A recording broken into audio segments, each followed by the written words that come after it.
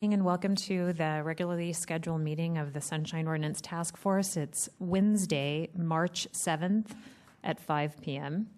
And this is our first meeting at the new time. We've moved from the fourth Tuesdays to the first Wednesdays. Normally it will be at 4 p.m., but because of the new room scheduling, this particular meeting had to be at 5. Ms. Johnson, would you please call the roll? Roll call. Member Snyder. Here. Snyder present. Member Nee. Here. Nee present. Member Coffin. Coffin absent. Member Manna. Here. Manna present. Member Washburn. Here. Washburn present. Member Costa. Costa absent. Member Chan. Chan absent. Member West. Here. West present. Member Wolf. Wolf absent. Chair Johnson. Here. Johnson present. Madam Chair, there is a quorum. Thank you. Member Costa is on his way, so he will be here. Vice Chair Wolf is out ill, and Member Chan has a class, which he told us he would have when we rescheduled the times. Is there a motion to excuse members Wolf and Chan? No move. Second. Is there public comment on the motion to excuse Vice Chair Wolf and Member Chan? Yes, there is. Hello. Once again, I'm here like I was last month when Mr. Wolf wasn't here and any of the other things concerning my HIPAA violation, to which he was going to take charge, to which the chair informed me that nobody else was going to pick up, and it's now been 3 months. Where is my due process? I would like to interject it into the record because my ADA rights, my due process rights, my human rights, my civil rights, my legal rights are all being evaded. Now, are we waiting for Member Wolf to be termed out this next month so that nobody will pick this up? It's an interesting question. I'm glad I'm able to put it on the record for reasonable men for a later point in time when they review this farce of a process. Thank you. I'm going to request that the members of the audience address the actual item that we're working on, because we have a lot of things to get through and we have a lot of complaints about how long our meetings are. And I want to hear everybody's public comment, but I want to hear it at the appropriate time so that everybody gets an opportunity. So this is specifically to the motion to excuse the 2 members. Patrick Manette-Shaw, Task Force members. Because Mr. Wolf is so gravely ill, I support this motion, and I would ask the previous speaker to show a little compassion to somebody who's been hospitalized in an ICU. Thank you. Thank you. Is there additional public comment on the motion? Okay, seeing none, public comment is closed. Can we take the motion without objection? Seeing no objection, the Vice Chair Wolf and Member Chan are excused. Ms. Johnson, if I could just confirm with you that you did not hear from Member Coffin? That is correct, Madam Chair. I did not hear from her. Thank you. Okay, we have a couple of agenda changes. The first one is file number 11090, Patrick Manette-Shaw versus the Controller's Office. The respondent for the Controller's Office, Ms. Samuda, has requested that we wait until 6 p.m. because she had an appointment that she could not avoid and she was willing to come back. So we will try, if there's no objection from the complainant and the members of the task force, we'll hold off until 6 or as soon thereafter as we can to have that particular complaint heard. Okay, and just let it reflect that the complainant does not object, but didn't come to the mic. So I just want to make sure everyone heard that. Is there any objection from is there a motion do we need a motion to move it to 6? Okay, so without objection, then we will move that to 6 p.m. or as soon thereafter as we can. Then in complaints 11095 and 11096, which that is items 5 through 8. The complainant was unable to attend tonight because of, for personal reasons, and I do not believe that the respondent is present. Is the respondent present? No. So, Ms. Johnson, Ms. Osbury was going to check with the complainant if she was requesting a continuance. Did you hear anything? No, I just saw her email that she would not be able to attend the meeting, but there was no indication of a specific date to continue the matter to. Okay. Is there a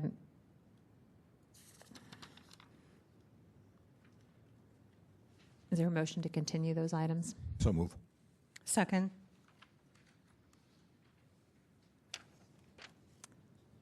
Is there any public comment on the motion to continue the items? Okay, seeing none, public comment is closed. Can we move those items without objection? Seeing no objection, then those items will be continued to our April 4th meeting, and that's items 5 through 8, 11095 and 11096.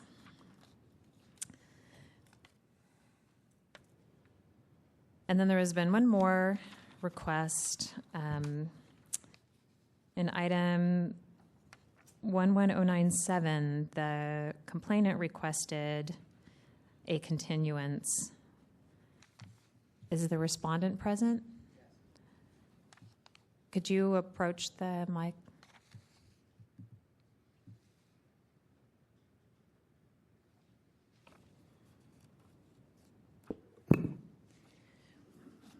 Did you receive the email that the complainant was requesting a continuance? No.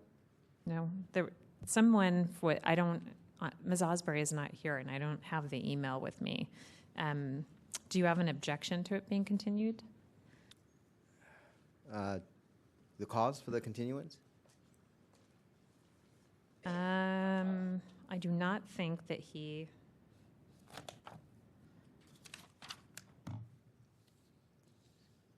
He did not provide an explanation. He just requested a continuance to the April 4th hearing. Sorry about that. I don't... All right. Do you object to having No. it continued? So is there a motion to continue that item to the April 4th meeting? So move. Second. Is there any public comment on moving item 11097? Complaint number 11097, it's items 9 and 10. You will resubpoena me? We'll renotice it to you, yeah, for sure, to make sure that it's there on the April 4th. So seeing no public comment, the public comment is closed. Can we continue that item without objection? Okay, seeing no objection, then items 9 and 10, complaint 11097 is continued to April 4th, and we will definitely send out a notice. Thank you. Thank you very much.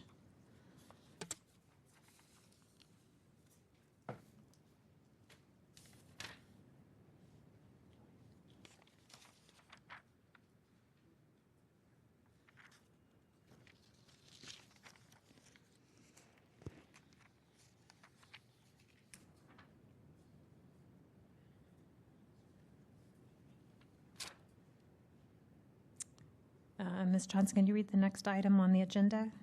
Item 2, discussion of survey of cost of compliance with City Sunshine Ordinance.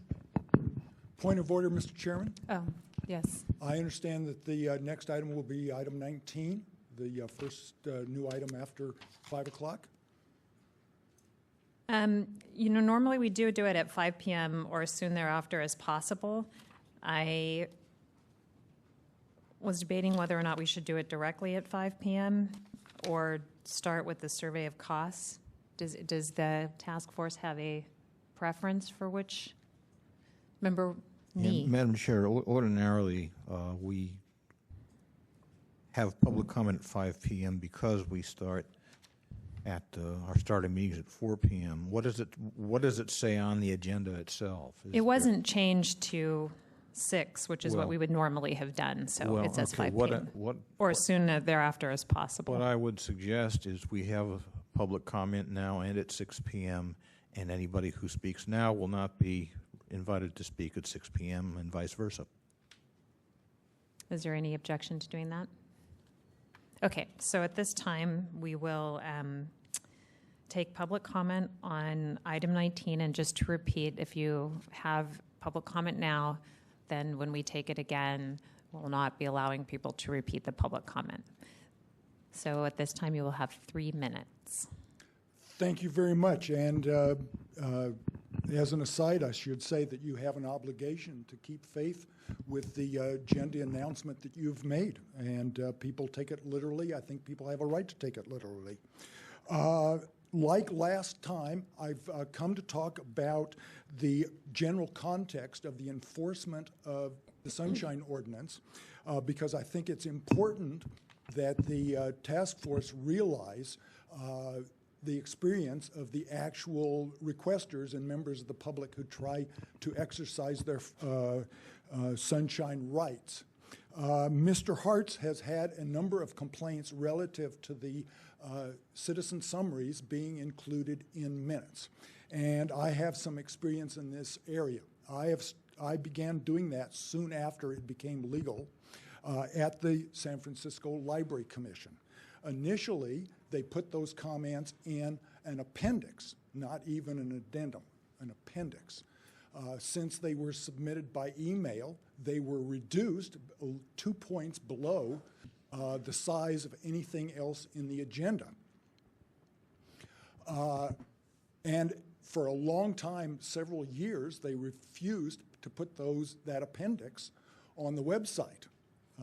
Finally, they put them in a PDF and put a link on the website to the PDF, but not a link back, so that if you went to the citizen summaries, you couldn't get back to the minutes where you had started.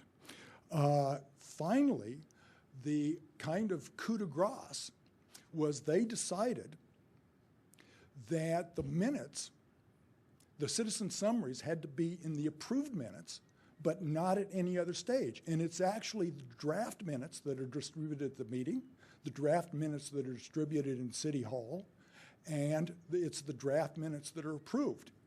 But they distributed the minutes without the appendix and then only included them when they were placed in the archive of approved minutes, which was, in fact, a complete suppression of the idea that you were representing your own comments. The fact is that they present themselves, the various departments, the public library meaning usually being the chief one, as they're a little bit reasonable and they're entitled to split the difference. In fact, they will do everything they can think of to suppress your First Amendment rights for a variety of reasons, but mainly to suppress dissent and make sure that there's nothing that disrupts their bureaucratic imperatives. And that's what you're facing when you're facing these departments. Thank you very much. Thank you. Patrick Manetshaw again. I'd like to remind the task force that your order of determination on 013 and 014 in 2011, finding both the city controller's office and Mr. St. Croix at the Ethics Commission in willful violation and official misconduct, continues to languish over ethics. I haven't heard a peep out of them. So I'm not sure if the appropriate route would be for the task force to place a phone call to ethics asking them what they're up to and when I may have a public hearing scheduled over there, or whether I need to put in a new complaint discussing their failure all these many months later for not having scheduled a hearing on my matter. I don't know if a simple phone call from the task force or possibly an official letter to them would help move things along, but I am very interested in having my matter heard in open ethics court as soon as possible. Thank you.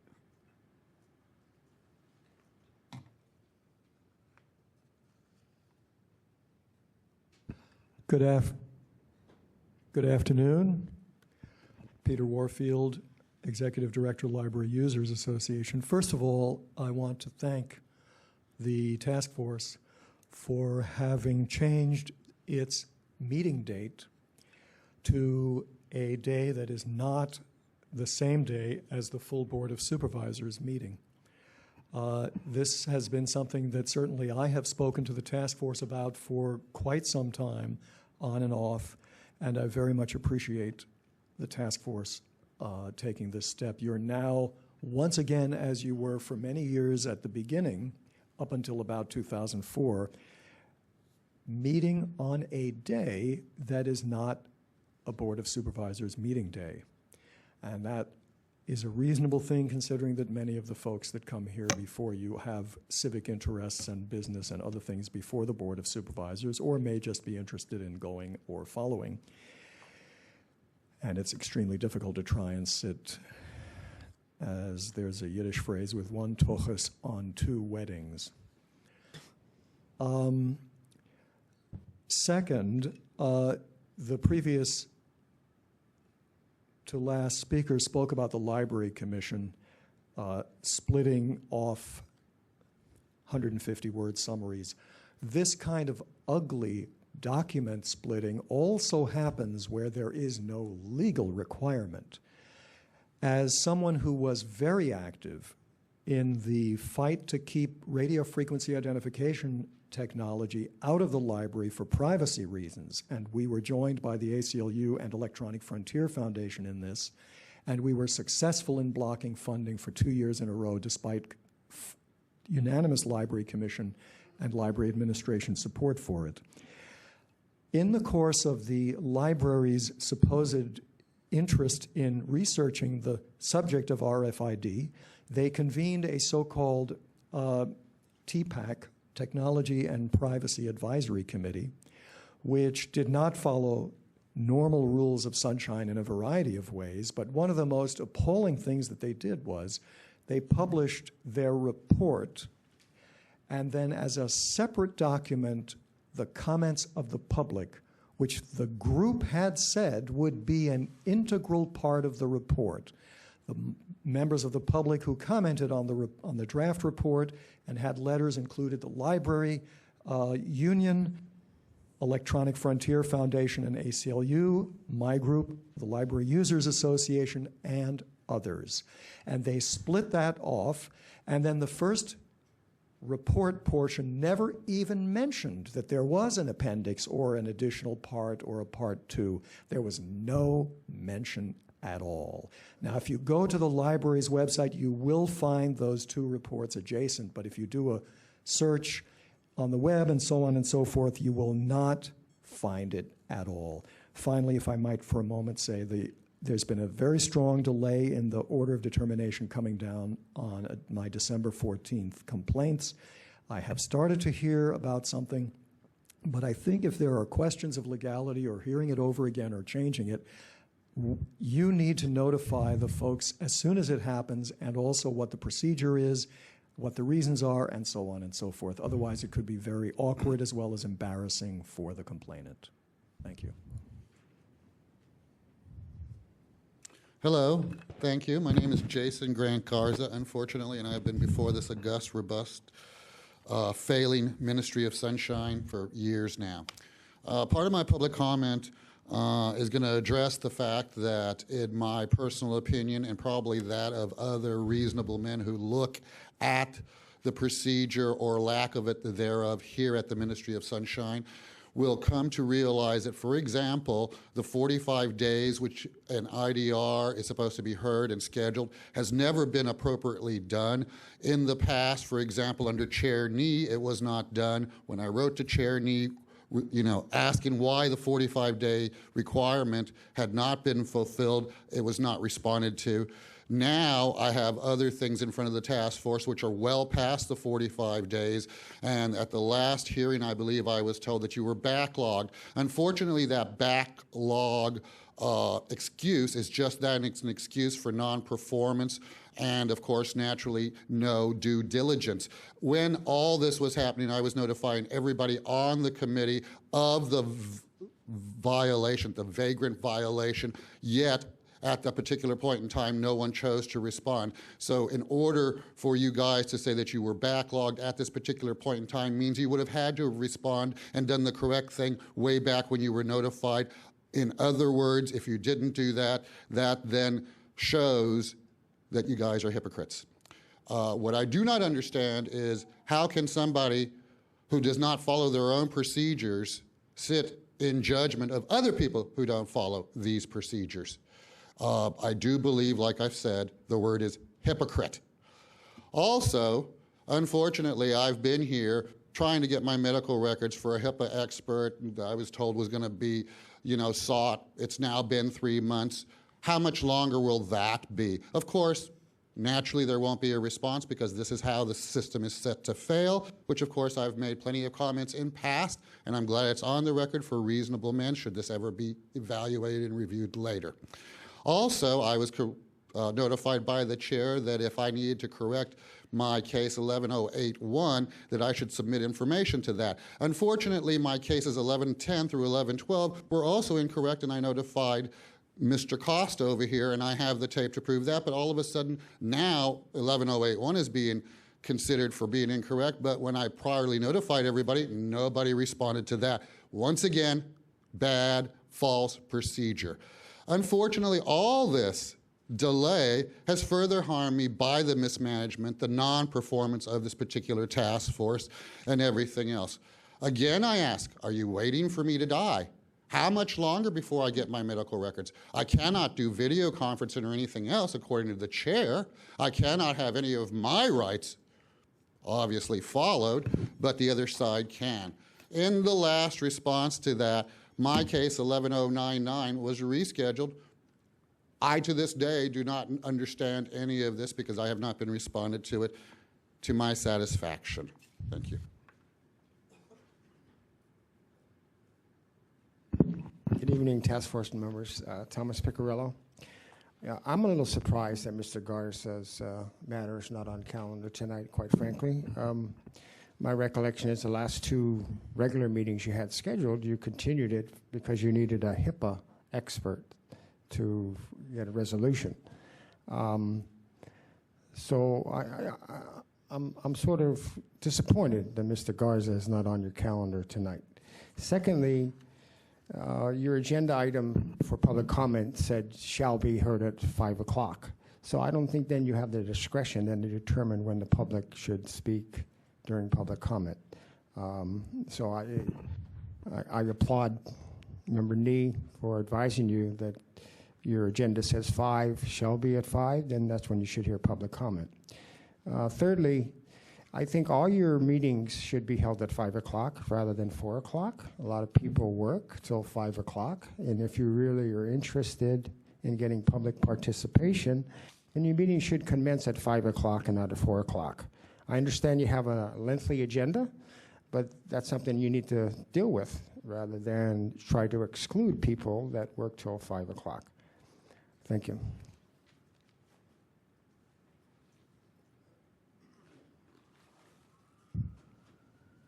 Is there additional public comment?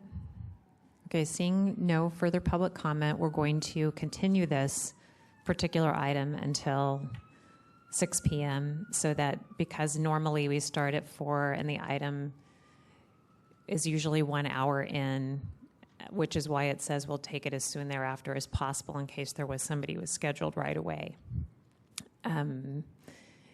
We'll take public comment again at 6 so that whoever thought it might be held an hour later or soon thereafter, depending on what happens with the next few items. Okay.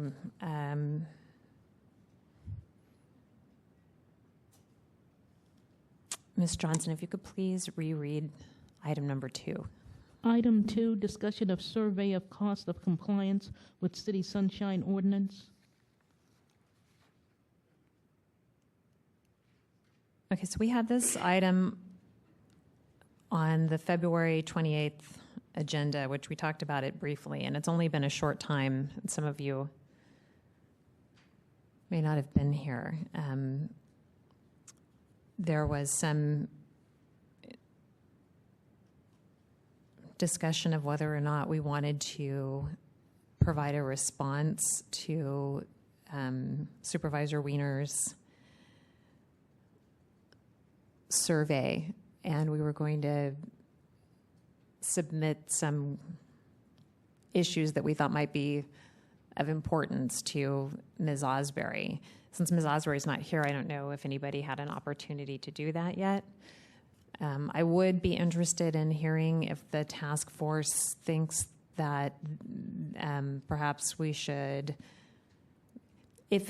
two things. If you do want to supply some kind of a response to Supervisor Wiener and you want to do it before the survey comes out, what kind of response would you want?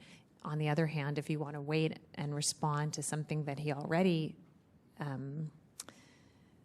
wait until he has something that he brings up from the survey, what kind of a response would you want then? The other option would be if we want to send him a letter of inquiry asking him straightforward for his intentions, why we were not contacted, what kind of ideas he has, that kind of thing. Is there any member Costa?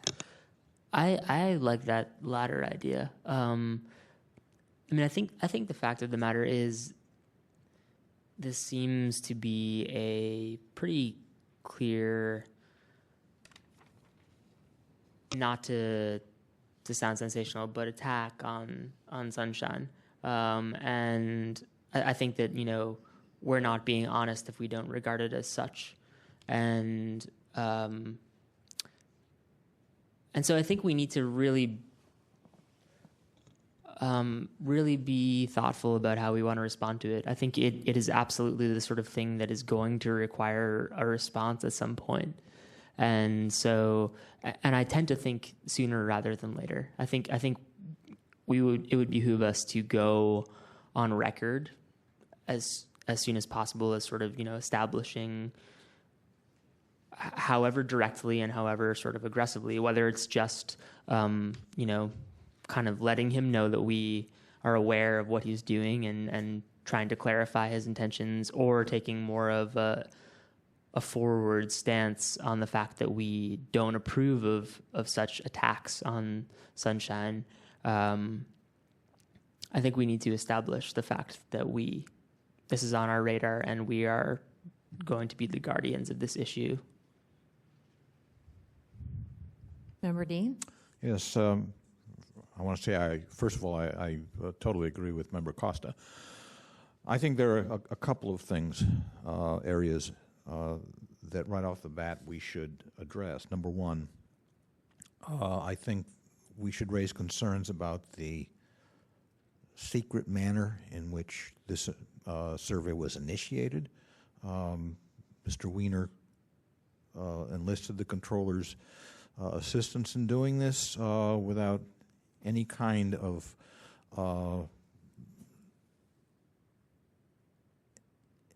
notice to the public at large that he was doing this, and presumably whatever his intent is, the outcome of this survey may well have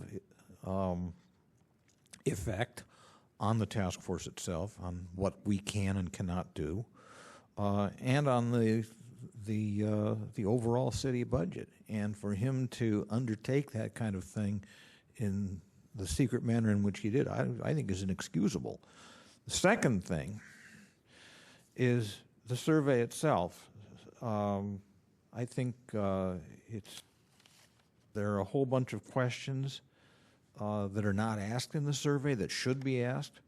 Some of the questions in the survey are vague. For instance, one example on packet page, where are we?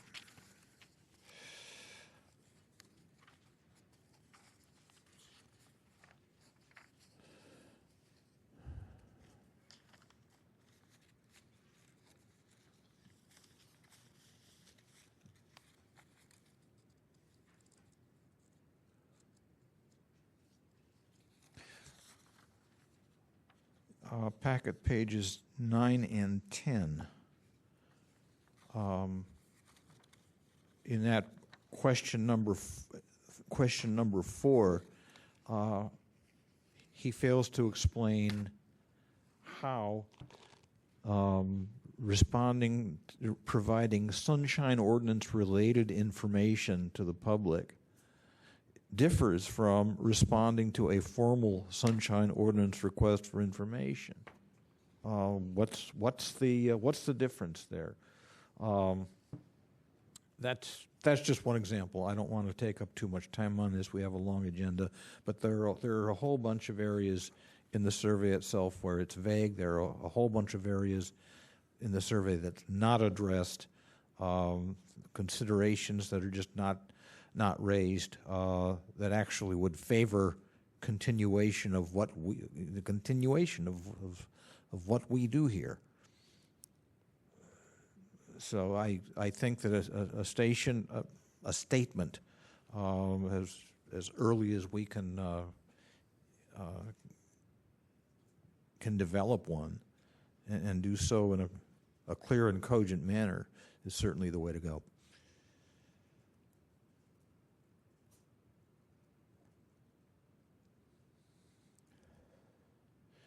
Well, Madam Chair, what I would suggest, if we want to wait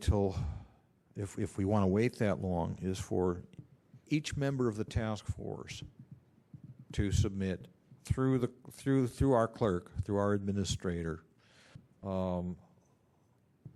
a list of concerns and questions, and also ideas for what should be included in our statement. And again, we're stretching this for another 4 weeks. I don't know if we want to wait that long, but it seems to me that at the start that's a logical way to go.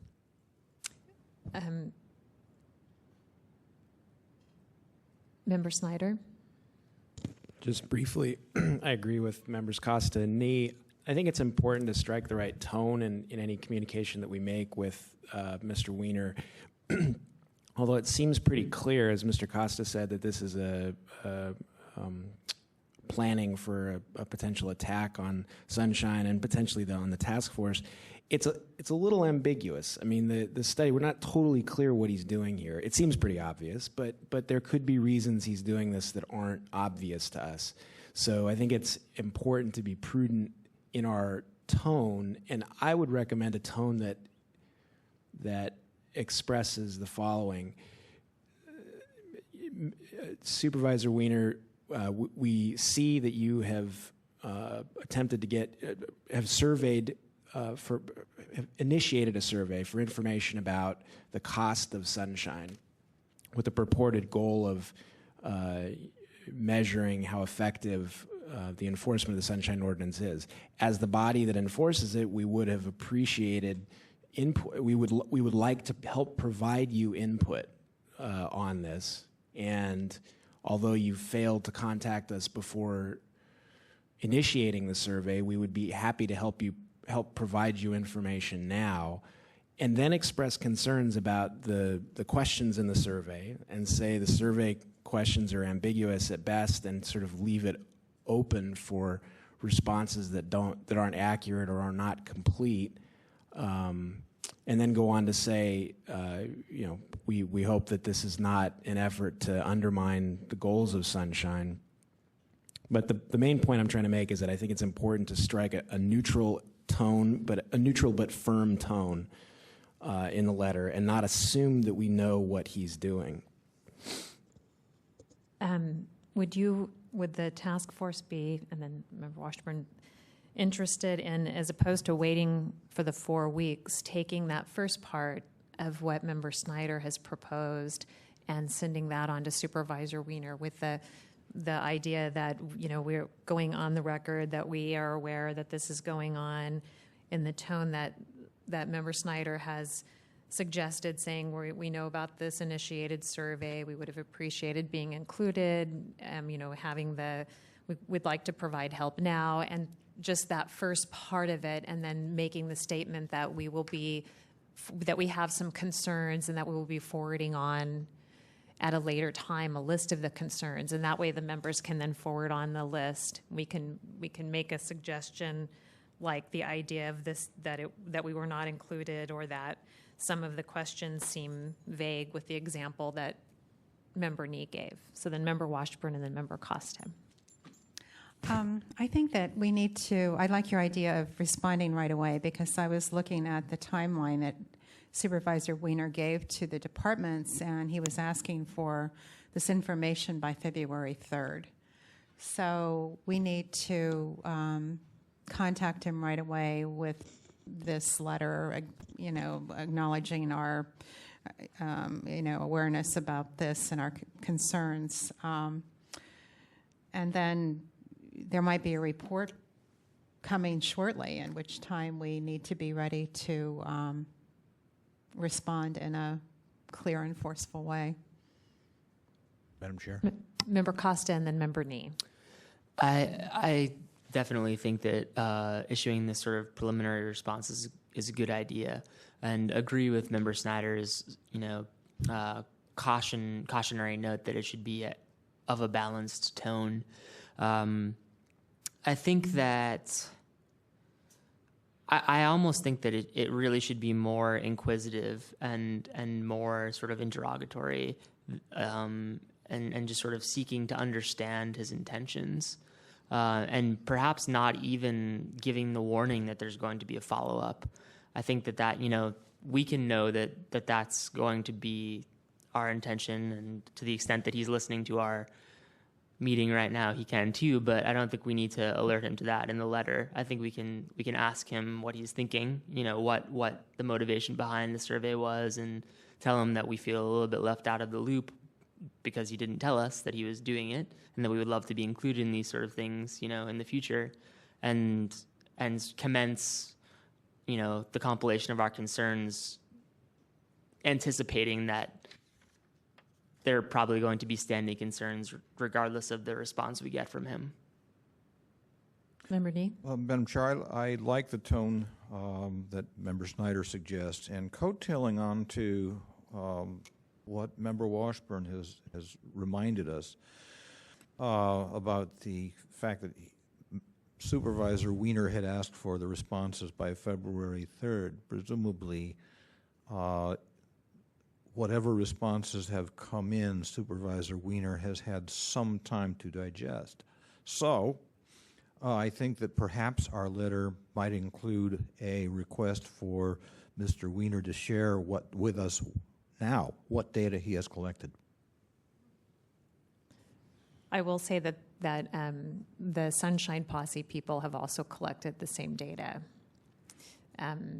And that the West Side Observer has an editorial, a really good editorial in it did it come out today, or was it just today? Anyway, it's online. The link was fixed. Okay, so there are people besides us who are following it quite closely.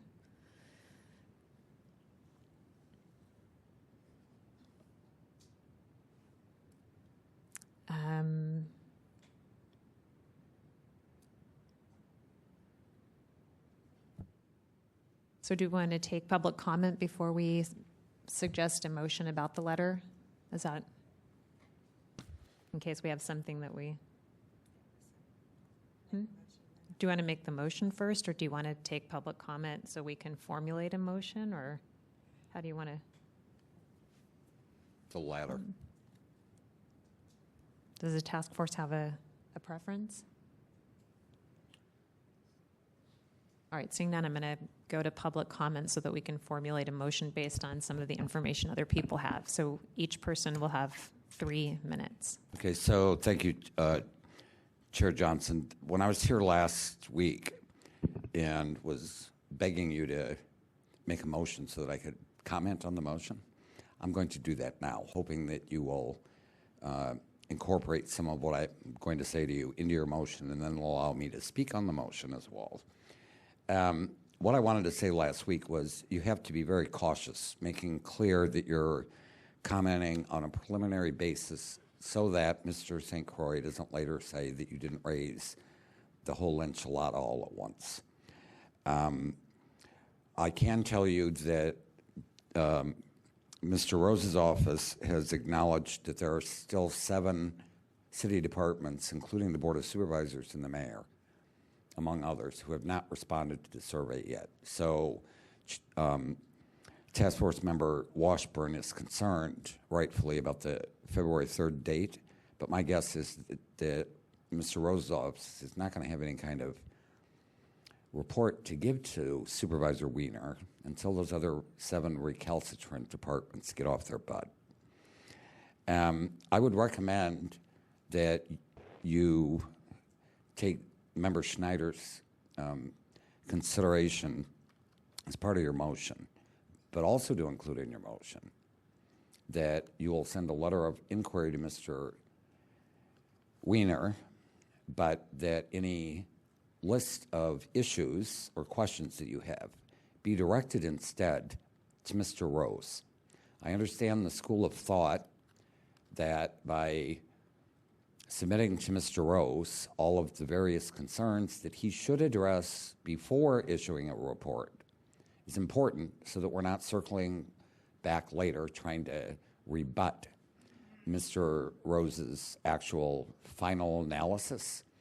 I would not raise too many issues to Mr. Wiener and instead raise them to Mr. Rose. I'm almost done with the data entry of the 39 responses that we have through the posse, gotten through Doug Comstock at the Observer. I'm about ready to start a massive data analysis of the data entry, and as soon as I have that ready, I will send it to the task force itself for you to further consider on your own. Notably, the Arts Commission's response is absolutely horrid. That response does not identify the name of the respondent who filled out the survey, nor does it indicate who the Arts Commission's custodian of records is. But he or she went absolutely bananas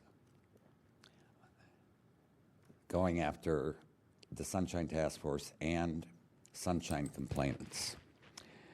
One of the biggest flaws in Mr. Rose's methodology is, and possibly at Mr. Wiener's request, is that the survey instrument did not go to every city department. There are a number of them, including the 7 that are outstanding, that weren't even contacted at the department level. Worse, the survey instrument was not sent to boards, commissions, task forces, and other bodies such as community advisory councils or community advisory boards. Notably, the PUC has attached a subset of data, which I've placed a records request to them to clarify whether an additional 129 Sunshine requests were separate or actually duplicated in the PUC's main response. Okay, I I'm will sorry, have a- Manavda. I will have a list of serious concerns for you to further consider. I don't know if you want to continue this a whole month. I don't think that Mr. Rose is going to issue anything anytime soon until he gets those other departmental responses. Thank you.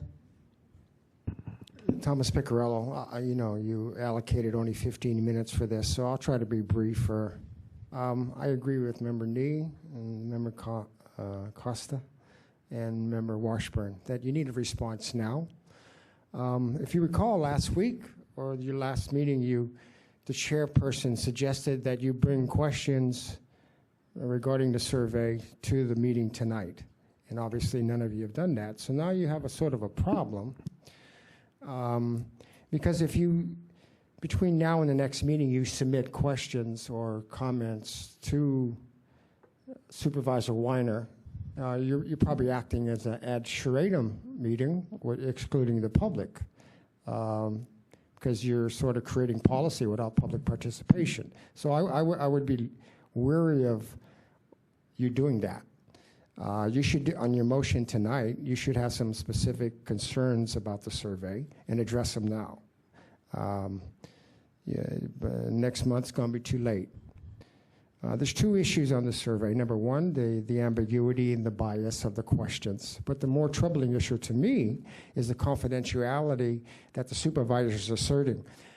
Clearly, that's a violation of the Sunshine Ordinance and the Brown Act. And there's some you can object to that now. You don't need to ask them any questions. Supervisor can't use city funds to conduct a survey and then assert confidentiality and exclude the public.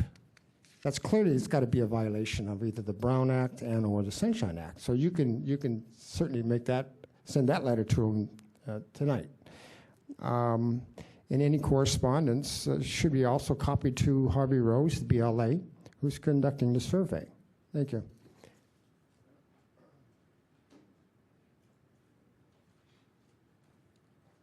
Members of the task force, Ray Hartz, Director, San Francisco Open Government. I spoke before the Board of Supervisors yesterday, and I addressed this very issue, talking about the way they had handled the Park Merced issue, and then sort of said, yeah, and sour grapes, you did a stealth attack, which I consider to be a cowardly attack on the Sunshine Ordinance.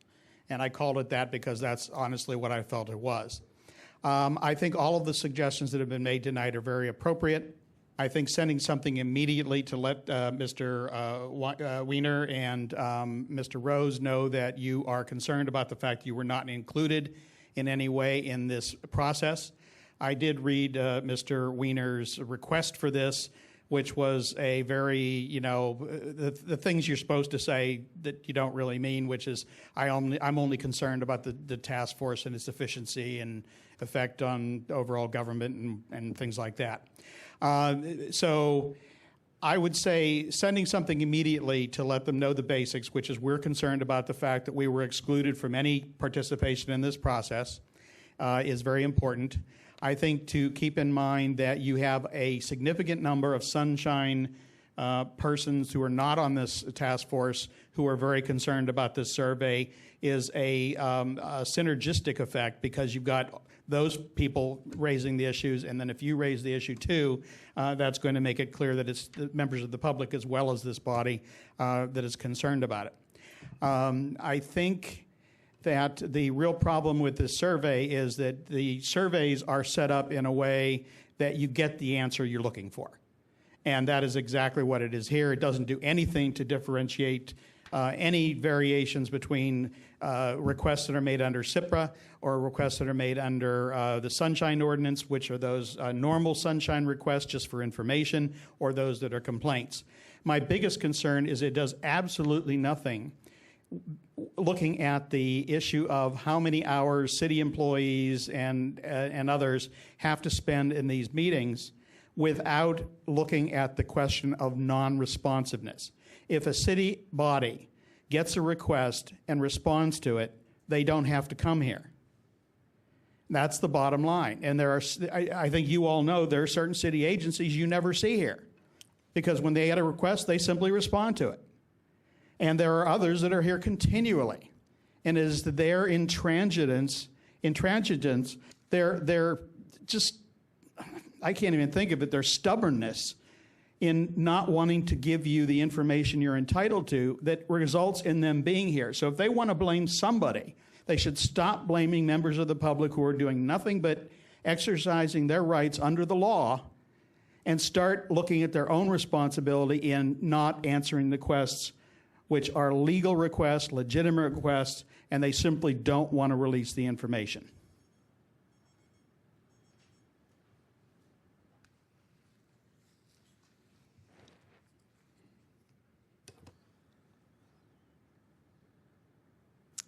Peter Warfield, Library Users Association.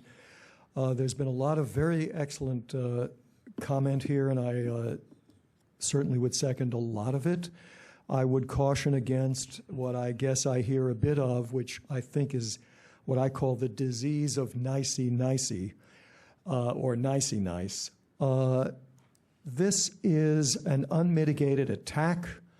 This is disrespecting and insulting this body by your omission, and even keeping this knowledge of this away from you until you found out about it in some other way.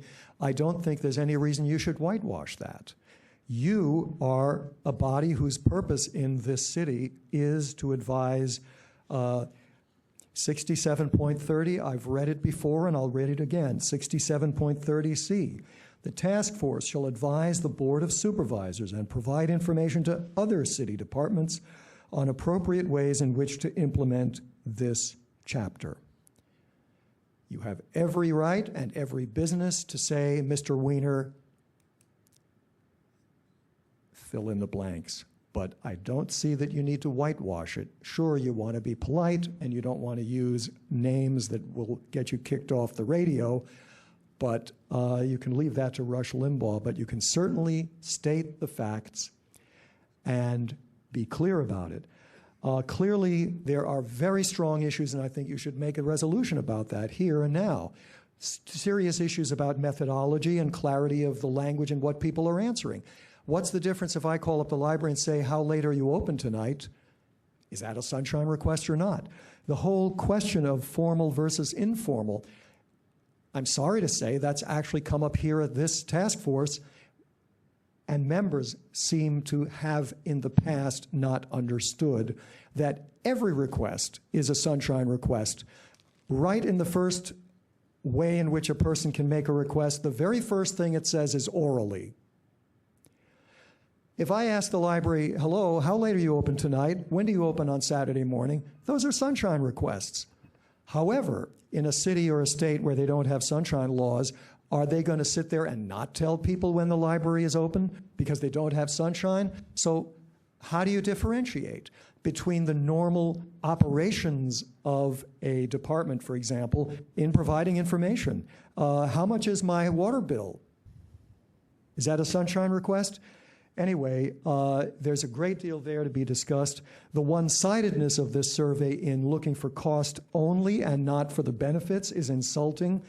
The failure, as the previous speaker said, of calculating what obstruction costs, what secrecy costs, what illegality costs. You found Mr. Weiner himself to be a violator. How much did it cost this city to find him to be a violator instead of having him follow the law the way he should have done? And finally, this is demonizing very good people, and this is my chance to say that people you regularly see here are coming to the Society for the SPJ to get awards. There are people here who've published, who are in journalism, who are doing good deeds for the civic benefit. Why not collect some of our CVs or make them up as you know them to be and say, you want to interfere with these people doing the public services that they're doing? Is that going to be a benefit to the city? Take a strong position and take it as soon as possible. Thanks very much. Thank you. Is there any additional public comment? Okay, seeing none, the matter is back with the task force. I will say one thing in response to the public comment. The supervisors are aware that I am not nicey nice. So some of you are not familiar with that, but I've known Scott Weiner many, many years, and I know he's very familiar with my position. I know they know probably what I think of this, and they're probably curious how we found out about it. I agree with Mr. Warfield wholeheartedly that they are demonizing people that we absolutely rely on to help us. This is not something that individual task force members or even as a group could do without the help of the public. So we really cannot thank you enough. I think when the task force members see some of the work that is being done on this survey, you're going to be stunned by how remarkable it is and how much work and care are being put into it. It's very remarkable. There are a number of issues that I know we need to address. I will also just say that Mr. Manette Shaw's comment is very relevant, that Supervisor Weiner is not the one doing the numbers crunching at this time. It is the budget and legislative analyst, Harvey Rose, that are going to be putting it all together. Now, I know that some members of the public have already forwarded to the budget and legislative analyst's office concerns about the methodology of the survey, the biasness of the questions. So those are very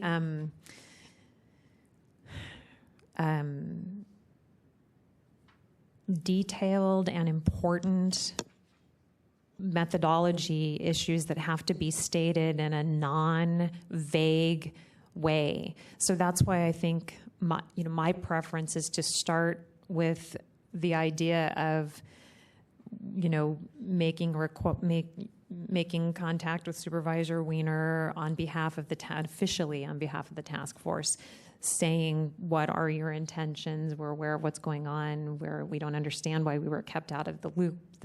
The kind of things that both Member Costa and Member Snyder discussed. I'm not sure that we necessarily need to take an adversarial stance immediately, but that doesn't mean we can't provide a strong tone, including this idea that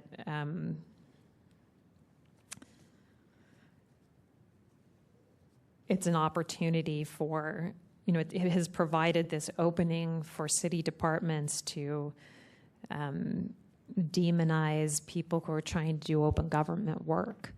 I think that's really important. A lot of times you hear the politicians say that they don't like term limits because as soon as they learn how to work within the system, they're termed out. But as soon as the members of the public learn to work within the system, they say that they're using it or they're abusing it. So they don't apply the same standards to the public that they do to themselves, which I think is not appropriate.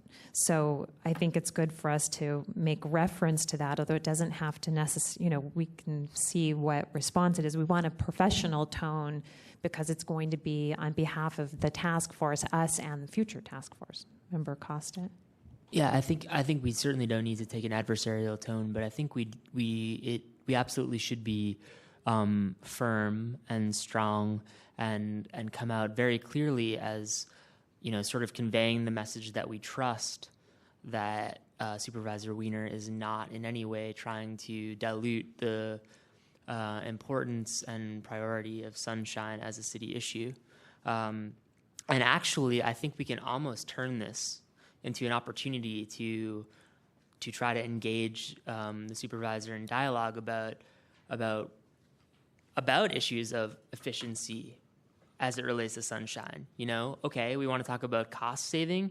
Yeah, maybe department heads and representatives of city agencies wouldn't have to sit here so long if we had the proper allocation from the clerk of the board to really deal with matters, prior to our meetings and vet what should and shouldn't be complaints that we hear. And if we had the proper allocation of time from the city attorney to give us really good analysis on our issues or on our cases. So I think that there are certain ways that we can get into the nitty-gritty of these things. But so maybe just expressing generally the fact that we are interested in having this conversation about how to most efficiently serve the city surrounding this issue. But definitely coming out clearly that it is not something to be cast aside.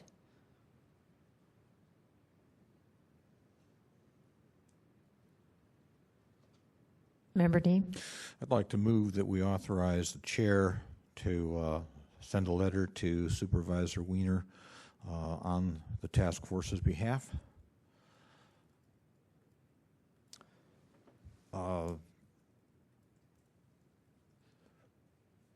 Voicing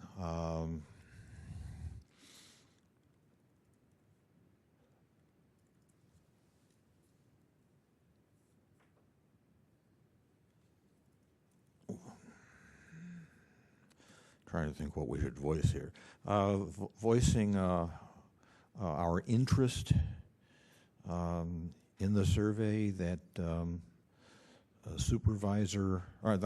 that the controller has undertaken at Supervisor Wiener's behest, offering whatever input Supervisor Wiener would like from us, and asking Supervisor Wiener to explain what was it? What is it that is motivating the survey? Others may have ideas about what the motion should contain, but I'll offer that for a starter. Second. I don't know if this needs to be in the motion, but I would also add that members provide to the clerk a list of concerns they have that they would want to send to the budget analyst about the survey. I don't know if the budget analyst would already have gotten to it by April, but and remember, as individuals, you can also send those concerns in yourself as citizens. You don't have to necessarily only wait for the task force. We can also send in our concerns as a group, but you can also send in concerns on your own to address them immediately, whatever you think is of the most immediate concern that might even help Mr. Rose and whoever in his office is working on it. So that's something you can also do. Does that need to be in the motion to send in a list to go to? I don't believe that needs to be in the motion. I think the motion deals with what we should put in the letter to Supervisor Wiener. So the points that I've raised, I think, are part of the motion, and certainly if anybody, if any colleagues want to revise any of the language I've suggested in the motion or add to the motion, I'm certainly open to it.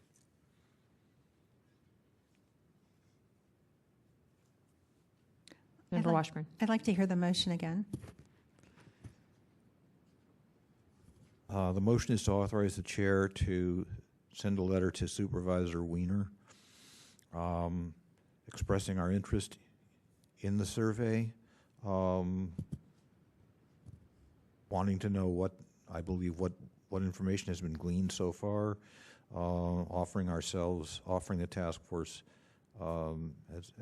as a resource, wanting to move the survey forward, or to help move the survey forward if Supervisor Wiener would like to avail himself of our assistance, and finally asking Supervisor Wiener what is motivating the survey.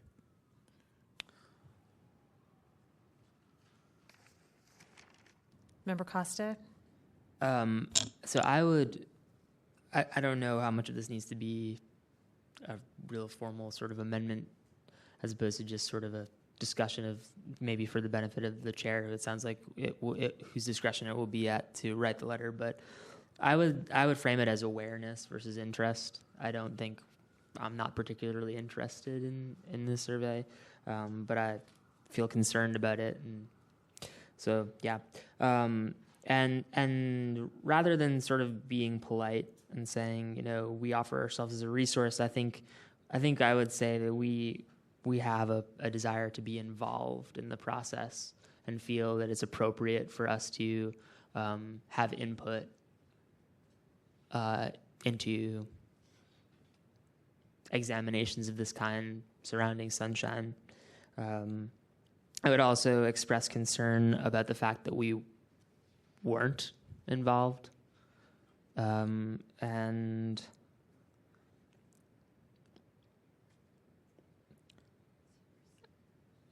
beyond. Sorry, exactly, and yes, the issue that it was done sort of behind closed doors, not just without our involvement, but without the involvement of the public in general, and also beyond just sort of seeking to understand Supervisor Wiener's intentions, specifically asking him to sort of clarify the way in which he thinks this will be a benefit to the issue of Sunshine. Not just letting him say that's his general interest, asking specifically what his concerns are in this realm and how he feels like this is going to further the issue.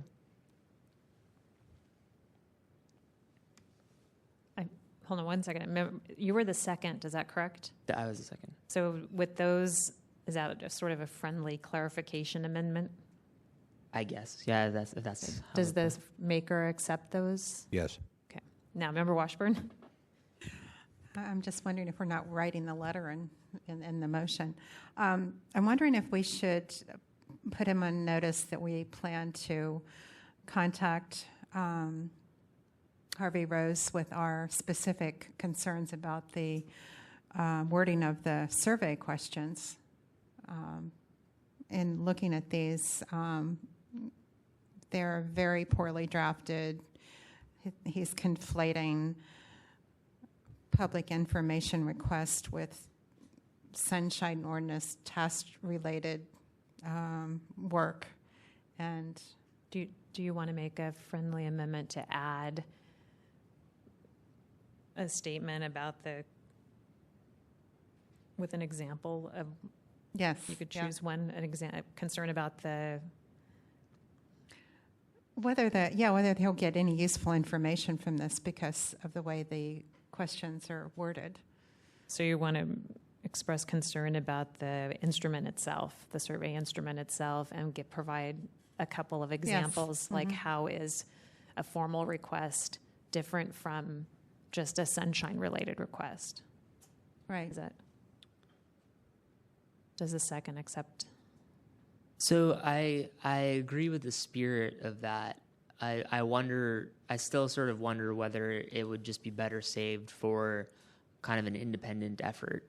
I think that needs to come. I think that should come based on, I absolutely think that, we should all look at this really carefully and submit our concerns for next month and draft that sort of letter based on the collectively agreed upon concerns. I'm not totally averse to you putting this in here, but I'm a little bit concerned about overloading this letter. I kind of want this to be a clear, simple message. We know about this. We're concerned about this. We think it was wrong for you to do this without consulting us. And then we will follow up. Not saying that, but among us, we are going to follow up. And so I'd sort of be interested in hearing where others stand on that before. I do sort of like the strategy you're putting forward, that we're putting Supervisor Wiener-Maurer on notice of what his actual request was, including the secrecy, and then sending the other concerns to Mr. Rose and the budget analyst who actually created the survey. But I don't have any necessarily objection to adding into the motion that among our concerns is the actual quality of the instrument itself. Either way does anybody else have a? Member Snyder, do you have any? No? Okay. Member Washburn? I think it's important to include this idea that we think the results are going to be of little use because the survey is so poorly constructed and, in fact, suggests that whoever developed it knows very little about sunshine. So now it's up to you, the maker. I'll accept. And the maker? It would be about a poorly constructed, we have concerns about the benefits of such a poorly constructed survey with an example of the related, what's the difference between the related, sunshine related and formal request, just as an example. Madam Chair? Member Neat? Yeah, Right. I kind of have a little bit of a problem with that particular line that Member Washburn has just suggested. I think Member Snyder properly sounded a cautionary note about developing so early on an adversarial relationship. I think the original motion, was to, or included, asking Supervisor Wiener to explain what benefit he expected this to produce. for the city, for Sunshine, and for I guess for the city's budget. And I think that for us to say we think it will produce no benefit, I think that sets the adversarial relationship up. We should give Supervisor Wiener a chance to explain what his intentions are, what his thought process is. We can say I think in a general way we do have some concerns about some of the specific questions in the survey, the way those questions are worded, and we do intend to air those concerns separately to Mr. Rose, and let it go at that. That's.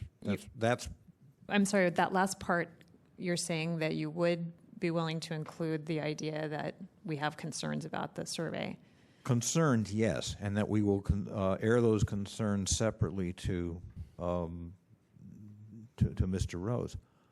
Because I agree with part of what you said, but I don't agree that we should let Supervisor Wiener take over the role of being the aggressor in what we're the Sunshine Ordinance Task Force, and as Mr. Warfield reminded us, we're supposed to be making recommendations to them. So I don't necessarily want to say that Supervisor Wiener should be allowed to run roughshod and then we chase him around after he's already done damage. In fact, in the SF Bay Guardian, he specifically targeted the task force and said we're not effective.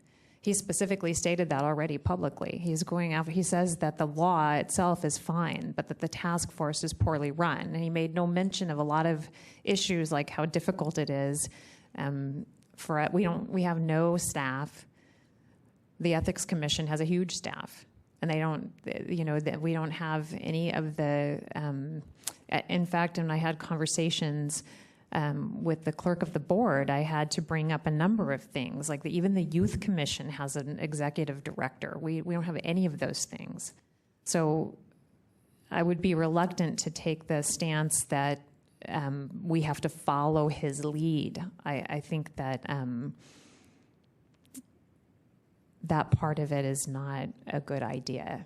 I think once it gets the ball rolling, it's going to snowball. I mean, some of the numbers that have come out, like I said last time, the SFMTA originally said they had 1,800 requests, and when asked to support that, they knocked it down to 330. I mean, that's pretty egregious. I think it's intentional. I think that I've seen the Arts Commission response, and it says another thing that I think is funny.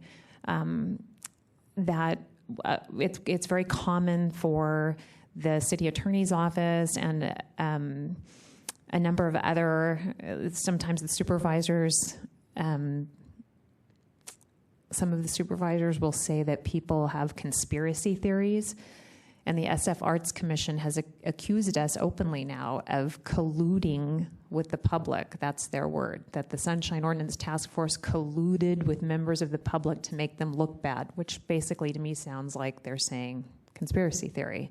So those are the kinds of things that are already known about. They've already written them. Just so you're aware, they're already taking advantage of it. So for us to lag behind is probably not a good idea.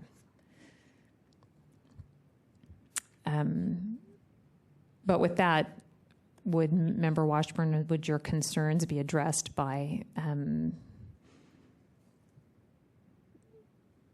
what Member Nee had said, to say that they were that we have concerns about the questions on the survey? That would be fine, And that we intend to follow up with the budget.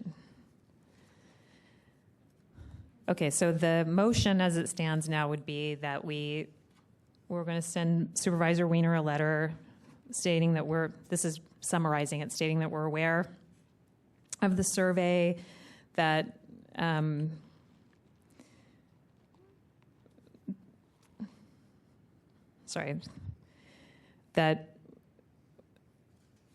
that we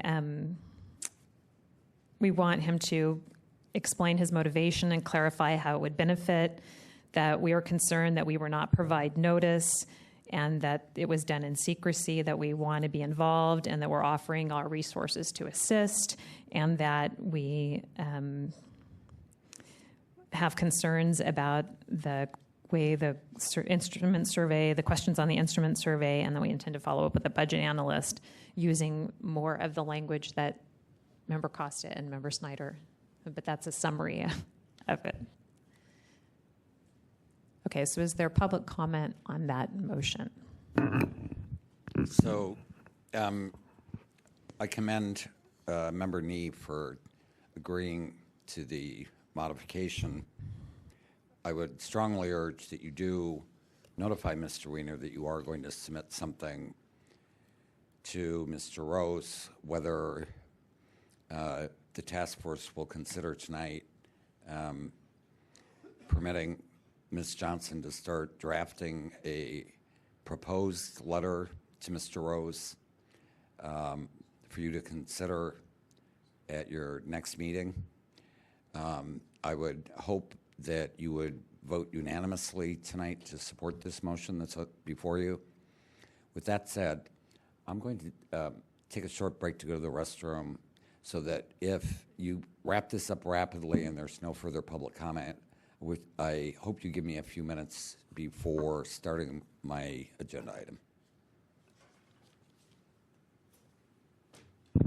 Thomas Piccirillo. I don't know what your aversion is to writing an adversarial letter. You know, you should be angry, and your letter should reflect that. But, you know, perhaps that's why I can't make it to Rules Committee and you can. But you should be very angry at what's taking place by Supervisor Weiner, and your letter should reflect that. Thank you.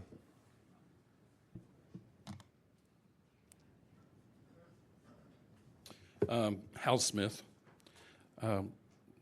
Appreciate what different individuals have said this evening. I think a civility approach is the best. I think seeking to understand, as Mr. Costa said, but also understanding what, maybe inviting Supervisor Weiner to stand in front of you may be an excellent idea. Doesn't stop you from asking these questions that you're moving forward on, but I think it'd give you an opportunity to actually have him here and ask him questions and him be able to respond to you. I think the idea of Member Snyder, the approach is the appropriate one. I think you have to take a number of tactics, though. I think inviting him here, having a letter ready, sharing your concerns, the questions that you have, having those ready, the purposes, the concerns, questions. But I also think looking at Mr. Costa's remarks, also being on the offensive, looking at such things as the staff that you don't have, the support that you don't have, and just those other elements that could also be very helpful as you move down this path. I don't think you have to look at it entirely as a negative situation. You have an opportunity to phrase this in a way that may help you in the long run, and that's what I hope you do. I think you need to understand what he's after, and we may all think that we know, but you need to hear it from him possibly, if at all possible, for him to appear here and actually say something or respond to you in writing. Thank you.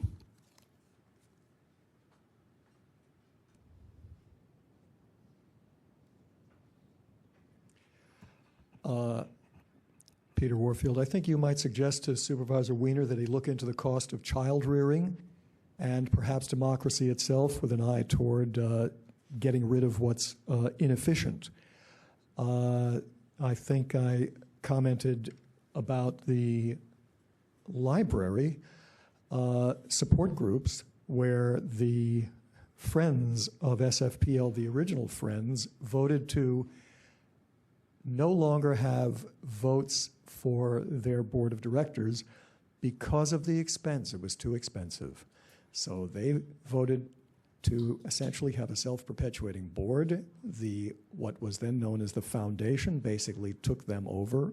For a time they were called Friends and Foundation, and finally sounded warmer and fuzzier to make it the Friends. I'm saying some preposterous things, but I think to put it into context, you are in the crosshairs. And you're standing up not only for the Sunshine Ordinance Task Force, but for the members of the public who come to you and who come to this body to seek some level of justice and some level of a functioning open government ordinance, functioning as it should function. And so I think you have on your shoulders quite a big responsibility here. You're in the crosshairs. There's no question about that, as some of you, I think, just in the prior discussion mentioned. The other thing that I would suggest is that you not worry too much about who should be sent what. Ultimately, this is going to be a very public fight, if you like, and I think that you should, at the very least, send copies to the full Board of Supervisors and probably to the press as well. This is a public action you're taking. This is a public defense of yourselves and of the public who is, in a sense, behind you or coming before you. And I think that ultimately this is all going to come out. It might as well come out publicly and openly and with a certain level of sunshine. Send it to whomever you wish, but send copies to everybody. Thank you.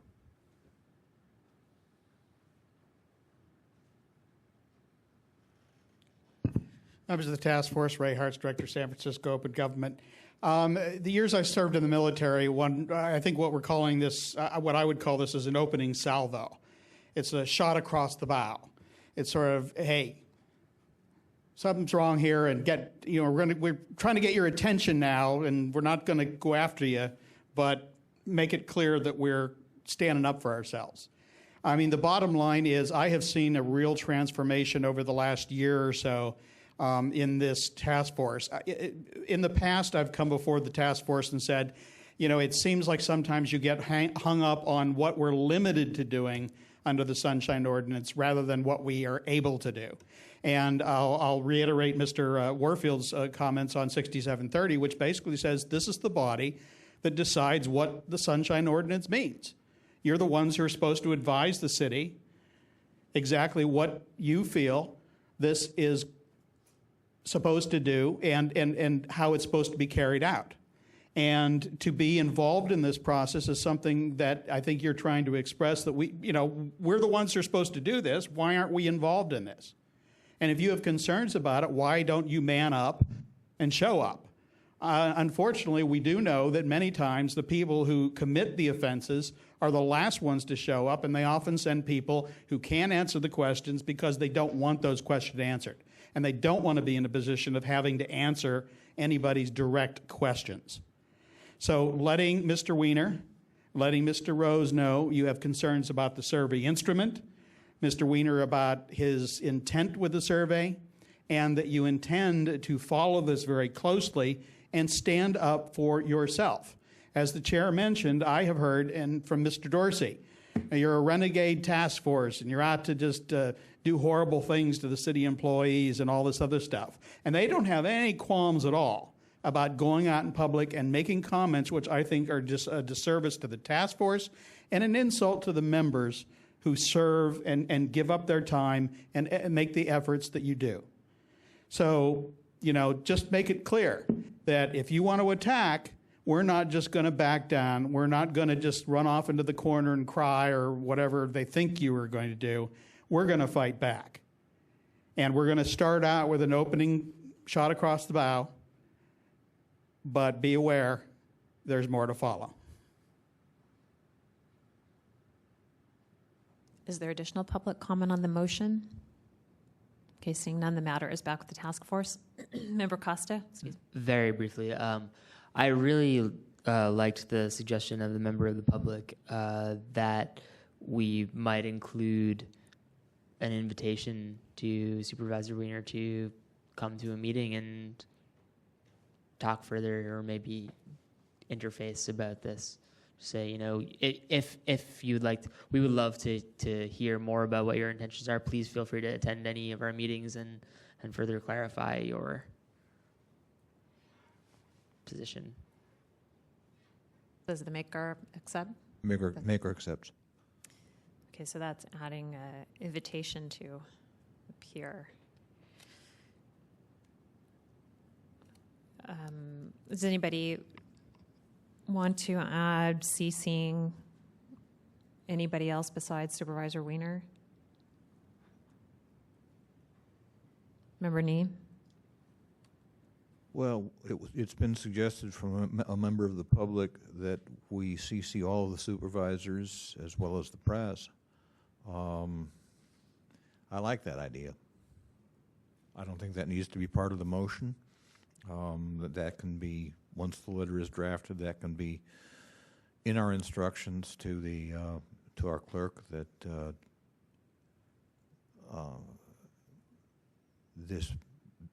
that copies be put, copies go to all the supervisors, and that copies be left in the press room. Does the second accept that? I do accept that. I wonder whether we can sort of just extend that to also sending it out to the press list that we've been sending press releases to over the past few months. Yeah, why don't I give it to you to send it out as part of that press list, since it is something that we're taking action on tonight.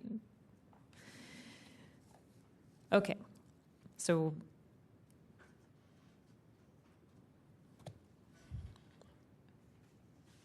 Ms. Johnson, can you call the roll on the motion? On the motion, Member Snyder? Yes.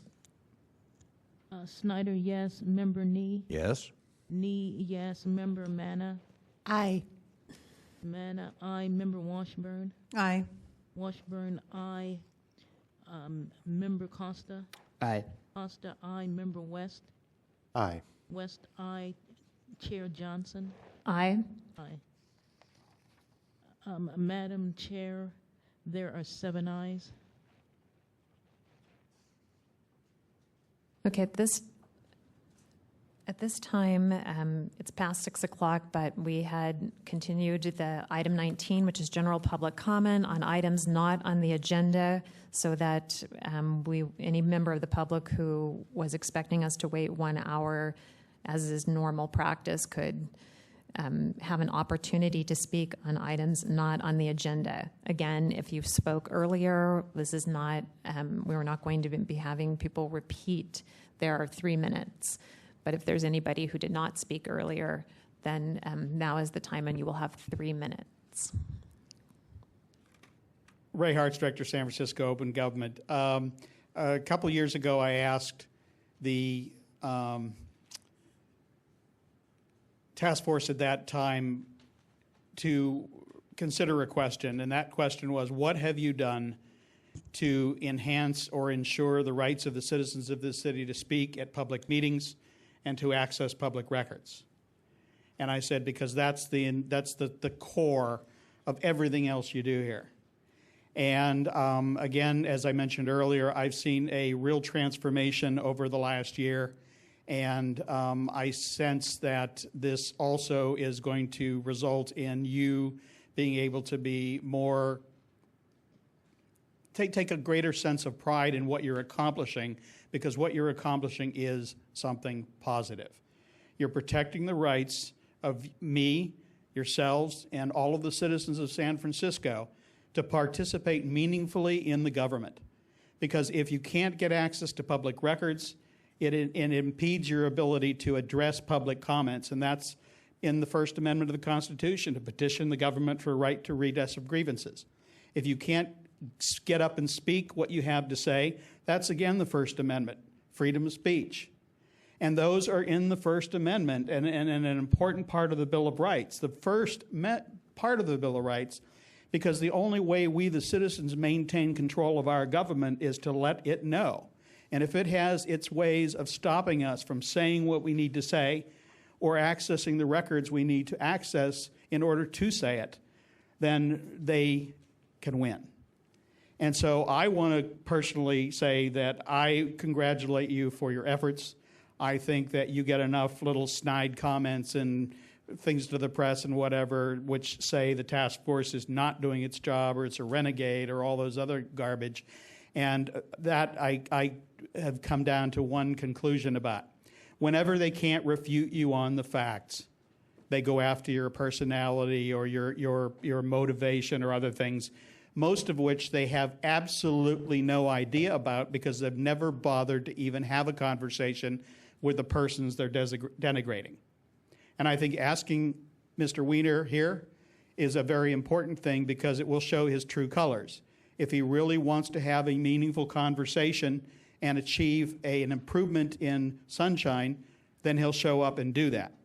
And if he doesn't show up, we know what that means. It is easy to say we're open, but I will go by what your actions are over what you say anytime. Is there additional public comment on items not on the agenda? Okay, seeing none, general public comment is closed. I see that Ms. Zamuda is here for items 3 and 4, but I want to check with the task force. Can we begin this case, or do you need to take a break? We can wait till after this case. Okay, so Ms. Johnson, if you would read item number, I think we're on 3. Item 3, determination of jurisdiction on complaint filed by Patrick Manette Shaw against the Controller's Office for not providing data in a requested format. Is there a motion to find jurisdiction? So move. Second. Is there public comment on the motion to find jurisdiction? Okay, seeing none, public comment is closed. Can we take jurisdiction without objection?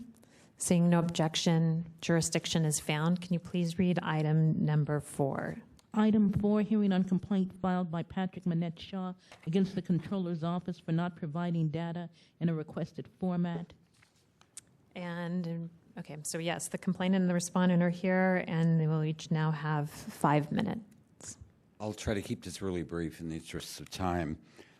I would like to start out commending Ms. Zamuda.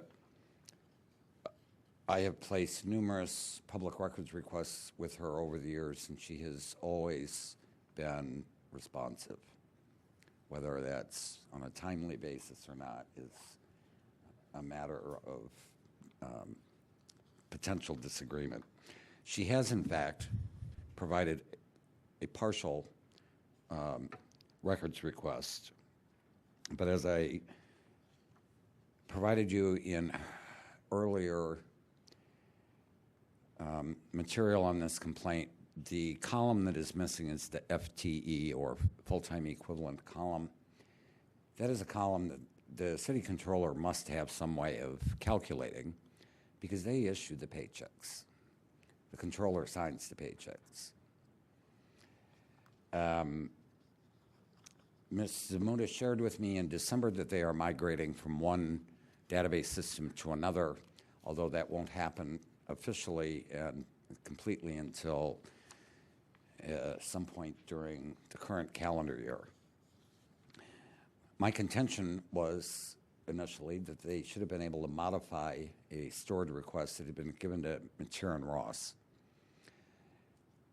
Regarding the Sunshine survey that Supervisor Weiner is conducting, Ms. Zamuda was kind enough to provide me with the Controller's Office Sunshine log. Unfortunately, she lists me in it as a citizen. I am not a citizen. I am a columnist for the West Side Observer. I'm part of the media, however remotely.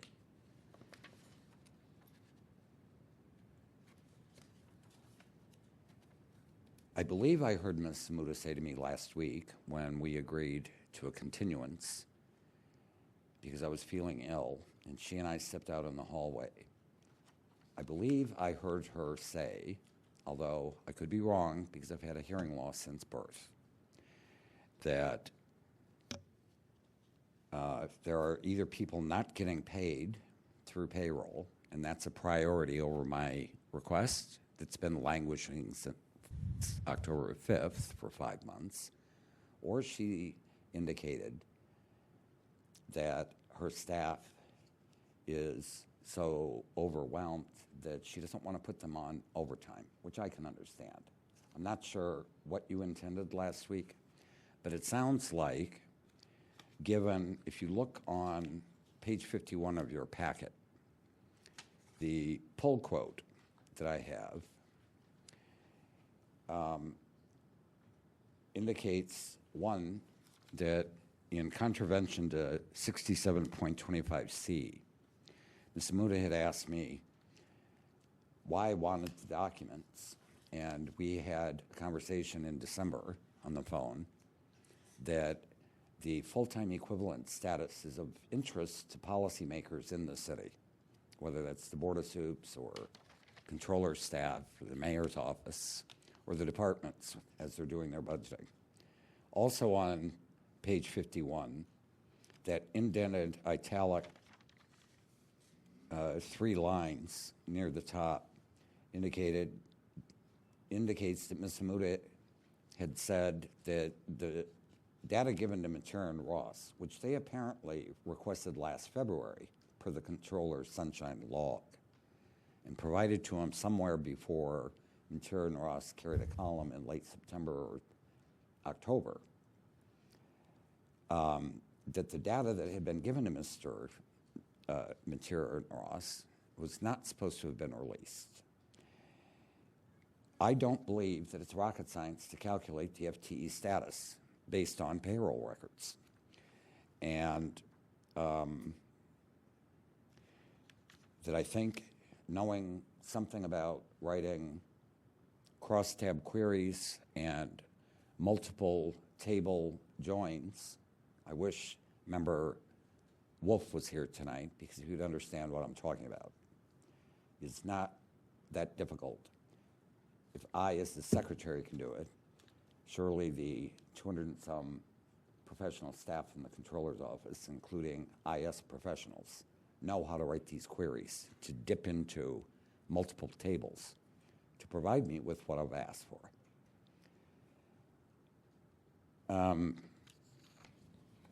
I do have a handout. I know it's probably too late to give it to you per deadlines, but it contains an excerpt from the City Controller's Public Records Request Log that shows that in addition to my request for payroll data, the Controller worked on 9 separate specific requests last year.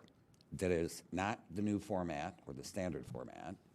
They are variations of the basic boilerplate. And 7 of those 9 queries came from the 4th estate. All of them, all 7, were marked in the controller's log as being done, I assume, and provided to the members of the media, which included the Daily, the Center for Investigative Journalism, ABC TV, Mr. Mature and Ross, the Bay Area News Group, and possibly Bloomberg News. So we need to have you wrap it up because the 5 minutes are up. All right. I am hoping that Ms. Amuda will now see her way through to providing the remaining portion of the data that I requested 5 months ago. And Madam Clerk, if you give these for task force members to consider at some point in the future. Is there anyone to present facts and evidence in support of complainant? Seeing none, the respondent will have 5 minutes. Good evening. My name is Monique Zmuda. I'm the Deputy Controller of the City and County of San Francisco. Among my duties, I coordinate and handle public records requests, sunshine requests. I also supervise payroll and the staff that handle the information systems that run the payroll. With respect to Mr. Munit Shaw's request, we have always, in every instance, gone out of our way, as well as reassigned staff at times to work on these public records requests. A number of years ago, when Ed Harrington was still controller, he and I decided that rather than wait for a request to come in from the public with respect to salaries paid to city employees, we would develop a standard report that had a lot of detailed information in an easy-to-understand format, and we actually run that report twice a year. We run that report after the fiscal year, and then we run the report after the calendar year. And that we provide that report to anyone who requests it. We provide it in the same format, and it's consistent. We have a number of data sources in the Controller's Office with respect to payroll. They come from a number of different applications that run on different platforms. They are not easy to put together. It takes programmers, not just analysts and not just accounting staff. It takes programmers to merge the data together. We have tried many times to provide the information that Mr. Monette Shaw had previously requested, and we haven't been able to do it for technical reasons. The data just doesn't sync properly. The report that went to Mateer and Ross with the full-time equivalent numbers did not represent actual full-time equivalents by position. Rather, it was a calculation. So a position in the city, full-time position, works 2,080 hours. And if I work 2,080 hours, that calculation would show that I'm 1 FTE. If I worked fewer than that, because I took a leave of absence perhaps, then the calculation would show less than a full-time FTE. The calculation that we put on that report is not an absolute and true representation of whether or not positions are budgeted at a full-time equivalent. As soon as that report went out and we saw that there were inconsistencies in the data, we took that field out because we don't feel it's correct. And so, and we cannot do it at this point. Our payroll system is over 25 years old. Our payroll database is about 17 years old, and we have many other feeds that go into these systems, including the financial system, which is almost 30 years old. And it is very, very difficult to do that. We spent a lot of time and resources creating the report that we do twice a year. I did speak to Mr. Monette Shaw, and I understand what he wants. We cannot provide it right now. And I did commit to him that we would work in the new system to provide a report that provides the information. Yes, I think that the FTE information is a piece of information that might be useful to policymakers, to reporters, journalists, and perhaps others. But I cannot do it so that I can certify to you that it is accurate. And it is because of that that Mr. Monette Shaw did not get the second half of his request, not because we didn't want to do it. And yes, it is true that every pay period there are a number, averages between 200 and 300 paychecks that are not correct. And they need to be corrected as soon as possible. And that takes programmers to do. And they work overtime to get people paid properly. I cannot take people off that task to meet an information request that we don't have readily available. The requirement is that we produce what we have available. And so I ask you to let the Controller's Office do the most critical work that it needs to perform, to trust us that we work with public disclosure requests all the time. And in some instances, it cuts into our core service. But we understand the value of it. We do comply whenever we can and as timely as we can. So I'll conclude, and I'm available for any questions that you have.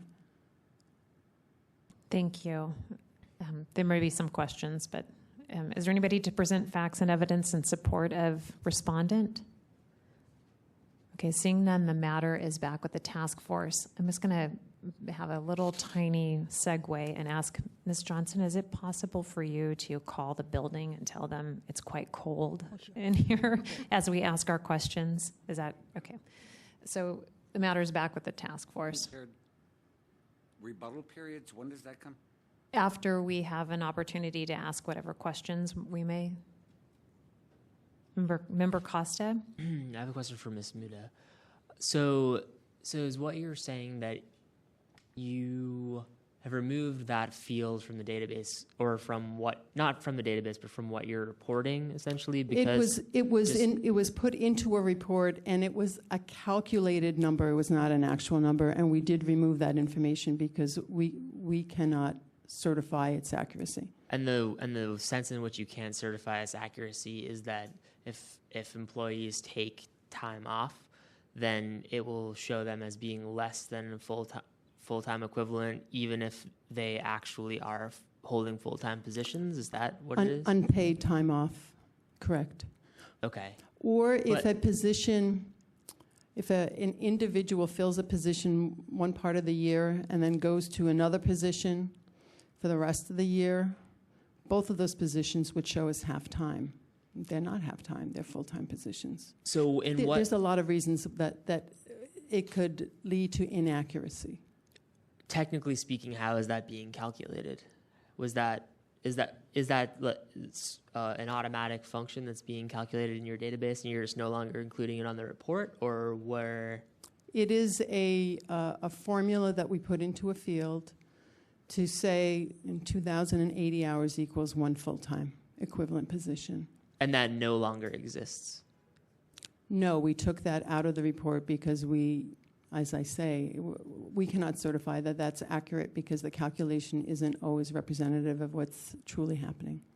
But so not the report, but in the field in your database, does that exist? No. It's gone? It never was in existence. Again, what we did is we put in a calculation. We downloaded a lot of information, put it in Excel format, and put in a field for a calculation of FTE. And so you were doing this in Excel? We were providing the report in Excel. But in terms of the FTE, that's where you were calculating it? Correct. Okay.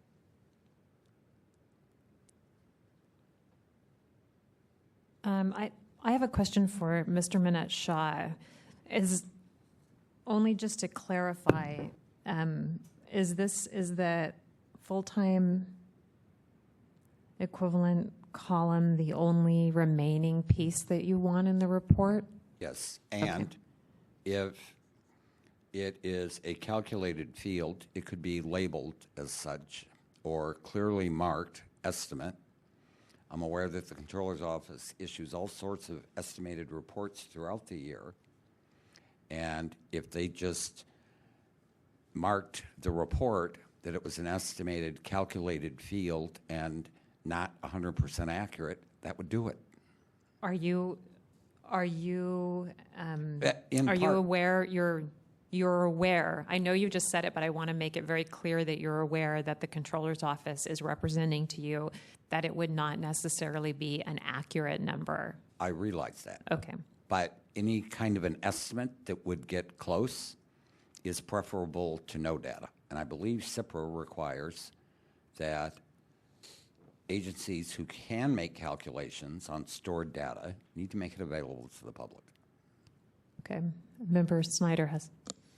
Mr. Minette Shaw, I'm just trying to get my head around still what you asked for and what was produced and what's missing. So in the fiscal year 2009-2010 report that was produced for the Chronicle for I believe what was produced for the Chronicle was that 09 fiscal year. It was 2010? No, 10-11 through the end of June, and I was asking for the two previous years through June 2010 and through June 2009, and the reason. So the one they produced for the Chronicle was through June of 2011? That's right. So it was 2010 to 2011, not the preceding years? That's right. They only provided, as far as I know, to Mr. only the 1 year, only the one fiscal year to report to Chairman Ross. Member Schneider, if I could make this clear. Yeah. In the past, for several years, I had only been aware that the controller's office issued the report once a year. I was not aware that they issued it both on a fiscal year basis and a calendar year basis. And the reason I'm asking for it now on a estimated, calculated basis is while I understand the new system, when they finally migrate to it, might be able to generate this FTE status column more precisely, that doesn't clear up the problem of having something to compare it to for previous fiscal years on a retroactive basis. That's why I'm asking for this. So for the report that the Chronicle received, it contained this FTE column, correct? That's right, absolutely. And what is missing, the only thing missing from the reports that you received is that FTE column for That's 2 right. years. So 2 years of what reports. I had been getting previously was calendar year reports, and I was startled when I saw the data sent to Mature and Ross that Ms. Muda provided to me when I initially noticed their article, and I wrote in and I said, what's this about the fiscal year report? And when I got that Excel data and saw the FTE column, I was rather shocked because that had not been produced heretofore in the calendar year reports. All right. And what's your understanding of why they haven't produced that FTE column to you for the 2 prior years, 2010? Because of Ms. Samuda's concern that it is a calculated field that they cannot certify. I am not asking for certified data. I'm not even thinking of a lawsuit where, you know, a judge would say, by God, is this data accurate or is it an estimate? I'm after the estimate. And I have reasons for it that I don't think I even have to tell this task force about. But I've been waiting patiently for 5 months to move on to another project that I need that data for. Member Costa? I have another question for Ms. Muda. When did you stop calculating FTE? We only did it that one time, and it was done by an analyst So that one time, to clarify, the one fiscal year file that was sent to Mateer and Ross. that was 2009, 2010? I believe it was 10-11. 10, 11. And what Mr. Minette Shah is looking for is 09, 10? So you never did that previously? No. This was something you did specifically for Mateer and Ross? Not even exactly. It was an analyst who generally did not assemble these reports.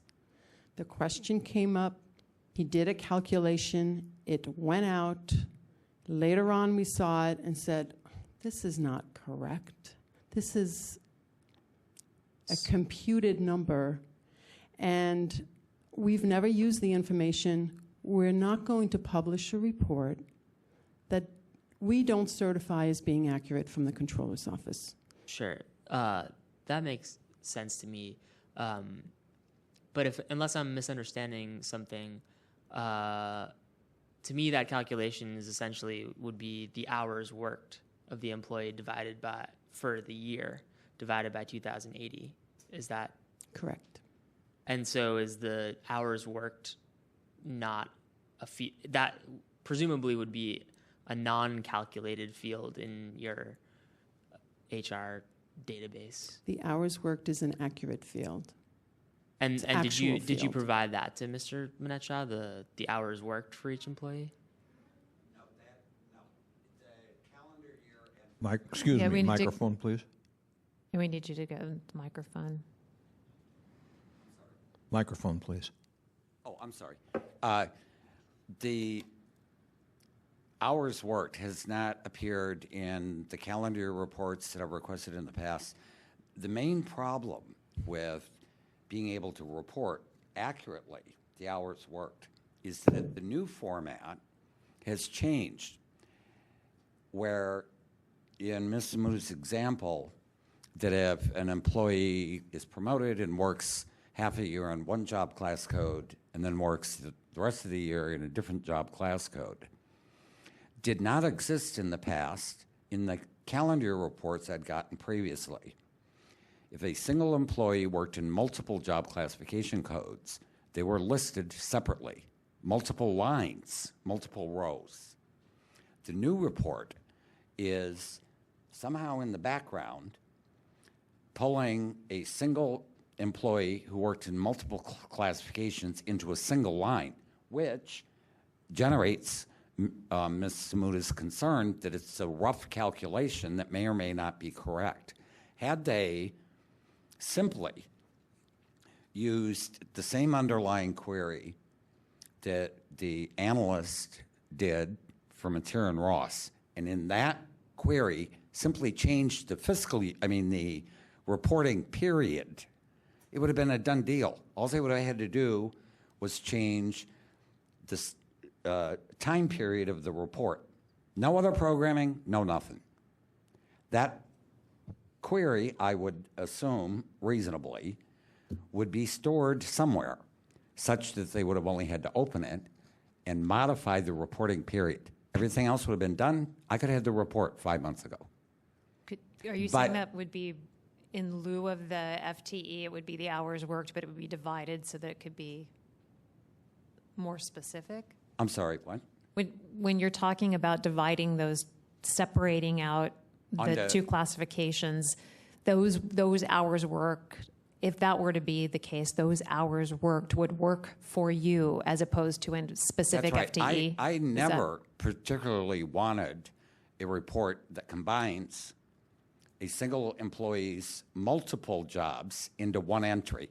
And if, in order to get a more accurate certified number, they could generate this report leaving multiple lines for one person and display the number of hours that appears on their paychecks. My paycheck shows the number of hours I worked, whether it's sick time, vacation time, so forth.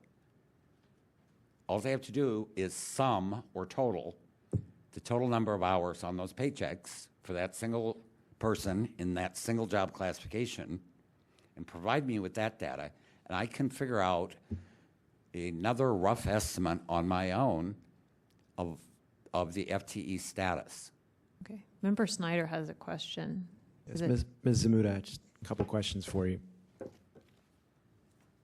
So setting aside your concerns about the accuracy of the FTC column, and I think I understand the basic problem there and why the controllers, why the office doesn't want to release that information. You say it's essentially it's not. We can't certify that it's true.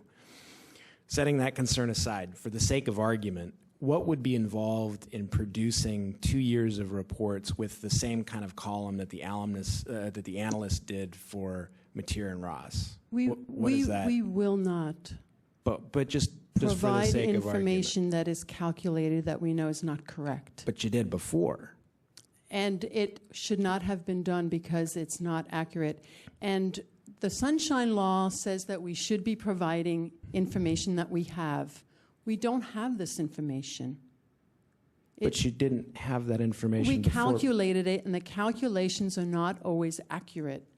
I understand. It would be as if somebody said to me, please provide me a financial report, but doesn't have to be accurate. That's not what the controller's office does. But you we did pay that. people. Pay people. We cannot produce reports that we know are not accurate about their pay. But you did that. It was. Have you pulled that? Yes, we absolutely. That report's been. Yes, You said that's yes. wrong. It's incorrect. Correct. That's yes, Right. and we don't do it anymore, and we will not. We cannot knowingly provide information that is calculated that we cannot certify is accurate, particularly about finances, people's paychecks. I mean, everyone loves to look at those reports. They want to see their name, and then they're going to see that something is incorrect next to their name some of the time. That's not good government.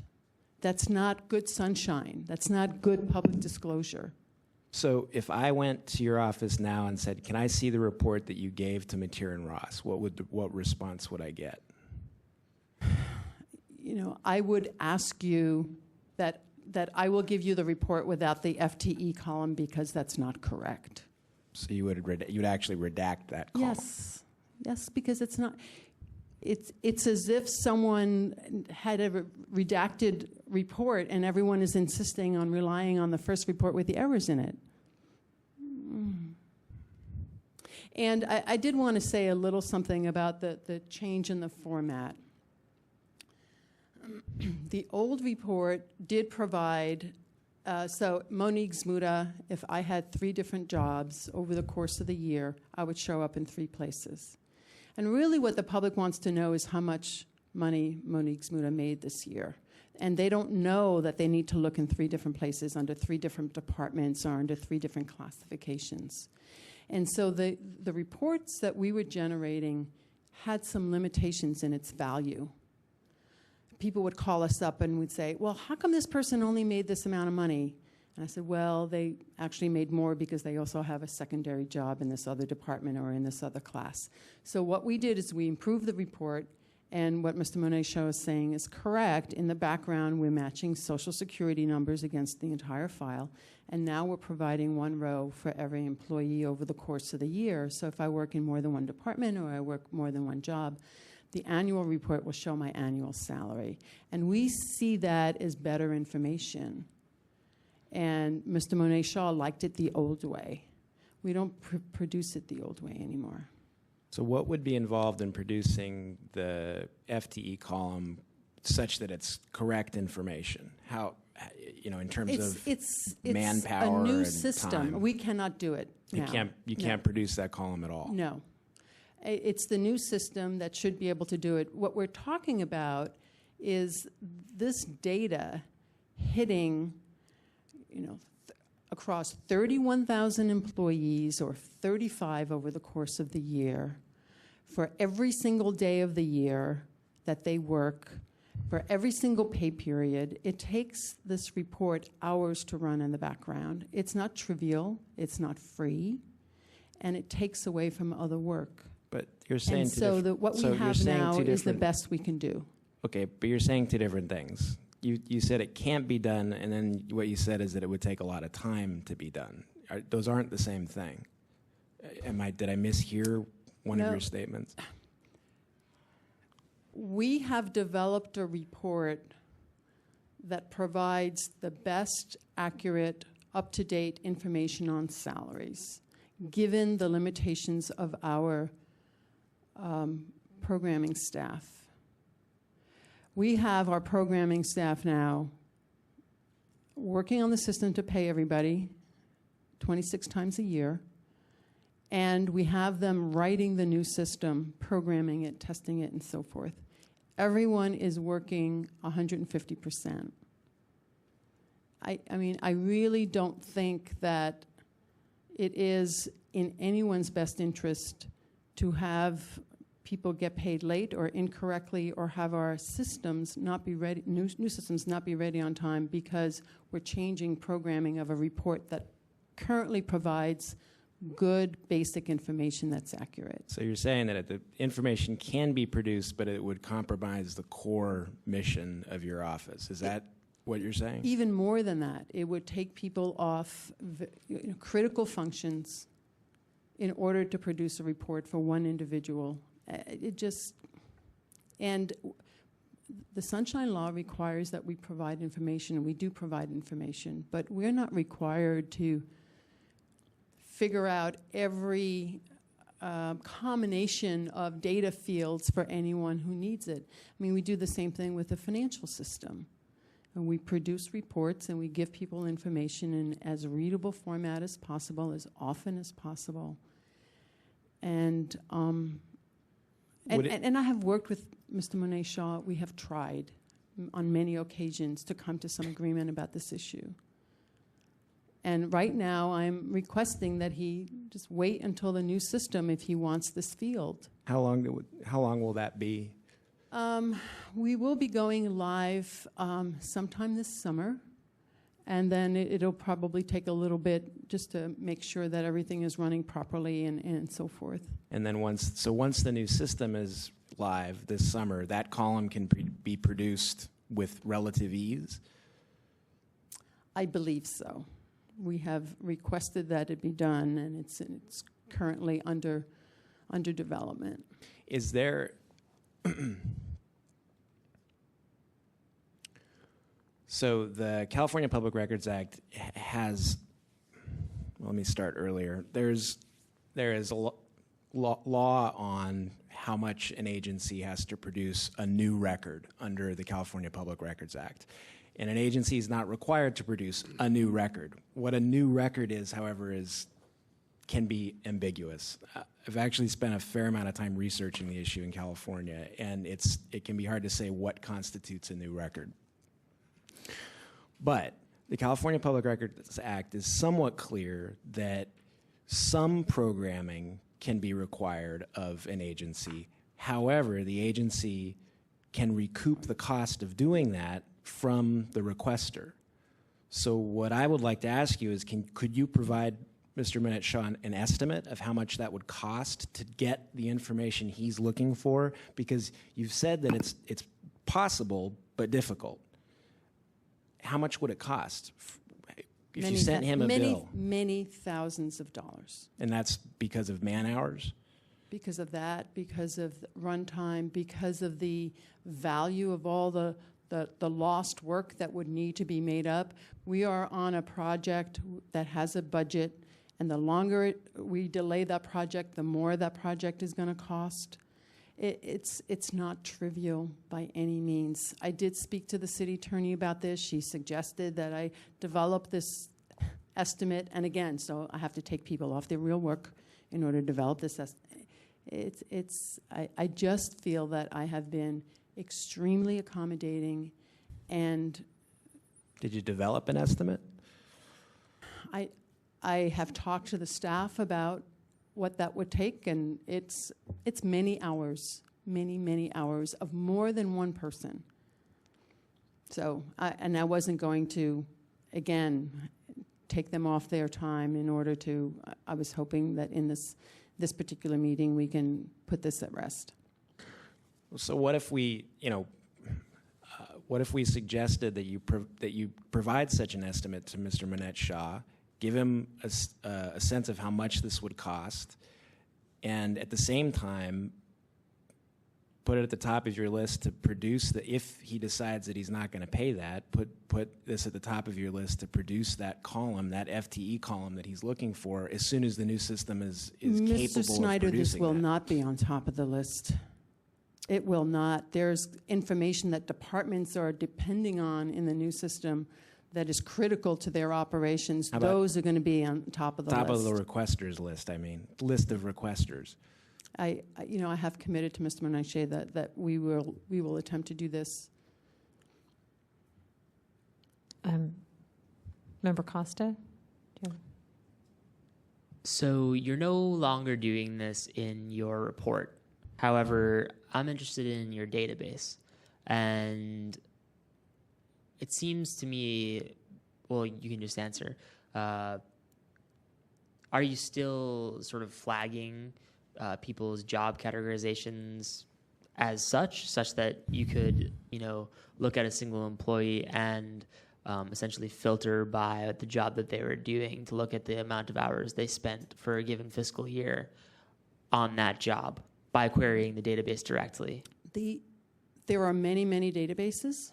The full-time equivalent field rests in the PeopleSoft system, which is the human resources system, not the payroll system. So I'm not. And the data between the two don't match. Sure. I'm not interested in the full-time equivalent field, though. I'm interested just in hours worked. Is there? I'm guessing that there should be within the same database hours worked and the position that corresponds to. Is that true? The hours worked is in the payroll system. The FTE equivalent is not. So not the FTE equivalent, though, but the position that they were serving, like the amount of the position that a given amount of hours corresponds to. Is that in the same database? It's in, no. What's in the payroll system is the number of hours worked and the type of hours those are. So there's a lot of hours that get paid even though they're not worked, so vacation, sick, and those. And the classification, the rate of pay. What's the classification? That's the title of the position. Okay. That's what I think that's what I meant.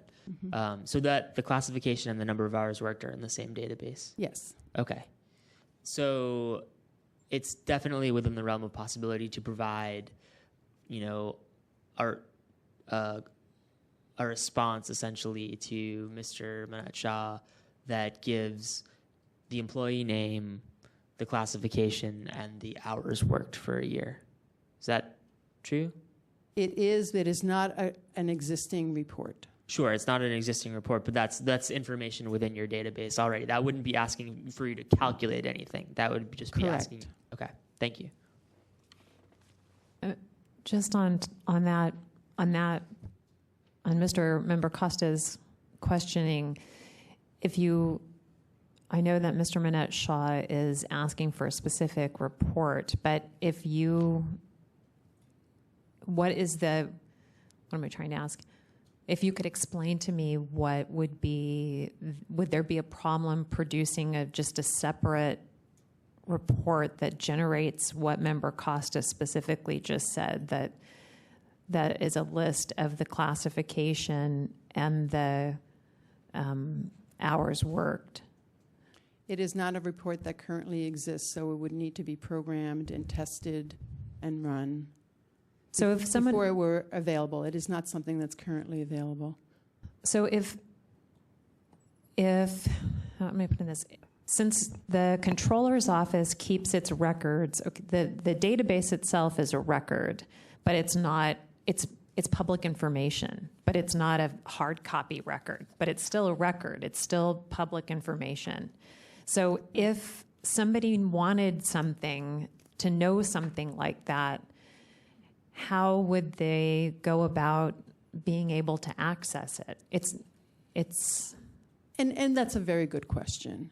When we developed the report that comes out twice a year, we took a look at what data fields we thought was most useful, and that is the report that currently exists, and it comes out automatically because we've programmed it to do that.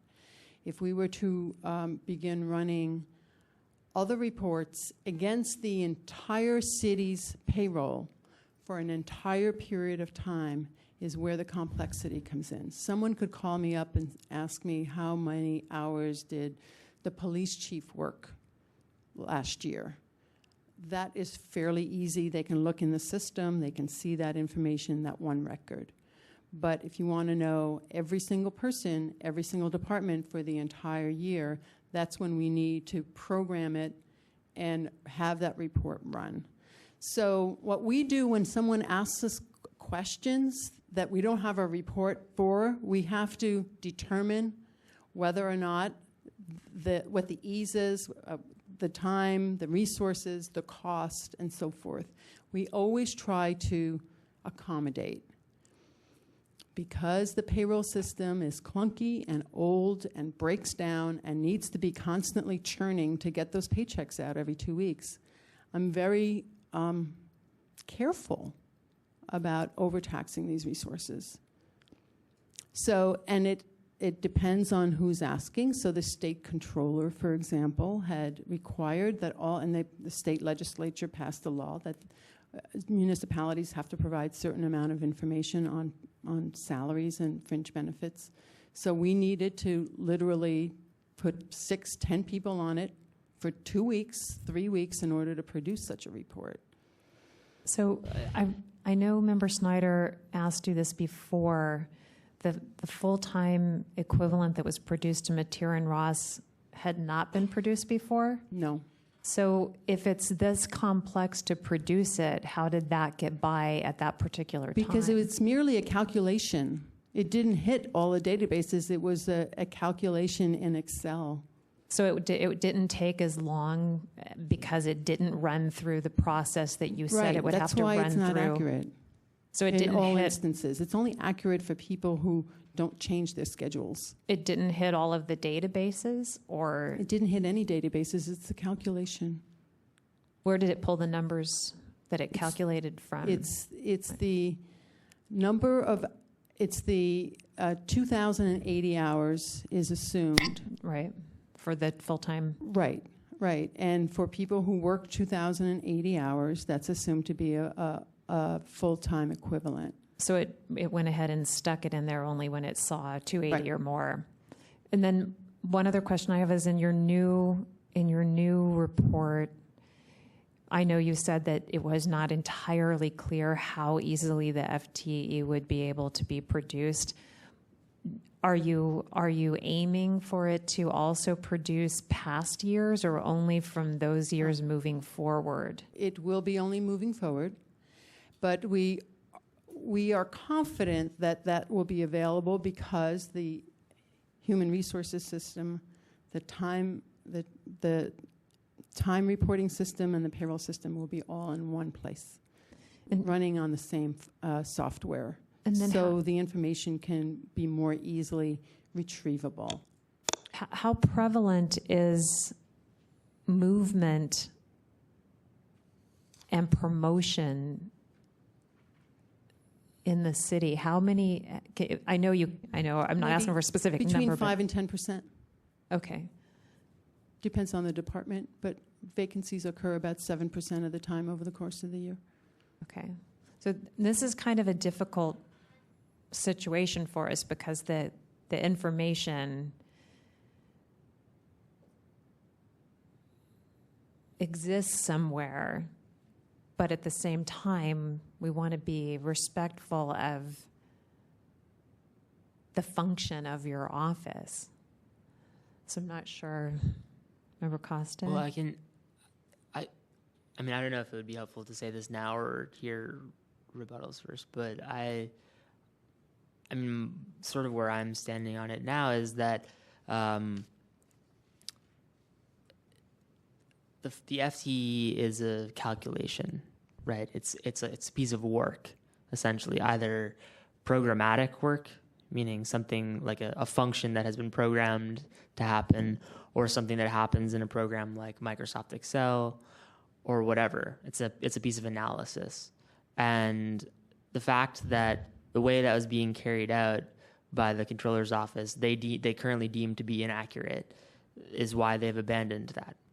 And so it's basically a piece of work that they're representing they have abandoned carrying out. And I don't think that we can tell them they need to do that. However, the basic data, it's a fairly, as it was being carried out, at least as I'm understanding it, was a fairly simple calculation. And the data that gets at it is very much within their database. And that is a public record, I think. And so I'm not sure exactly how it will play out in terms of a violation versus not a violation, but should that data specifically be requested, I think it is absolutely, it's my opinion, at least right now, that is well within the domain of a member of the public to request and expect to receive. You know, the Are you hours. talking about the hours? The hours worked, the category of the position and the employee name, and then do with it what they want. I mean, the other thing, the controller's office also just represented that full-time equivalent equals 2,080 hours a year. They just need that. They need those hours and can make the calculation themselves. It's not a calculation that the controller's office is willing to stand behind right now. But the number of hours worked per employee is a public record, it seems. I don't think they produce employee names. They do? We got this information for the SFMTA when Prop G was floating around and there were some arguments going on, but that's just one department. So the SFMTA one? Department of Public Health. Okay, the Department of Public Health has one. So I know they can do it department by, hold on a second. Hold on a second though. I know it's very long, the one across the city. So just the hours worked and the classification, I understand that. But it's my understanding from Ms. Zamuda that inaccurate might be even an inaccurate word, that if it's not actually pulling from everywhere, that's not even the real data that's in there. The calculation of 2080 by Excel. But the hours worked would be. But as I understood it, what Ms. Zamuda was saying was that the prior calculation of FTE was inaccurate because it was just lumping all of an employee's hours together and dividing it by 2080. And that was inaccurate because people who had more than one position, well, for whatever reason, it was inaccurate. But that within one database, there is a complete set of records of hours worked for employees and the categorizations of that employment. And I think that, should a member of the public want to take it upon himself to make the calculation of full-time employment and request those, that is information that is due to him or her. Is this a good time for us to hear the rebuttals? Okay. So the respondent will have 3 minutes, and then the complainant will have 3 minutes for rebuttal. I don't think I have anything else to add. Okay. Thank you. Thank you. I have something to add, and that is, I thought I heard Ms. Zamuda say that we don't have the hours, they're calculated. That simply cannot be true. Those hours have to exist somewhere to crank out the paychecks. And if I remember right, when Ms. Zamuda and I spoke in December, I think she said that the data that the fiscal year and calendar year reports are maintained in. Excuse me, please speak into the microphone. That the calendar year and fiscal year reports, the quote old ones that listed each employee, if they worked multiple jobs and they had 3 lines, that those reports are prepared in Microsoft Access. Is that right? Excuse me, Mr. Minetshaw, please address your remarks to the task force. So, I know how to generate Access reports. I did it at Laguna Honda for 10 years. I know how to write a query that jumps into multiple tables in Microsoft Access. It's not rocket science. It takes 5 minutes to write a query like that. It's not hours and hours and hours. An alternative might just be to run those 2 reports on a fiscal year basis, listing the 3 lines for that single employee that worked 3 different job classifications, and report the number of hours. And then, once I have the hours, I can figure out the FTE status. It's total number of hours annually divided by 2080. It's a very simple calculation that can't possibly be inaccurate. You take total number of hours divided by 2080, and you can certify that number all the way to the bank. So I'm very concerned that the new system that may or may not come online until September or October won't be able to do this retroactively and look at past fiscal years, so that there's some kind of historical trend line, which is what I'm after. So I think there's got to be some resolution to this other than hitting me with thousands of hours of programming at $60 or $80 an hour, when that data is sitting in a database somewhere right now. Name, total hours worked, base pay, and that calculates the columns that display base pay, overtime pay, other pay, premium pay that's in the other column, and then the 4th column that adds all 4 of them up into a very precise calculation for total pay. I don't see this as being a lot of runtime either, because when I've worked with databases in the past, whether you have 500 records or the 34,000 city employees, the report runs like that, because it's not you're not calculating that much stuff based on those fields: hours worked, job class code, base pay rate, and then being able to calculate, oh yeah, that's overtime, and so it's 1.5 base pay. It's not complex calculations. And I still maintain that they could take that report that was given to Mateer and Ross, however inaccurately, and simply modify it to change the reporting period. Your 3 minutes are up. Okay. I'm sorry. And Member Snyder has a question. This is Samuda. I just have a question for you. Can you, or have you already given Mr. Manette Shaw the component data that was added up in the Mateer and Ross report for that FTE column? In other words, the components of that column. Can you give him that data, or have you already given him that data for the 2 years that he's seeking? I have not. What Mr. Manette-Shaw is asking for now is the number of hours. And our standard report does not have the number of hours, which is why he doesn't have it. Yes, we have it in our database. It's something that I can look at to see what the complexity of that might be. We have two separate systems that feed the calendar report from the fiscal year report, and they don't exactly match, and so that's one of the difficulties we have. Another is that the human resource system and the payroll system don't match all the time. No, we can match Social Security number and people. It's the timing.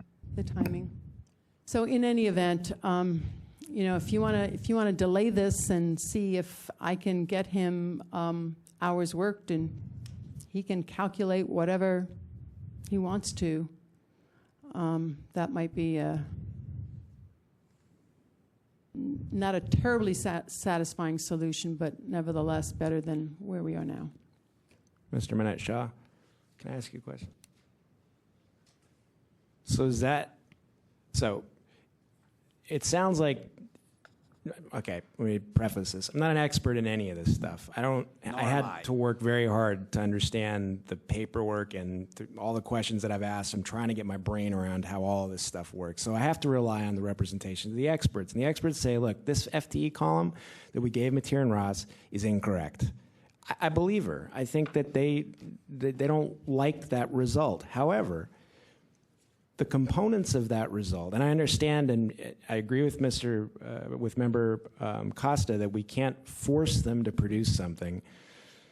However, it sounds like the components of that column may well be able to be produced to you, and then you could add those up yourself and create the column yourself that they refused to create. Would that be an acceptable solution? Would that get you the information that you're seeking? More than likely. Just bear with this short answer. Yeah. In comparing the fiscal year 10-11 report given to Mateer and Ross to the calendar year 2010 report that I had, there's a difference of about 2,000 employees. 36,000 dropped to 34,000. Whether that's within the 5% or 8% margin of error that Mrs. Samuda was addressing, to me is not a big deal. So if we're going to play let's make a deal on trying to draw out this now 5-month process into hopefully not another 5 months, I would accept a fiscal year-based report displaying the raw number of hours. Of course, you're going to have to plug in their pay rate, right?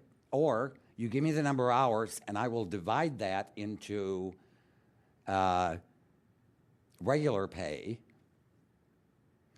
and I can come up with a rough amount of the FTE status myself, but I don't want the fiscal year report, which you apparently say you've been producing in the past, without, in the past, combining 3 lines for one employee into a single line. So if you can drop those number of hours into the 3-line report on a fiscal year basis, I'll accept it. An important point that I'd like to make to Ms. Samuda is you may disagree with the processes he uses or the conclusions he comes up with, but the California Public Records Act doesn't allow you to base the release of information on what he's going to do with it. Or so you may even- think he's completely wrong, and you can tell him that. The calculations you're going to do are incorrect. Fine, that's fine. Tell him that if you want, but that can't affect the basis, that can't affect the release of the underlying information. Do you see what I'm saying? I understand that. All right. I understand that. I want to ask, this is the California Public Records Act right here. Yeah. And this is 6253-9, Right. which you made reference to earlier about, and I'm just asking him to clarify if this is what you were talking about. You made reference to, the first part of it says, unless otherwise prohibited by law, any agency that has information that constitutes an identifiable public record, not exempt from disclosure, pursuant to this chapter, that is in an electronic format, shall make that information available in an electronic format when requested by any person. And then in section B is where it talks about the cost to construct a record. Now, do you interpret that to mean that to apply to this kind of a situation where Ms. Samuda is saying that it would be costly to go back into the raw data and get it?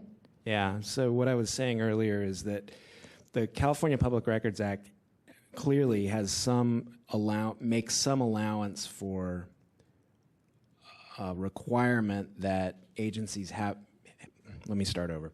The California Public Records Act clearly envisions that agencies may have to go to some lengths to create a record, or to what the phrase that the Public Records Act uses is construct a record.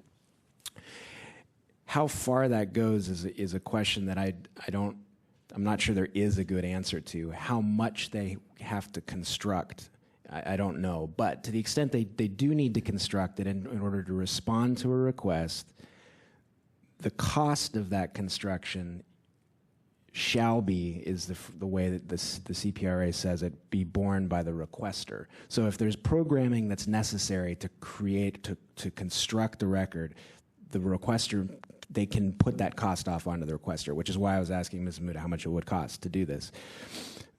Can I ask you a question based on that? So where we're at now is related to the hours and the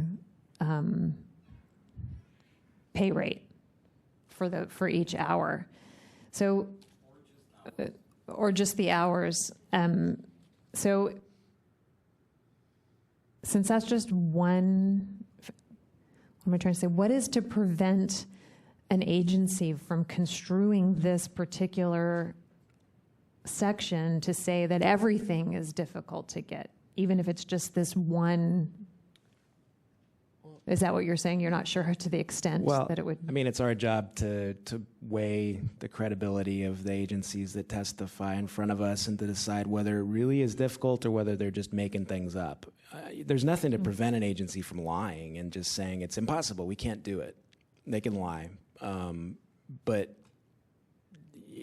that's our function, and that's the function of courts to determine whether or not they're lying. And if they're lying and it doesn't take any effort, it's not the creation of a new record, then they can be required to produce it. If we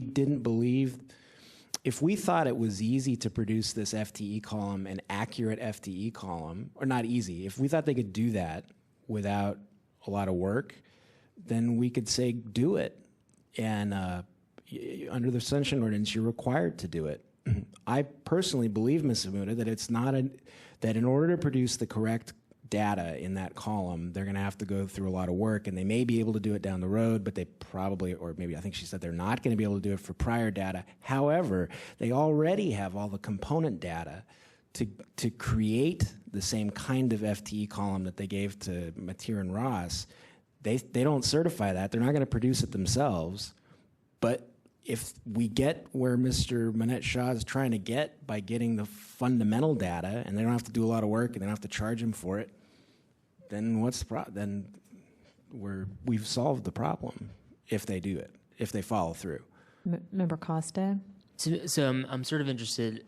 To me, it's not exactly a question of easy versus hard as much as it is about existent versus non-existent.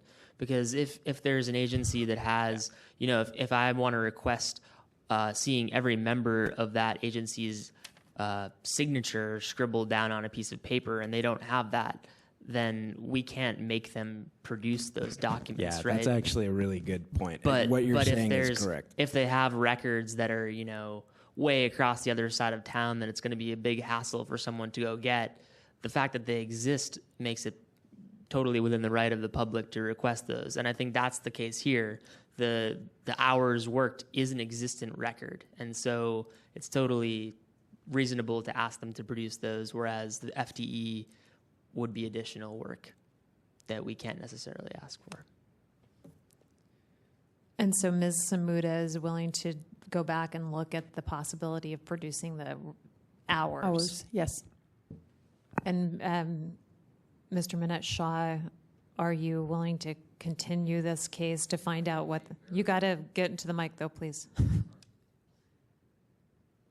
Despite outward appearances, I'm more reasonable than I look. So if you can go back and look at this, just keep in mind, when I've modified queries for dipping into the rehab database at Laguna Honda Hospital, I know that dragging the hour field onto a query grid is a drag and drop thing, 5 seconds. And I will try to remain reasonable. And so do we need a motion to continue this item? So moved. Second. Perhaps, if I may Sorry. ask, if Mr. Monet Shaw and I come to some agreement, we would just notify this committee, and you don't need to. That is correct. Put it on your calendar again. That is correct. Okay. Is there any public comment on the motion to continue the item?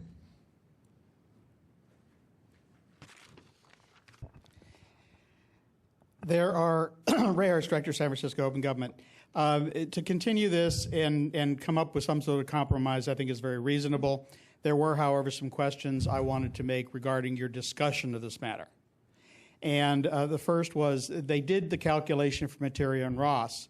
They must know how much it cost to do that calculation.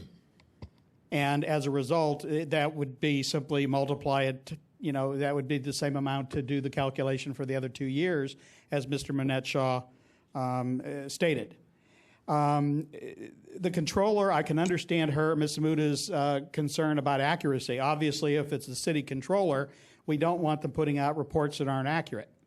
And if people are going to rely on it for articles or whatever, and the information they have as underlying is inaccurate, it may result in representations to the public, which are, because they're based on inaccurate data, also inaccurate.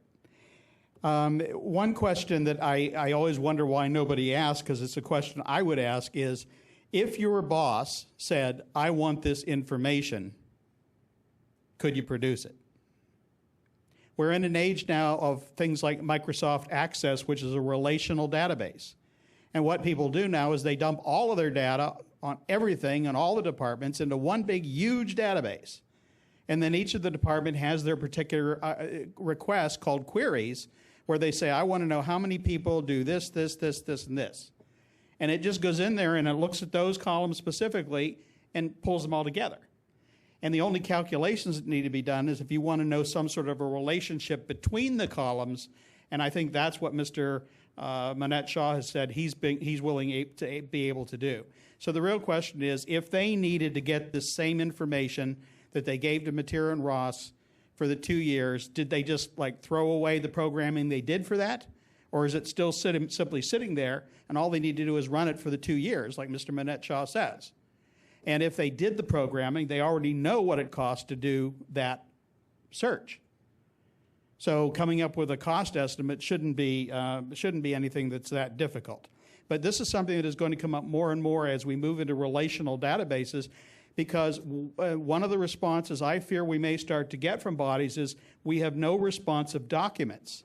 And it's not that we can't produce the document, it's just that it isn't a report we now produce, and we're not going to do the little bit of work that it takes to produce the document you're asking for.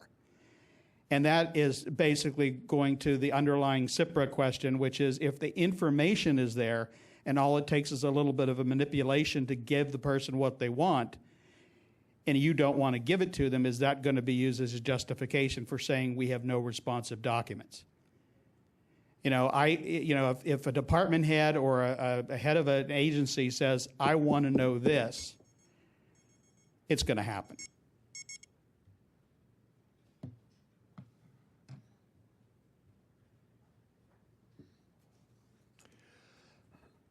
Peter Warfield, I haven't followed this prior to its arrival here, and I'm not sure that I fully follow all that has gone on, but there were some things that struck me as notable. First of all, the previous speaker and member Snyder talked about reports, and the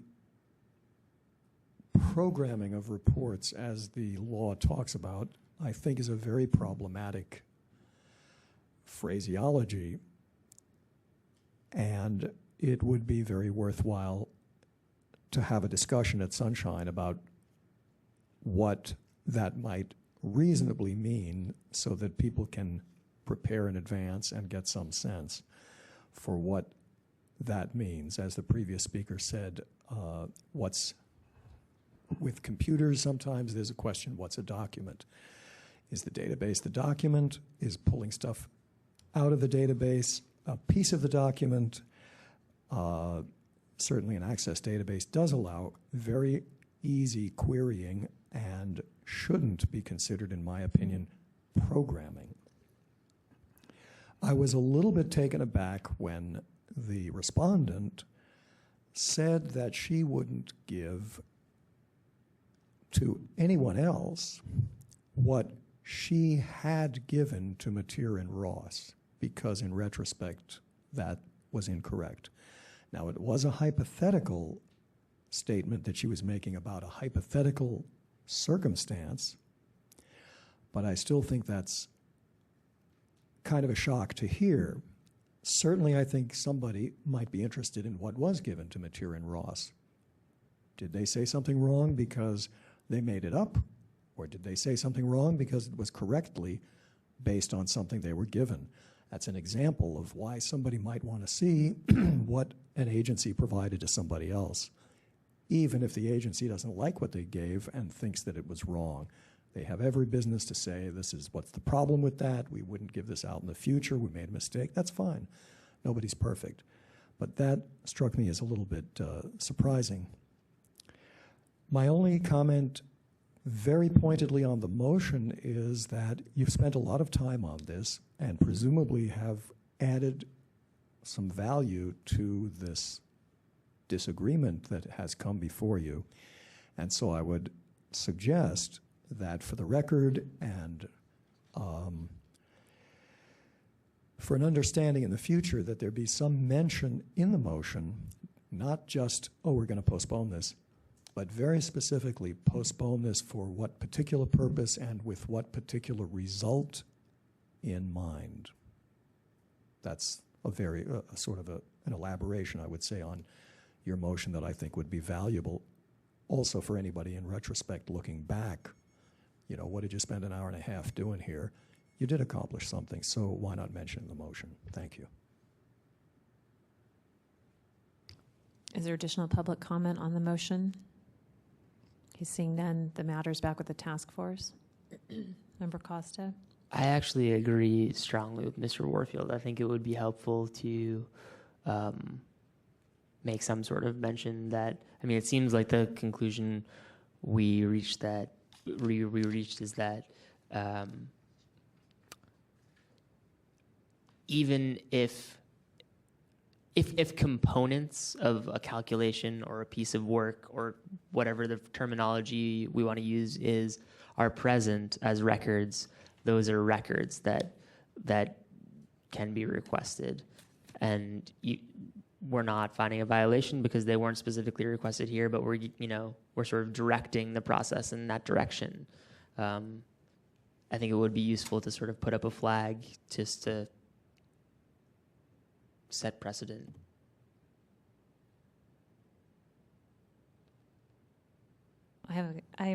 Based on that, I have a question for Member Snyder. Do you think that this is one of those circumstances where we could do the based on, and if so, would we base it on this California Public Records Act section? Would we be saying that based on 6253(9), I'm sorry, I've lost it. 6253(9)B's. I don't know if it's a requirement, but description of the difficulty of a calculation. We want the core components instead. We're continuing it to determine the availability of the core components that would make up the calculation. We could just say something to the effect of, given that the Controller's Office has agreed to produce the component records sought by the complainant, we continue this matter to the call to of the chair. following. Well, let me maybe say. So, can I try a motion? You would be making a friendly amendment to. Oh, did we already have? Member Nee's motion? Did you make a motion? Someone made it. Someone moved to continue it. Was it you? Yeah. Okay. Oh, you moved. Oh, To continue. okay. But We're just basing it on the move to continue, so you could make a friendly amendment. So proposed friendly amendment would just say something to the effect of, given that the Controller's Office has agreed to produce the component records sought by the complainant, the task force continues this matter to the following meeting for follow-up. We're actually going to continue it to the call of the chair, because if he gets the records, we're not going to make them come back. Okay, yeah. Continue it to the call of the chair. But if he doesn't get the records, then it comes right back. So it'll, yeah. Can you add in there the component records of public information? Yeah. So given that let me take another run at it. Given that the Controller's Office has agreed to produce the public records, which are the components of the information sought by the complainant, the task force continues this matter to the call of the chair. Does the second accept? Who seconded it? Who seconded it, Ms. Johnson? Do you know? I think it might have been Member Washburn. No? I thought it was Member Washburn, but I don't remember. Was it seconded? I don't think anybody seconded. Somebody did, because I had public comment on it. Can you withdraw your motion and let Member Snyder make it, so we don't have to go back? Motion withdrawn. Okay, and so instead of a friendly, you don't have to do it again. Instead of a friendly amendment, this is Member Snyder's motion based on his specific statement, which we can go back and get, but it's given that the Controller's Office is willing to produce the public information components, but we'll state it specifically the way that you did. Is there a second to that? Second. Okay, so Ms. Johnson, could you please call the roll on the motion to continue to the call of the chair? On the motion to continue this item to the call of the chair, Member Snyder? Yes. Snyder, aye. Member Nee? Aye. Nee, aye. Member Manna? Aye. Manna, aye. Member Costa? Aye. Costa, aye. Member Washburn? Aye. Washburn, aye. Member West? Aye. West, aye. Chair Johnson? Aye. Johnson, aye. Madam Chair, there are 7 ayes. The motion passes.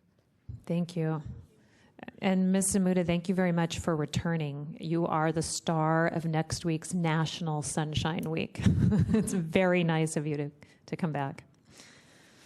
Madam Chair, could I request a brief recess, please? Yes. Let's take I'll say 10 minutes because that's what it'll turn into. Break. Ms. Johnson, I hate to ask you this, but now it's really warm. Well, okay. We could just, It is. if they turn it off, maybe The we'll other go way. back the It's other like way. a bipolar. And then are you leaving at 9?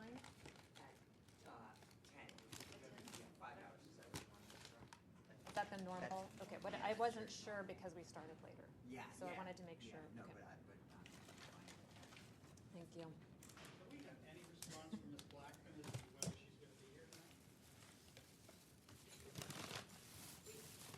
I didn't hear anything. Ms. Osbury's been sending me everything, so I did not hear anything, except for what she originally provided. All she provided was the same. She provided that statement, right, about, Yeah. okay. I have taken my fair share. Yeah, that's all I've received. Don't make an eye out for you. No, that's okay. I have one of Max's. I love these wraps. Oh, yeah. I haven't had one in a while. Oh, at the end, I can't continue them yet. No, not to continue, but to move. I didn't have any mixed at home. There's only one, I think, item ahead of them. Well, some of those are continued, the items ahead of them. So there's only one. Yeah, there's only one to go after the break, and there's Okay. no respondent here. Oh, Matt.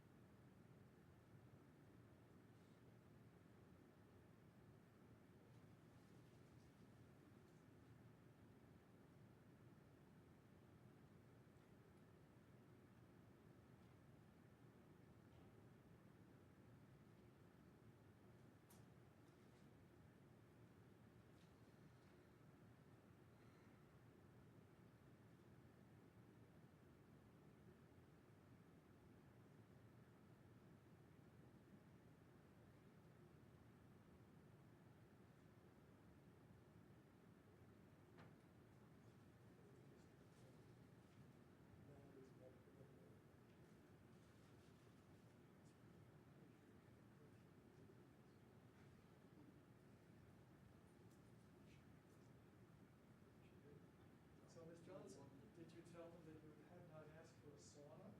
Yes, I did probably.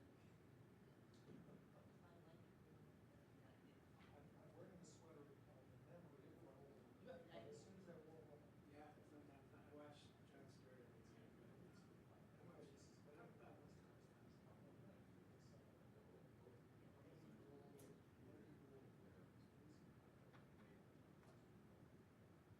sometimes I watch Jon Stewart and it's kind of good.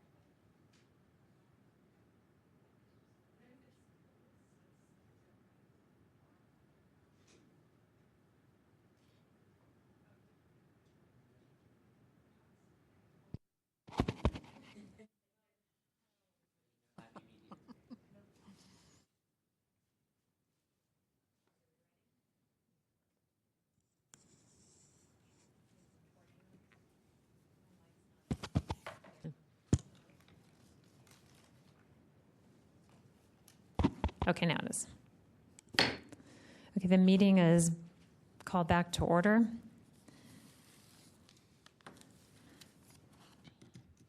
And Ms. Johnson, if you could read the next item on the agenda.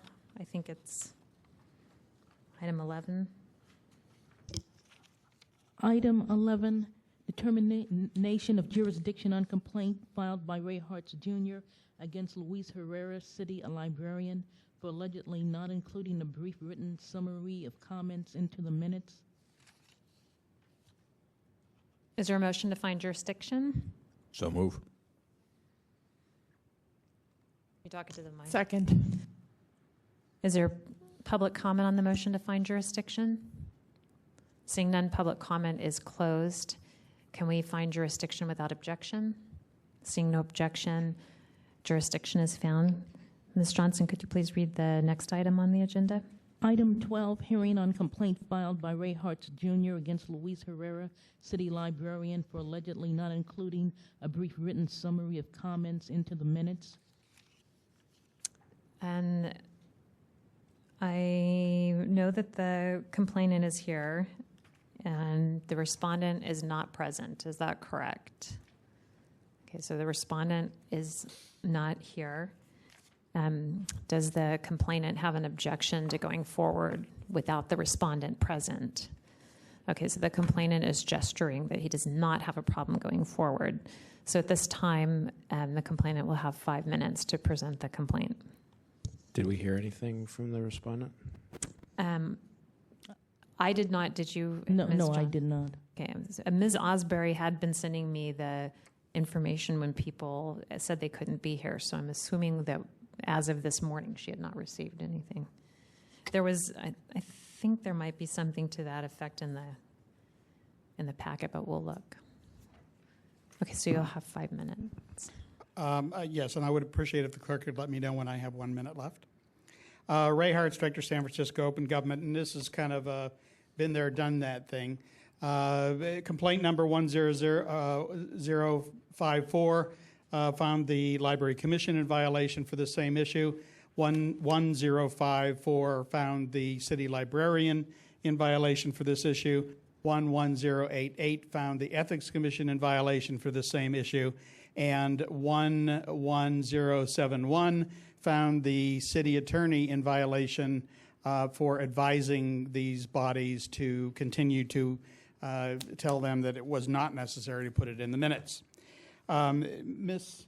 Blackman gave the same explanation she gave in all the other cases, which didn't hold up, and so I don't really see a lot of effort in going over that and wasting your time. I did send immediate disclosure requests to the Library Commission and to the City Attorney, asking them about this memo, which was presented in all the other cases. And this is a memo that was issued saying the 150-word statements and talked about it being in the Good Government Guide. Now, this is continually being represented by the Library Commission and the City Librarian as a legal opinion. Interestingly enough, Ms. Blackman sent me this along with a copy of Procedures and Guidelines for Issuing City Attorney Opinions, none of which criteria this meets. This is not a legal opinion. It is a legal memo. And it does not rise to the same level of law as a legal opinion. And if someone would like to ask the city attorney, who happens to be here, whether that is a factual issue, that I think might be a good idea.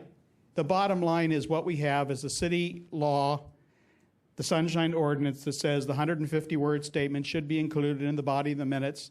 This task force has repeatedly found that to be correct. It has also found that the city attorney giving advice to the contrary is not in agreement with its past decisions and the clear wording of the law. And the fact that the Library Commission keeps trying to misrepresent this as a legal opinion, which gives it a higher status as a matter of law than a simple memorandum, is, I think, dishonest. It is really not fair to say, oh, we have a legal opinion from the city attorney when it's not a legal opinion. This 8-page document specifically lays out all the criteria for what a legal opinion is. And so really what we have is we have the law, which clearly says something. You have all agreed on that multiple times. And now we have the city librarian coming back and saying, oh, yeah, same justifications. Ethics Commission dismissed. We'll ignore the fact that was revised and there were subsequent opinions. And then going down the list, keep saying the same thing over again, as if repeating it over and over is going to change the fact that it didn't carry much weight. Other than that, I would like to say that I'd like the task force to consider in this particular issue that the Library Commission, and in this case, the city librarian, has shown that they are willfully unwilling to listen to your directives, to your decisions.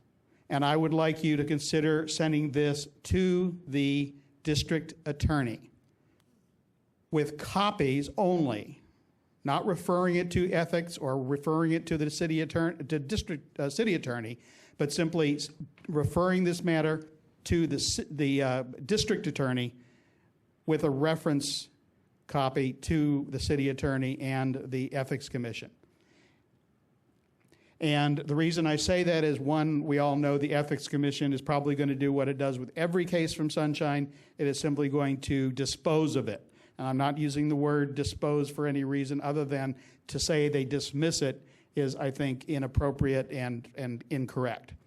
And so I would hope that referral to the district attorney would indicate that the reason it is being referred to their office is because the Ethics Commission will do nothing with it, and the city attorney is actually choosing to ignore not only this matter of law, but they are choosing to ignore their own finding in their case that their advice was in disagreement with yours, and this is the body that determines what the law means.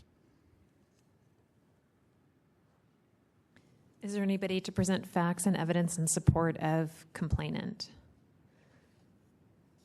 Seeing none, we'll just repeat that the respondent is not present. Is there anyone to present facts and evidence in support of respondent? Seeing none, the matter is with the task force. Member Neem. Mr. Hertz, please. Just a quick question, and that is on your choice of the respondent you've named, Mr. Herrera. He is not a member of the Library Commission. This is about minutes of Library Commission. Why would you name Mr.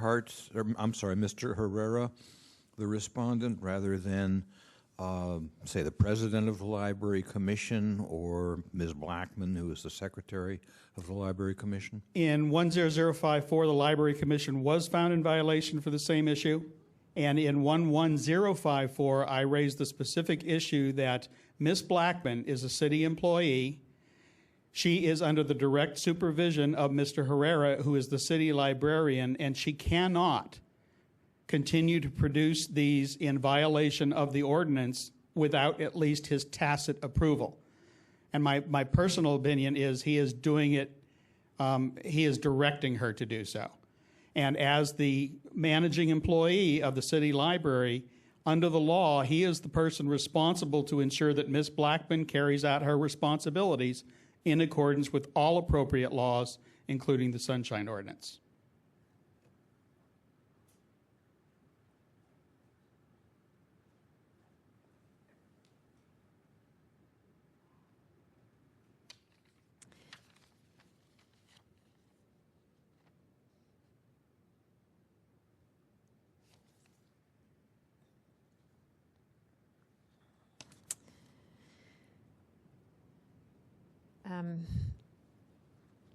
I have a question for DCA Carnes. The memo that Mr. Hartz has, do you have that? Could you address whether that's considered an official opinion or if it's advice? This is an advisory memo. it would seem that complainant, that part of complainant's complaint is that the commission is relying on this memo or is citing this memo as a legal opinion with more force and authority than merely an advisory opinion. Nevertheless, the Library Commission is relying on this memo. Whether that's wrong or right, I think, is a question before this task force. And then one other question that I have, I know that that's not your memo, so I understand if this isn't something that you personally can address, but along with the Good Government Guide, the City Attorney's Office's Good Government Guide also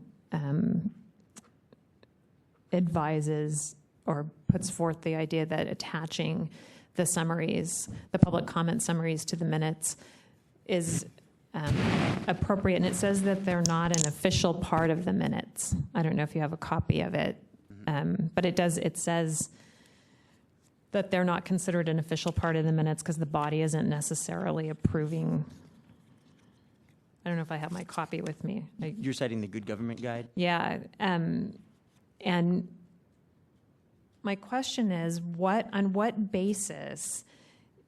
So the Sunshine Ordinance says that the minutes shall record, and then it talks about a number of things that go into it, and it says that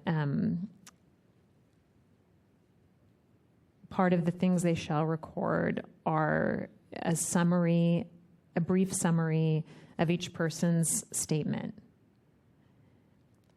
And then it says that any person speaking during public comment period may supply a brief written summary, which shall, if no more than 50 words, be included in the minutes. I don't understand, and I'm wondering if you might be able to address the reason why the City Attorney's Office has the opinion that, or the advice that the public comment summary has less weight than the brief summary that the person doing the minutes. Right. It's a great question, and I can't actually address the logic and reasoning in this memo that the complainant presents. Obviously, there's an ethical screen between these attorneys drafting these advisory memos to the various boards and commissions and agencies, and me in my capacity, or DCA Threet in his capacity, advising this task force.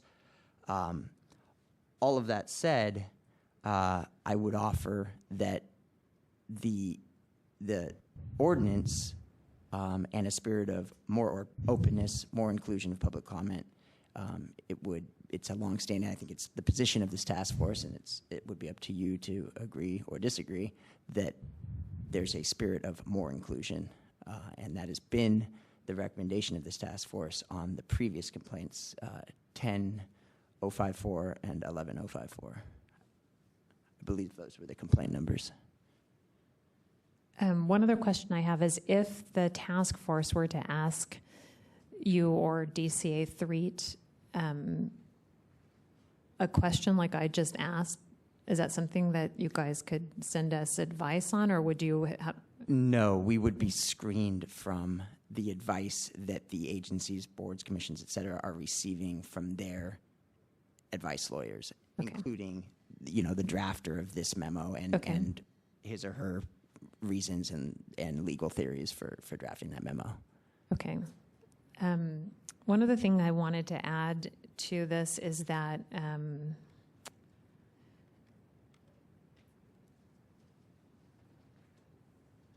we still have to send out the memo to the departments that says that we're going to consider it. I know it should have already been sent out, but there was a lot going on right around that same time. And we have the transition with the new administrator who is out the remainder of this week. And Mr. Caldero is out this week. So we'll try to get it out to the departments by next week. And that way we'll at least all be on the same page. So the Library Commission has notice, but because of the other complaints. Chair Johnson? Yep. DCA Carnes. A question. The determination on complaint 11054, which I believe was the complaint that included the city attorney's office, and a determination that was forwarded to the city attorney's office on this subject matter, this general subject matter, by this task force. Did that determination come after the June 1st date that's on this memo? This memo happens to be dated June 1st. I'm curious if that one's 2010? 2010? Okay. Yeah, these were in 2011. So with that in mind, then it may be appropriate then for, if the task force is curious as to the legal thoughts and reasoning in this memo, it may be appropriate for the task force to request the attendance of the city attorney, someone to speak to that specific question, another representative from the city attorney's office.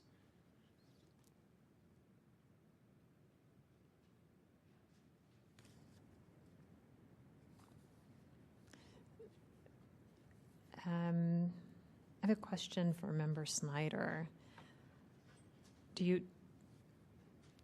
I'm assuming that when we base our decisions on the simple plain language of the phrase in the minutes, that we as a task force are not suggesting. What we are suggesting is that the two requirements carry the same weight. The requirement to put their brief summary in, or the requirement to put the public's brief summary in. Do you understand what I'm saying? The same question I asked him. We're saying that if the public submits a summary, it carries the same weight to go in the minutes as the brief summary that the secretary or clerk would supply to the commission, because we're saying it should go in the same spot. I guess you could read it that way. I think what I've always understood what we decided to be, we've simply read the ordinance and decided that in the minutes means literally in the minutes. Okay. And I mean, we may be saying what you're saying, but I've always understood our decision to just mean to be an interpretation of the ordinance based on its plain language, and it's a different reading than the city attorney's office has arrived at, and it's maybe no more complicated than that. There's just a disagreement of what the statute says. Okay. So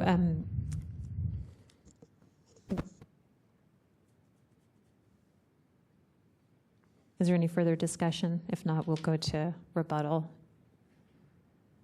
Okay, so we will now have rebuttal comments, and I want to, for the record, make sure that it's recorded that the respondent is not present.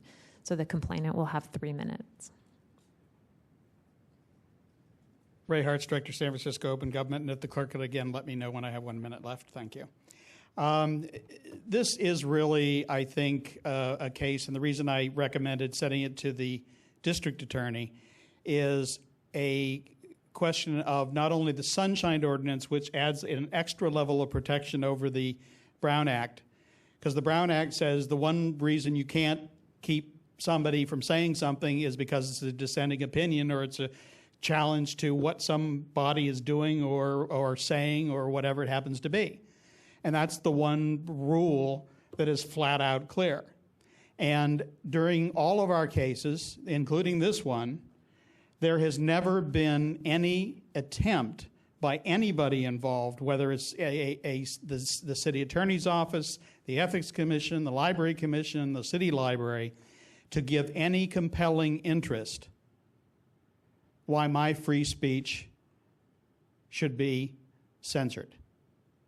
I made a comment before the library commission meeting before last where I said, you know, it's amazing to me that I don't seem to be able to form coherent sentences. I don't be able to say anything that's even halfway intelligible because when I read the representation of my speech or my talk in the minutes, it makes no sense. Like one of the comments was, Mr. Hart said that the barn door was closed after the barn door was closed. And bottom line is the question and challenges and the dissenting opinion I'm expressing does not make it into the minutes. They also put it at the end with a disclaimer in front of it, which basically gives any member of the public who might read it the idea of, oh, well, this, we're not verifying this, we're not approving this. And my question is, why should they be approving it? They don't have any right to approve or disapprove any comment I make, including in the minutes. And the Brown Act says that, and the courts have ruled that. And the Sunshine Ordinance gives an additional level of protection, saying that any citizen, including myself, including you, if we disagree with the way our comments are being represented in the official record, we can submit this 150-word summary so that we can ensure that our political free speech is respected in the publication of those words. And that's what this is. These minutes are the governmental official publication of what happened in that meeting. And what I'm saying is the real problem is that they misrepresent what someone says, and now they also want to deny them an opportunity under the Sunshine Ordinance to keep that from happening. Thank you. The matter's back with the task force. I have a question, Mr. Hartz. Could you address, I don't know if you have, Mr. Chafee made reference earlier during general public comment that there was a time when these summaries were attached but not included online with the minutes. Do you know anything about that? Yes, that was very similar to what the Ethics Commission did. They put the 150-word summary on the website, but you had to know, number one, that the only way you would see it is if you clicked a little number one at the end, which had no reference to it. You had to click it. You had to know that that's a link, and if you clicked it, it would pop up. They also put it so that if you actually printed out a copy of the minutes, it wouldn't print. So basically, I think Mr. Chafee was commenting on the same sort of thing, which is basically, we may not be able to stop you from speaking, but we can make sure that members of the public who look at the official records never see a true representation of what you said. Thank you. And then I'm interested in what Member Nee discussed a moment ago about the city librarian and then the president of the Library Commission. Is anybody interested in adding the president of the Library Commission to this complaint?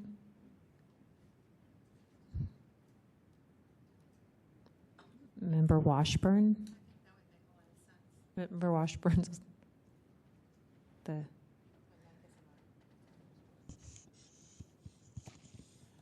I think that makes a lot of sense to add the president of the Library Commission to the complaint. I mean, it would require that we continue it because we would have to give them notice. We haven't given, by the way, I don't know how many of you know this, but Joel Gomez was reelected as the Library Commission president. That's correct, isn't it? Yes, the members of the public are saying yes, that is correct. It would require that we continue it. I don't know how the complainant feels about that. Maybe we could ask the complainant to address that. I really feel that would be kind of a pointless exercise in the sense that if it ever got to the Ethics Commission for whatever reason, it would simply be that the law does not apply to people in her position. It only applies to supervisorial, managerial employees of the city and to elected officials.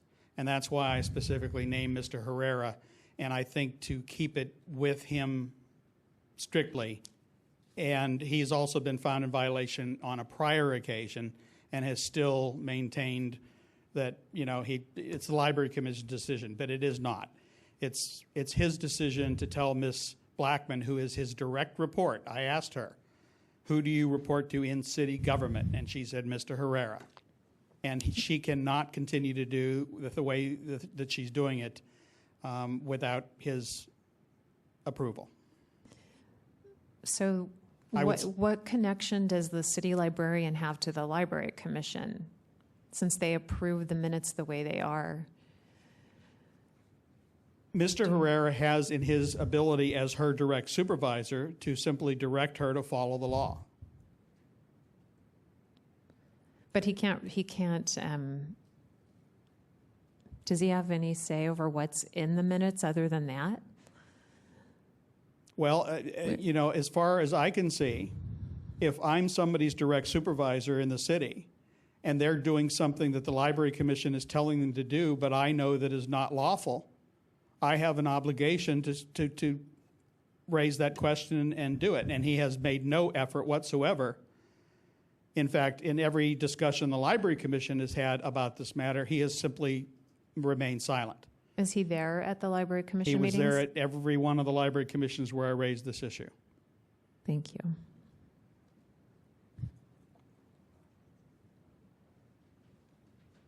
Is there a motion?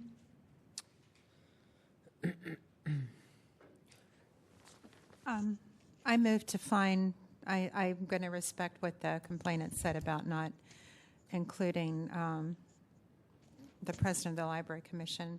I move to find the city librarian, Mr. Herrera, in violation of 67.16. Also, 67.21E for not appearing. And it makes sense to send this to the district attorney as the complainant suggests. We've sort of exhausted every other avenue here with this same issue. Second. So the motion would be to fine 6716 for failure to include the 150-word public comment summary within the body of the minutes, and then 6721E for failure to appear, for failure to send a knowledgeable representative to the hearing tonight, and then referring it directly to the district attorney's office without going to compliance and amendments. Am I understanding that correctly?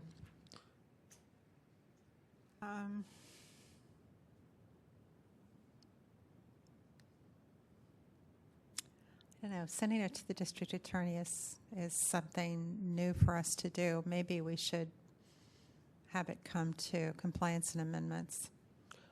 I don't know. It might be fruitless. I sort of feel like, time. at this point we've heard this issue so many times. We know where we stand on it. I'm not totally sure what another committee hearing on our part is going to add to the debate. Yeah. I think, it's time to start bringing this to the attention of people who hopefully might listen.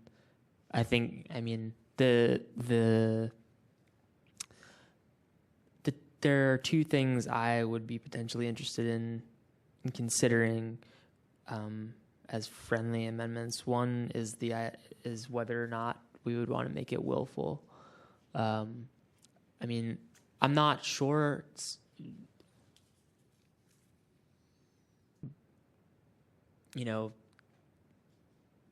Because it's Mr. Herrera, and this is the first hearing with him, and it's not like we have found him in violation again and again in particular, and he's not responding. However, I think Mr. Hartz makes a good point that he is in charge, and this is certainly not the first time that we've heard this case with regard to the Library Commission.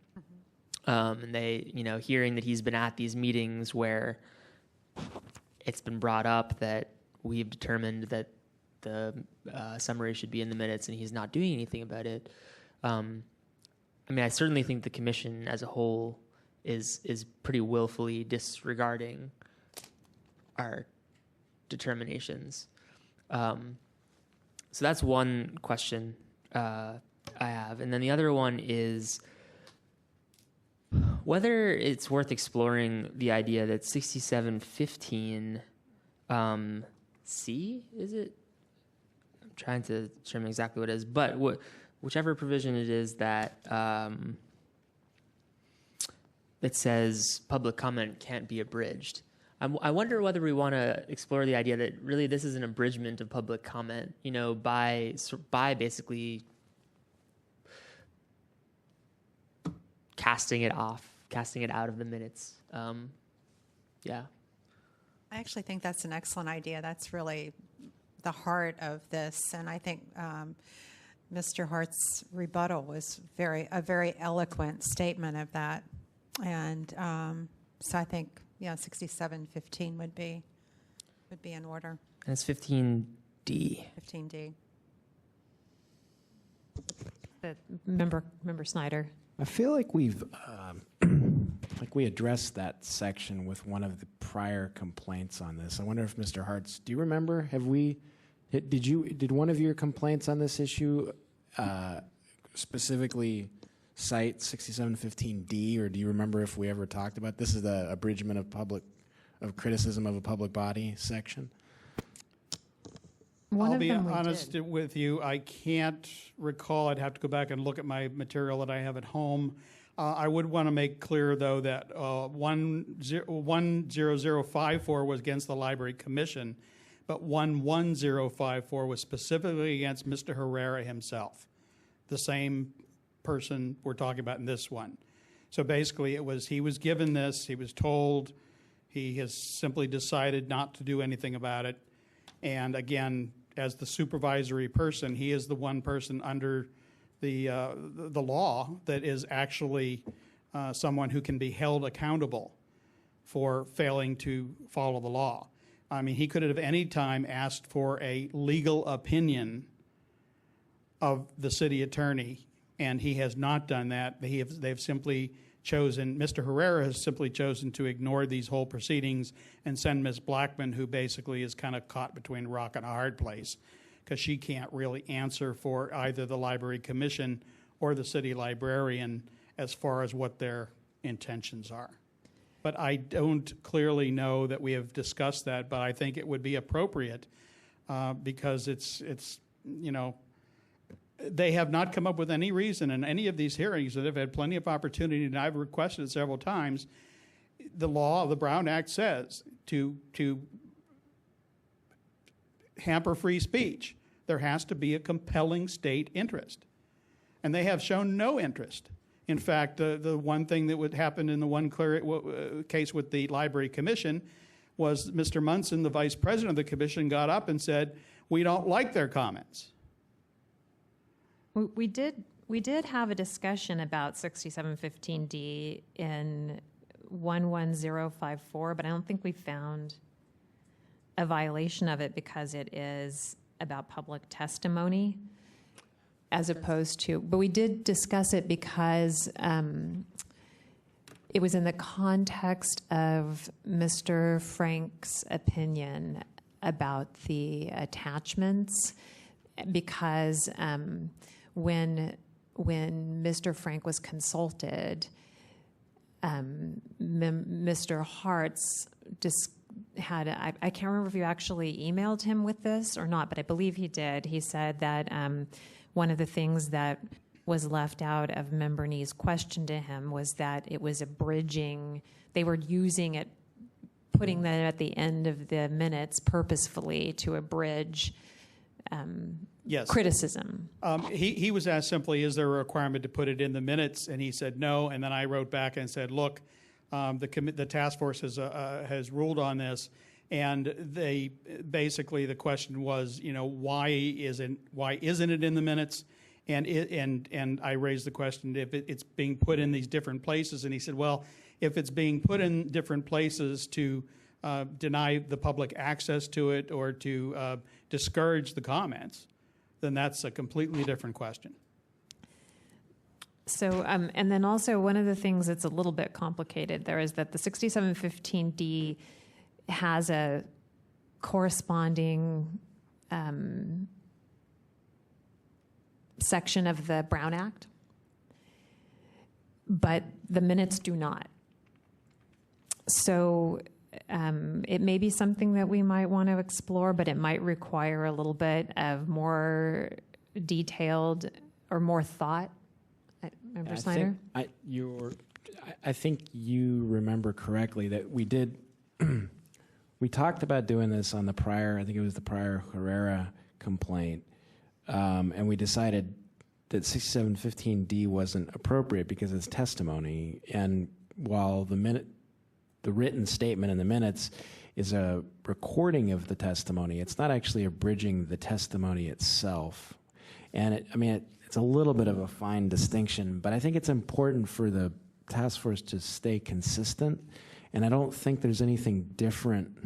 Now, well, for one thing, I'm going on memory, a little bit of collective memory about what our discussion was as to this, but I don't know, I'm reluctant to add another section as a violation when I think we've already discussed this and rejected it. I think it's important for us to be consistent between cases, especially where the facts are similar.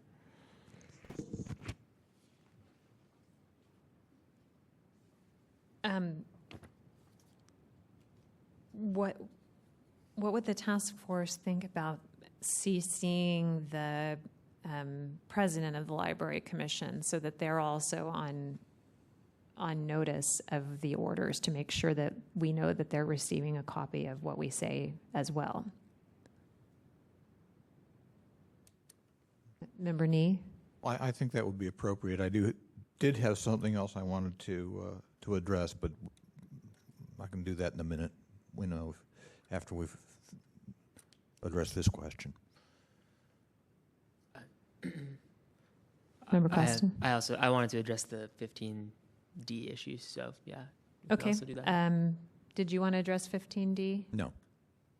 Do you want to? Sure.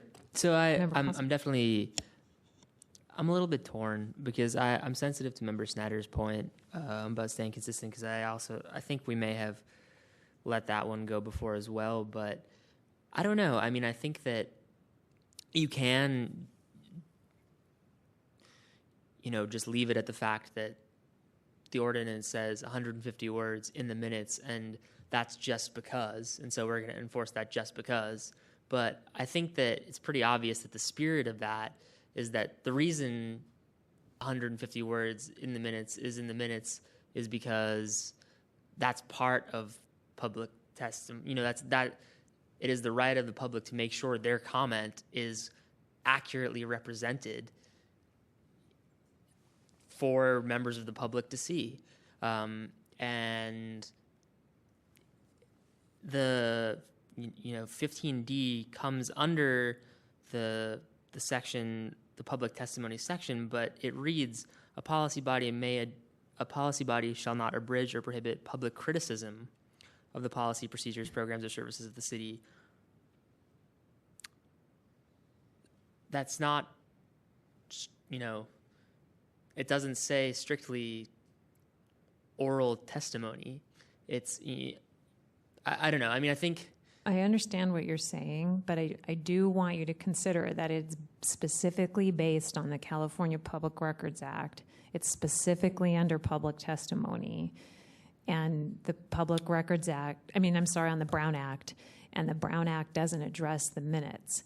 So what's hard for me about it is that it resembles to me, I understand what you're saying, and I agree with the sentiment about abridging public comment, but they didn't actually abridge the comment during public testimony.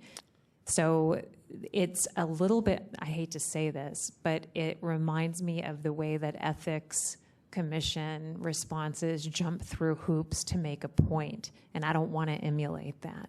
I'm not going to be a stickler on this point, but I do want to provide the dissenting opinion, because I think that this isn't the Brown Act.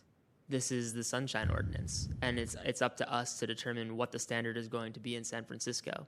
And I think that it can go above and beyond the Brown Act. And I think it's well within our domain to read this as public comment extends to a public comment being included in minutes. Public comment is not just what one says at the podium. If they decide to type that up, they have a right to put it in the minutes. And not letting them put it in the minutes is abridging their public comment. But not at the meeting. But it says nowhere in the ordinance that abridgment must happen at the meeting for it to be a violation. It says they shall not abridge in any way. Well, it's under the, I'm not vehemently disagreeing with you, but I'm just trying to emphasize what Member Snyder was saying. That's under the heading of public testimony. So it's not separated out from its other components, and it even discusses, it is the basis on part of what we're basing this idea of why attaching the minutes is not a good idea. But we also write in the order of determination that it makes no reference to attachments, so why should they be able to add it? So I do hear what you're saying, and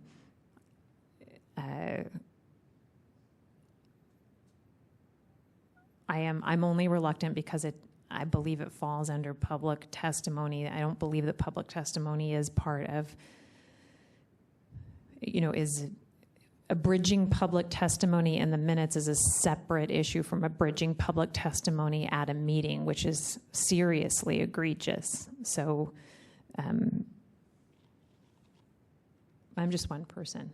So Member Washburn, and then we'll go to Member Nees. I tend to agree with Member Costa. I think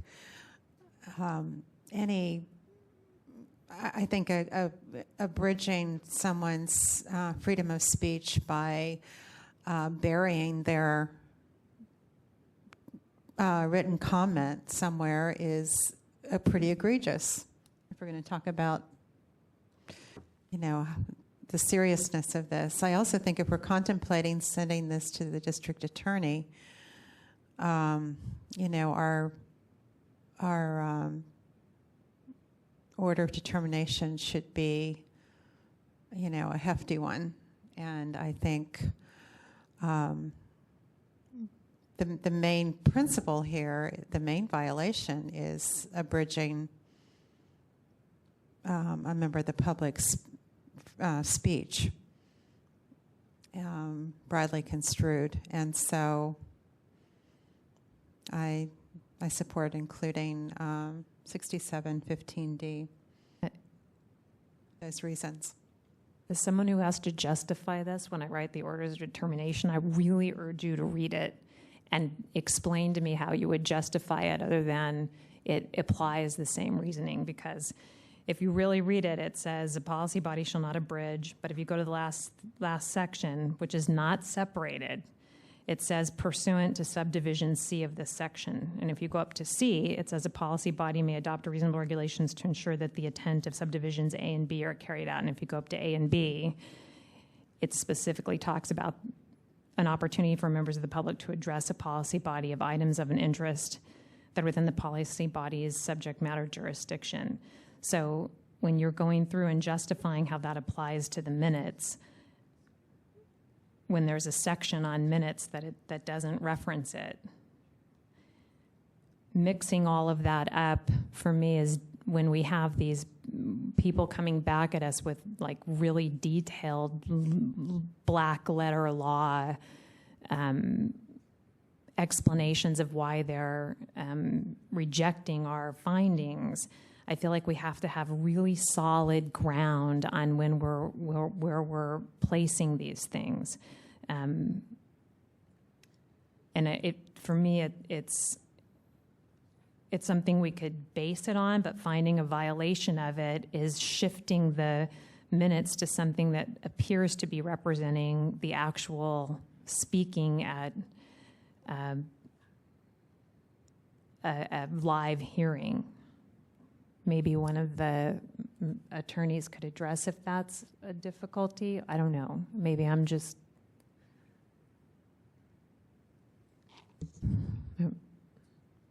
I Snyder? I generally agree with your analysis. I think just as important and maybe more important is that we've considered this issue. This is our fourth time, and we've never done this before. And so why are we? What justifies the change in behavior? I think one of the problems with the credibility of the task force is that it's kind of erratic and it just does things kind of on a whim. And the complainant didn't list this in the complaint, this section, as a violation.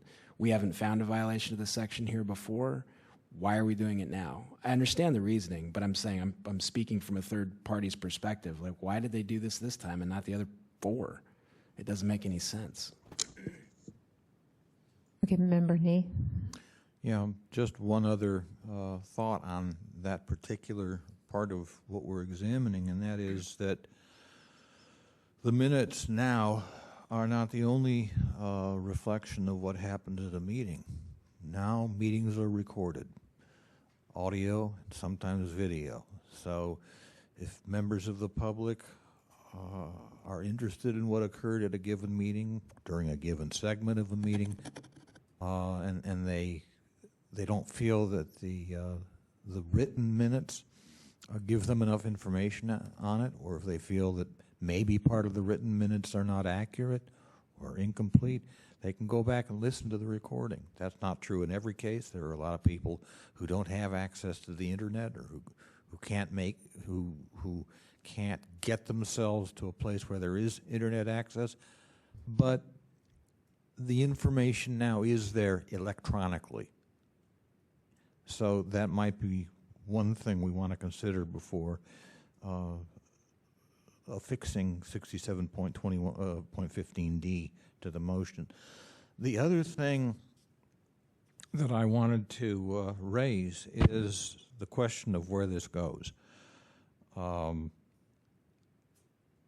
We are presumably going to issue an order of determination, and our orders of determination have included an instruction to the respondent, some kind of an instruction for remedy, or what do you do now?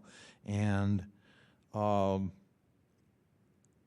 are we going to tell the respondent if we just refer it to the DA? You know, well, you're going to hear next from our lawyers. What are we going to tell the respondent? I have no real objection to referring this directly to the DA. I am wondering if there's something in our bylaws that fix the procedure on that. You know, the progression of procedure on what we do.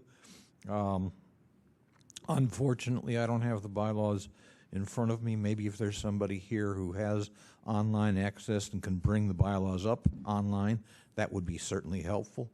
But I really question whether referring this directly to the DA or any other enforcement entity is really the way we want to go right now.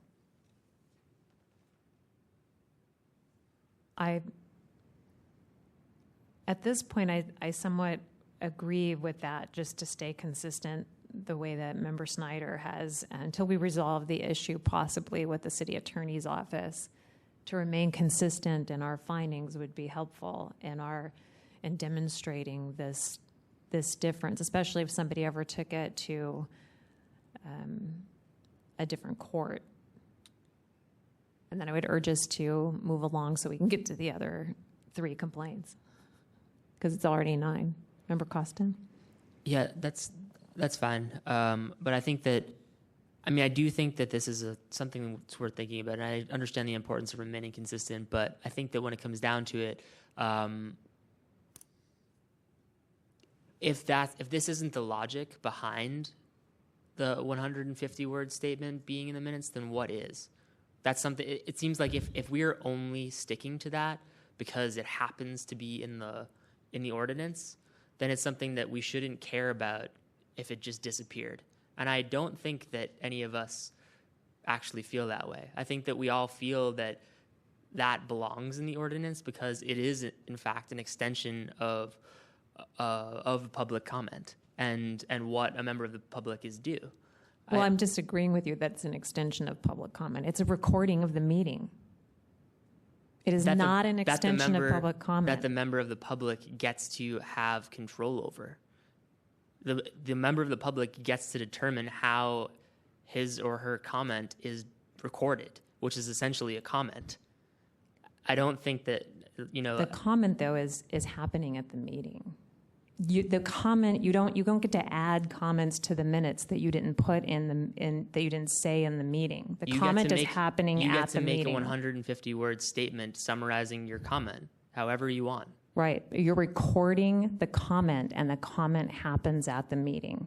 It's not public comment. The minutes are not public comment. The minutes are recording public comment. But the statement is a public comment. The statement is a comment by a member of the public. The statement The 150-word statement is written by a member of the public, and the inclusion of that statement written by the member of the public is protected in the ordinance. Unless that's some arbitrary feature of the ordinance, I don't think that. It's not arbitrary. It's recording what happened at the meeting. That's what the minutes do. The minutes Accurately, as expressed by the member of the public. And so what I'm saying is I think that there's a reason for that. The minutes are not our discussion. Our discussions don't get put in our minutes properly. But even if they did, they're recording our discussion, but they aren't our discussion. So all I'm saying is that it's. But we're also not writing the minutes, and that's the distinction. Is that there isn't anything in the ordinance that says, or our bylaws that says Jay Costa gets to summarize what he said at the meeting, because that's not protected. Whereas comments by the member of the public, that is explicitly written in. They get to write what is included, and there's a reason for that, is what I'm saying. It's not just arbitrary. It's because that is part of their expression of their speech. That's protected. It is. But the statement written on the minutes is a recording of the public comment. It is not the public comment. That is why it is called a summary of the public comment. But I understand I'm willing that to it's table this for now. I think that it's something we're going to have to address at some point. Well, you would be making the statement that the minutes are not a recording. They are the public comment. Not the minutes. The 150-word statement is a public comment. It's not necessarily the same public comment that somebody stands up at the podium and makes, but it is a public comment. What do you mean by that? It's not the same public. You're making the city attorney's argument that it should be attachment. It's not official. I'm not making that argument at all. Well, you just said it might not be the same. It doesn't have to be the same. I can get up there and speak for 3 minutes saying something and then summarize my comment with 150 words, and the ordinance says that needs to be included, and that's because that's my that's how I want my comment to be represented in the minutes. But it has to be accurately a summary of what you said. It doesn't have to be word for word, but it has to accurately address. You can't suddenly write in there that it was that you said something different than what you said, because it's not a new opportunity. It's an opportunity for you to summarize what you said. It's not a new opportunity for you to add something new or just say whatever you want if it's a 150-word summary. I agree, but it's an opportunity. It's a reserved right for you to be the author of the minutes as a member of the public, for that to represent what you said. Well, if somebody came here and gave us a 150-word summary and I read it and it wasn't anything what they said, I wouldn't approve it. I think you'd be in violation then.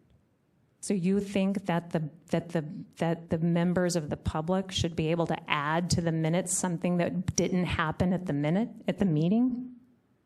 It's their public comment. That is absolutely not what that means. It is not an opportunity for you to add something to a meeting that wasn't there. It's a recording of the meeting.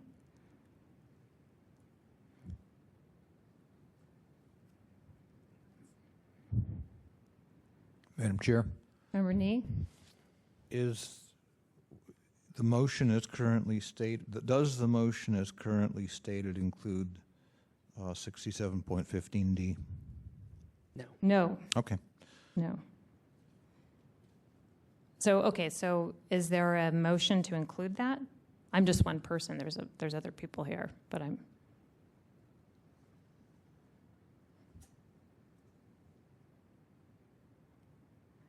And is there a resolution on whether or not we want to send this to the district attorney directly, or do we want to send it to compliance and amendments with an instruction, as Member Nee said, to remedy the minutes by placing the 150-word statement within the body of the minutes and then having it go through our normal process? Member Washburn? I'm thinking that we probably should send this to compliance and amendments, as, you know, as much as I'd rather short circuit that, it's probably not a wise thing to do. Does the second accept that revision? Who seconded? I did. Yeah, sure. That's fine.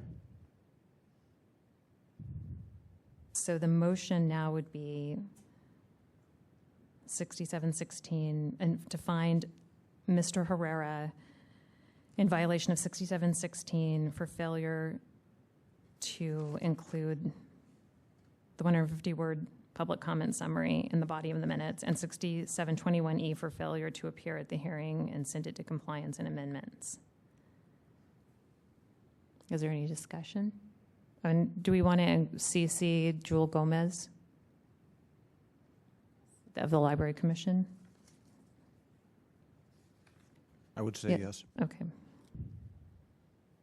Is there public comment on the motion?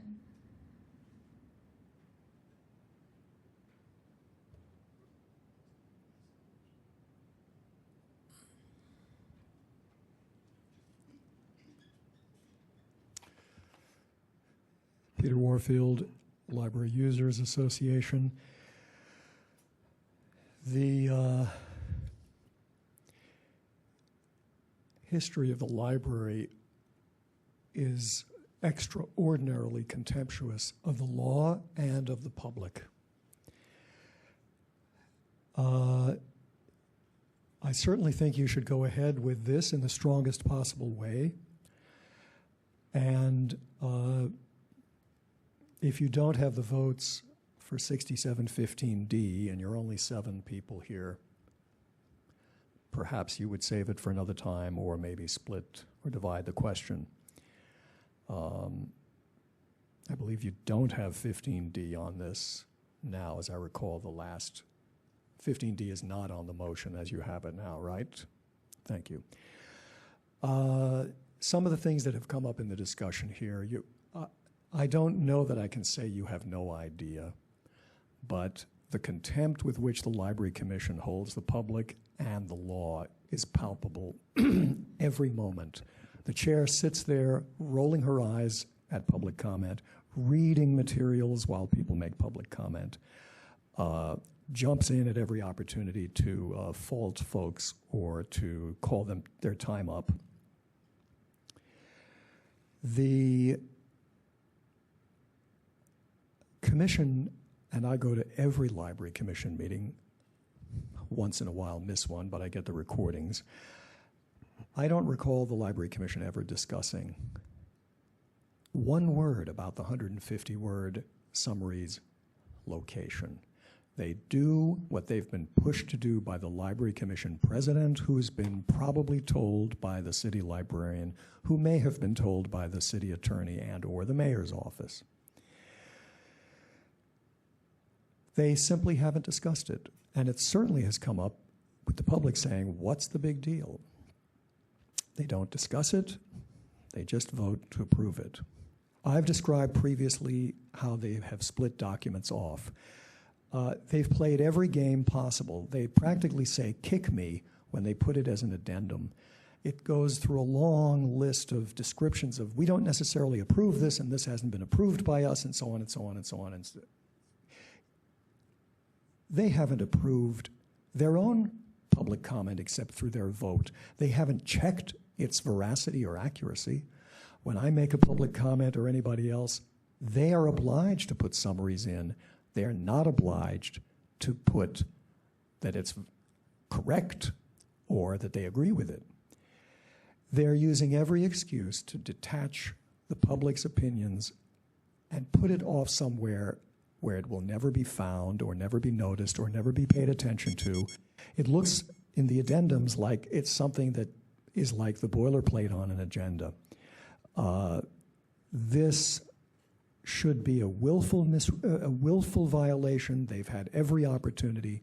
I don't know why you need to go to subcommittee. Is my time up, or is that 30 seconds? Time's up. To use a cliche, it's a library. Throw the book at them. Thank you.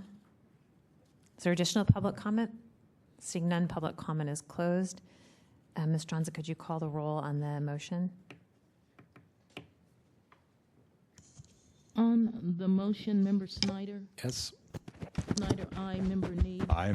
Need, aye. Member Manna? Aye. Manna, aye. Member Washburn? Aye. Washburn, aye. Member Costa? Aye. Costa, aye. Member West?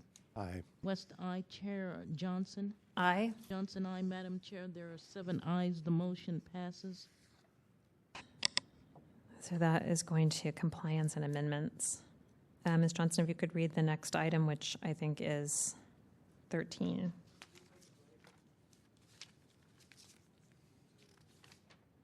Do we need? Do you want to take a break, a 5-minute break? Is that okay? Well, let's take a 5-minute break.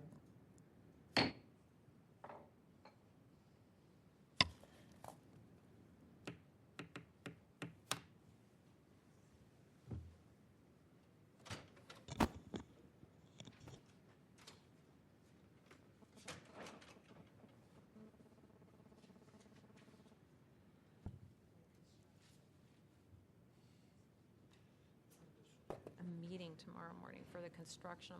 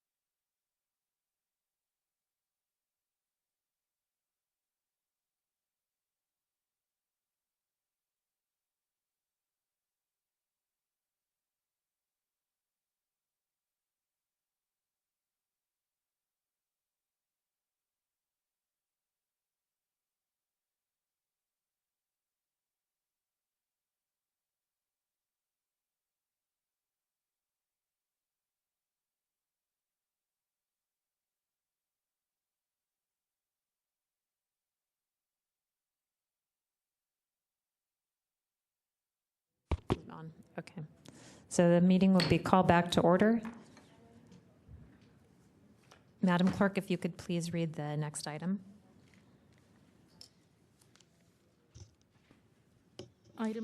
Item 13,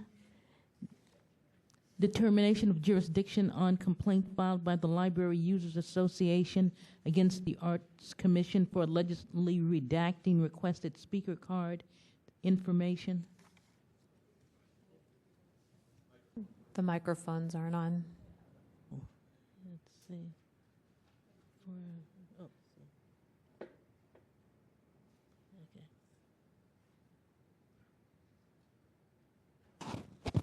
Move to find jurisdiction.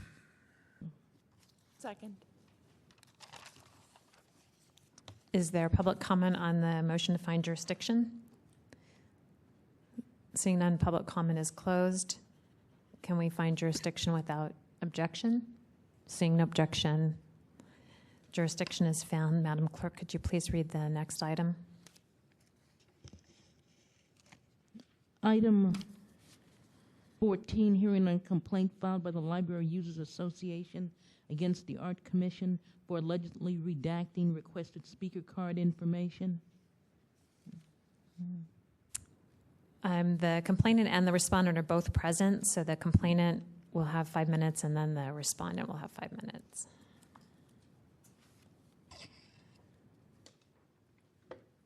If you could notify me when 1 minute is left, thank you.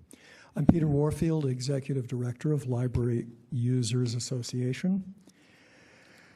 On Thursday, December 15th, Library Users Association sent an immediate disclosure request well before the end of the day to J.D. Beltran, the Arts Commission Acting Director. We requested to inspect at the office speaker cards for Arts Commission and Visual Arts Committee meetings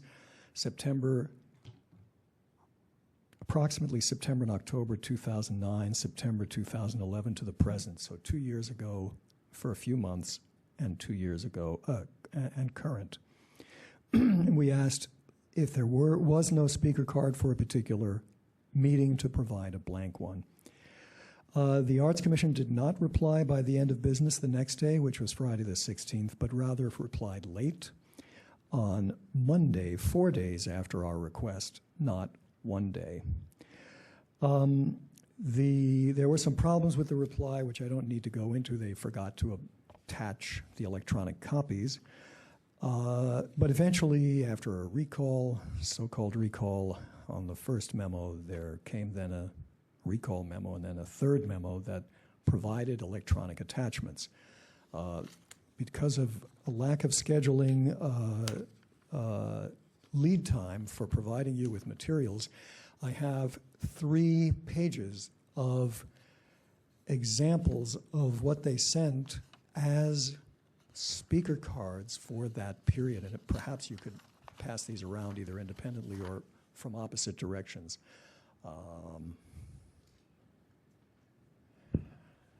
Thanks very much. Thank you.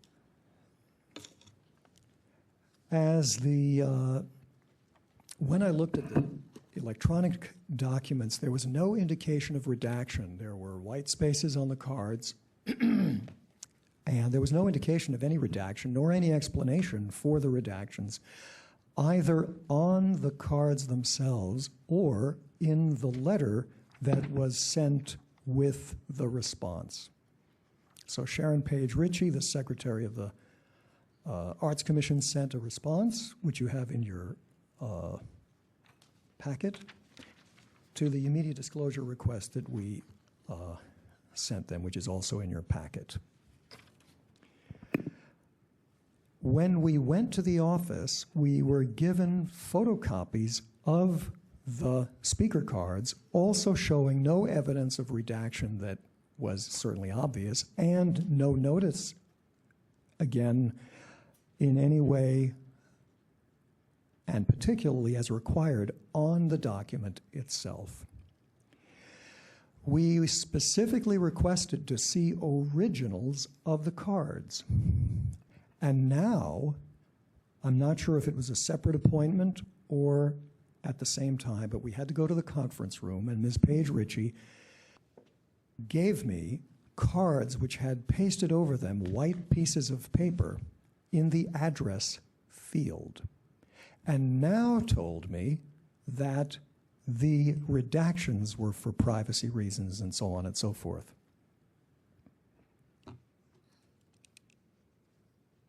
As far as we are concerned, there is no permission or requirement for these redactions in the CPRA, California Public Records Act, or the Sunshine Ordinance.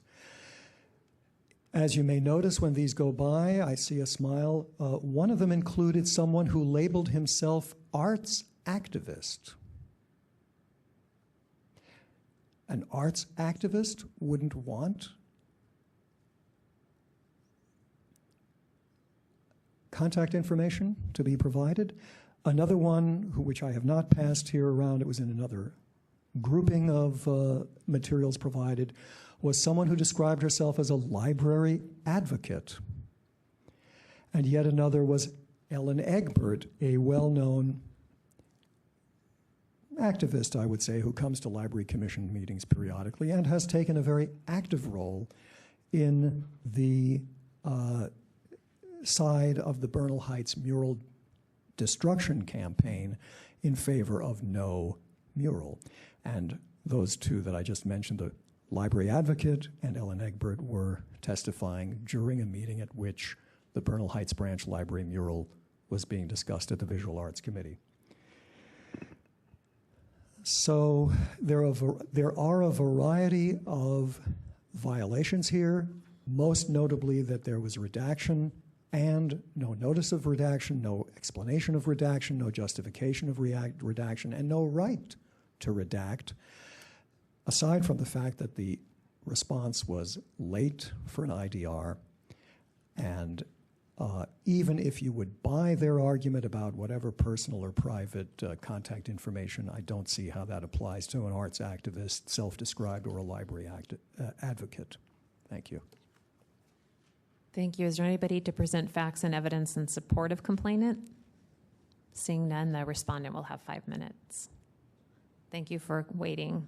Thank you. Good evening. My name is Kate Patterson. I am the Public Relations Manager at the San Francisco Arts Commission and was asked by our Director, Tom DeCaney, to come and discuss these matters with you this evening. In response to Sunshine Complaint 12001, I gather that Mr. Warfield was provided with the information that he did request, and we apologize for the tardiness of that response, but as you can imagine, if the request did go to our director's inbox, it is possible it got buried and that she was out in meetings and just did not see it. So that should account for some of the delay, perhaps. I do not know that for certain, however. So we did reply to his request with an explanation that there were no speaker cards responsive to his request, number one. And often at the Visual Arts Committee meeting, there is no public comment. And so no cards would have been submitted in those instances. There have been many, many meetings where the public does not show up. Because we are unfriendly to the public, we post all of our agendas 72 hours in advance in accordance with the Sunshine Ordinance.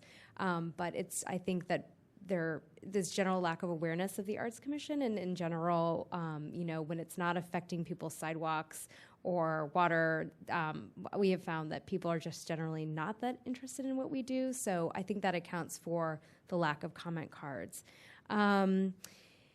And then, as far as redacting the private information of respondents, we were advised by the city attorney to redact any personal address information for any member of the public, that we were not to provide that to anyone.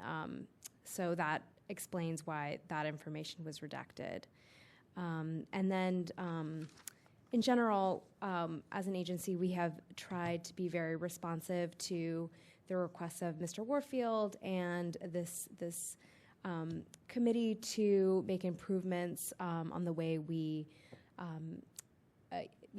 issue our agendas and our minutes, and also we have made changes to our comment cards, so we feel that we've made an effort to sort of take a closer look at how we've conducted business and make improvements. That's all.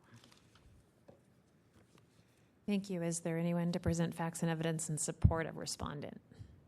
Seeing none, the matter is with the task force. Member Nee? Yes, Ms. Patterson, please. On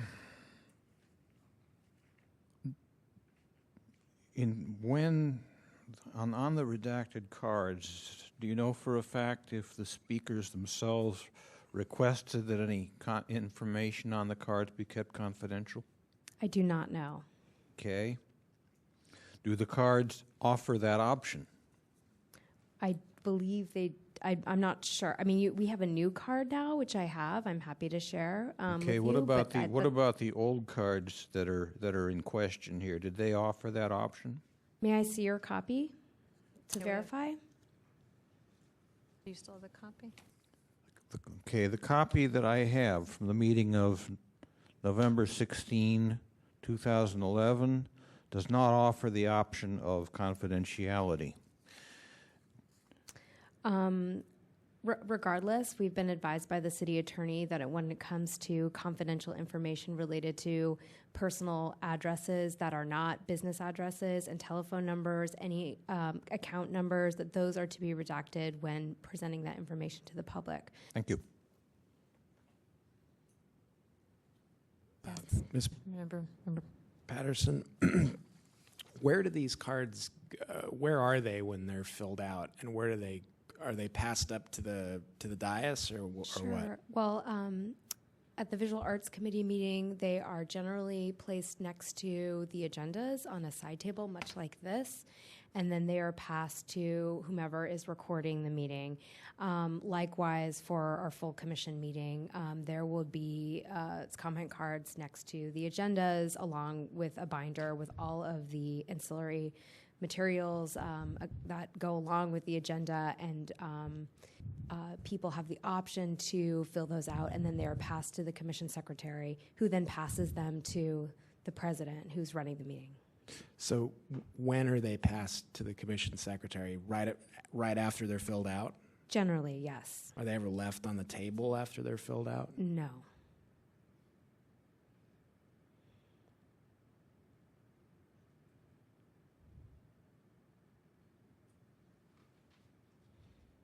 When I was reviewing this, I was looking at the California Public Records Act about where something might be exempt from disclosure, or I don't know if it's the California Constitution, or if you fill something out and provide it to a government agency, is that considered a public record? Yeah. So in the materials that the commission provided, you cited the California Constitution, some of the privacy provisions of the California Constitution,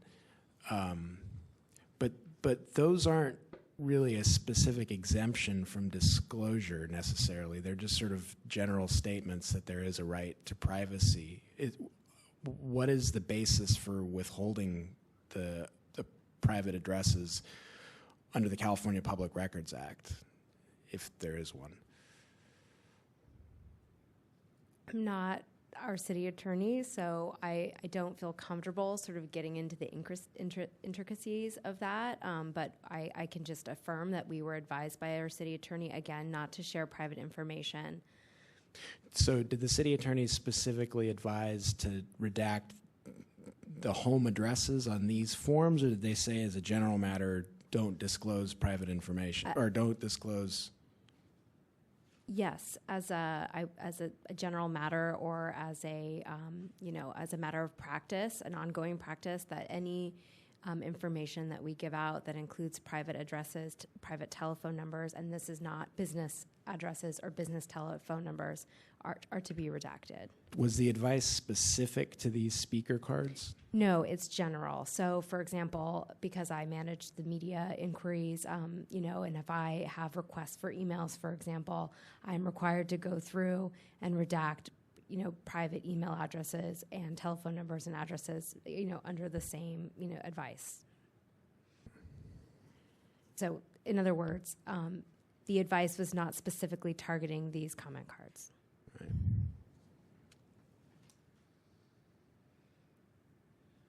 In our complaint procedure, it says that they can remain anonymous if they wish. Does it also say on there that information provided will be made public? May I just add something too, that we have since changed our cards to, and we have removed the line that asks respondents to fill out their address. So I see now that you have that listed on there, that, and then I would say that it's public information, because on the new card, which is on page 133 of our packet, then it says that they have the option to remain anonymous. I think that. But then my concern here is that if the people filled out the speaker cards and had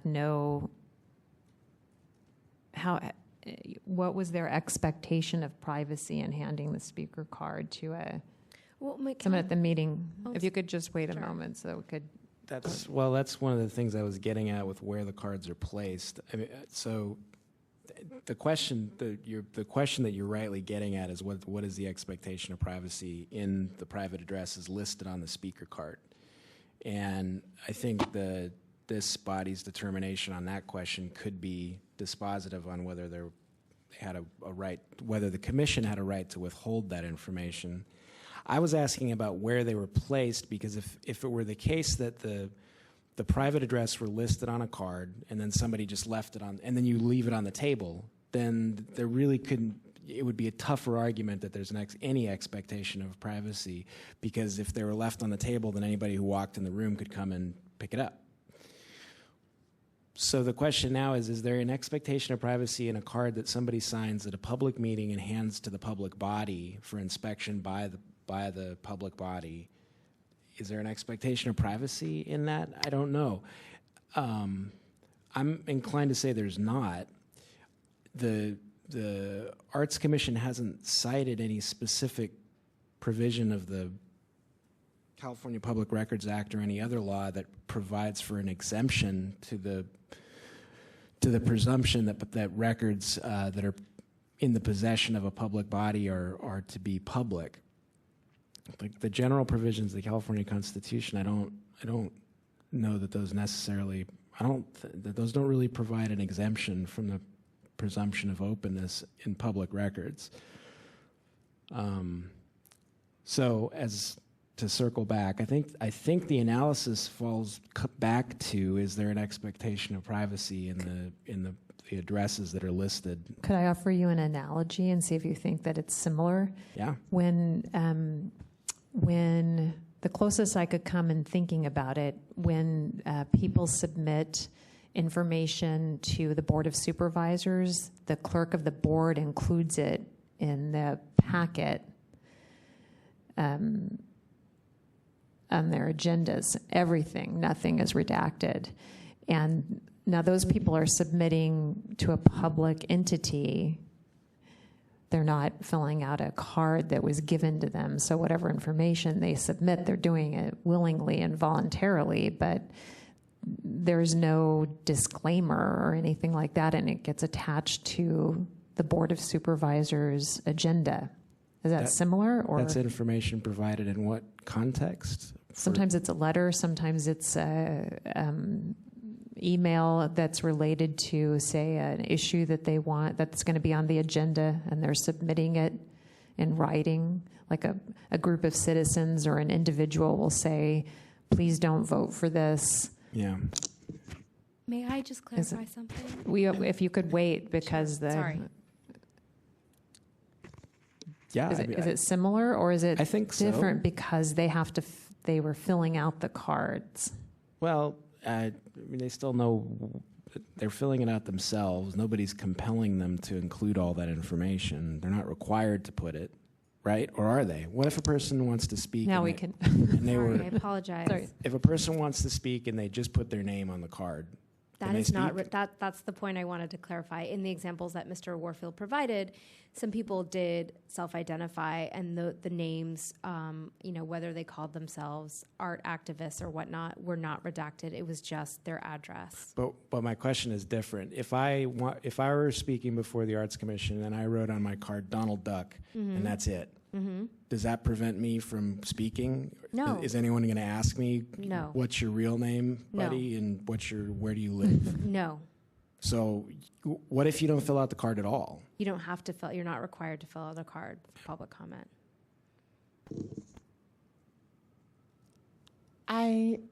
Perhaps, Member Nee, you may remember this. I'm just remembering one of the very first cases that I experienced sort of when I first joined the task force very late in 2009.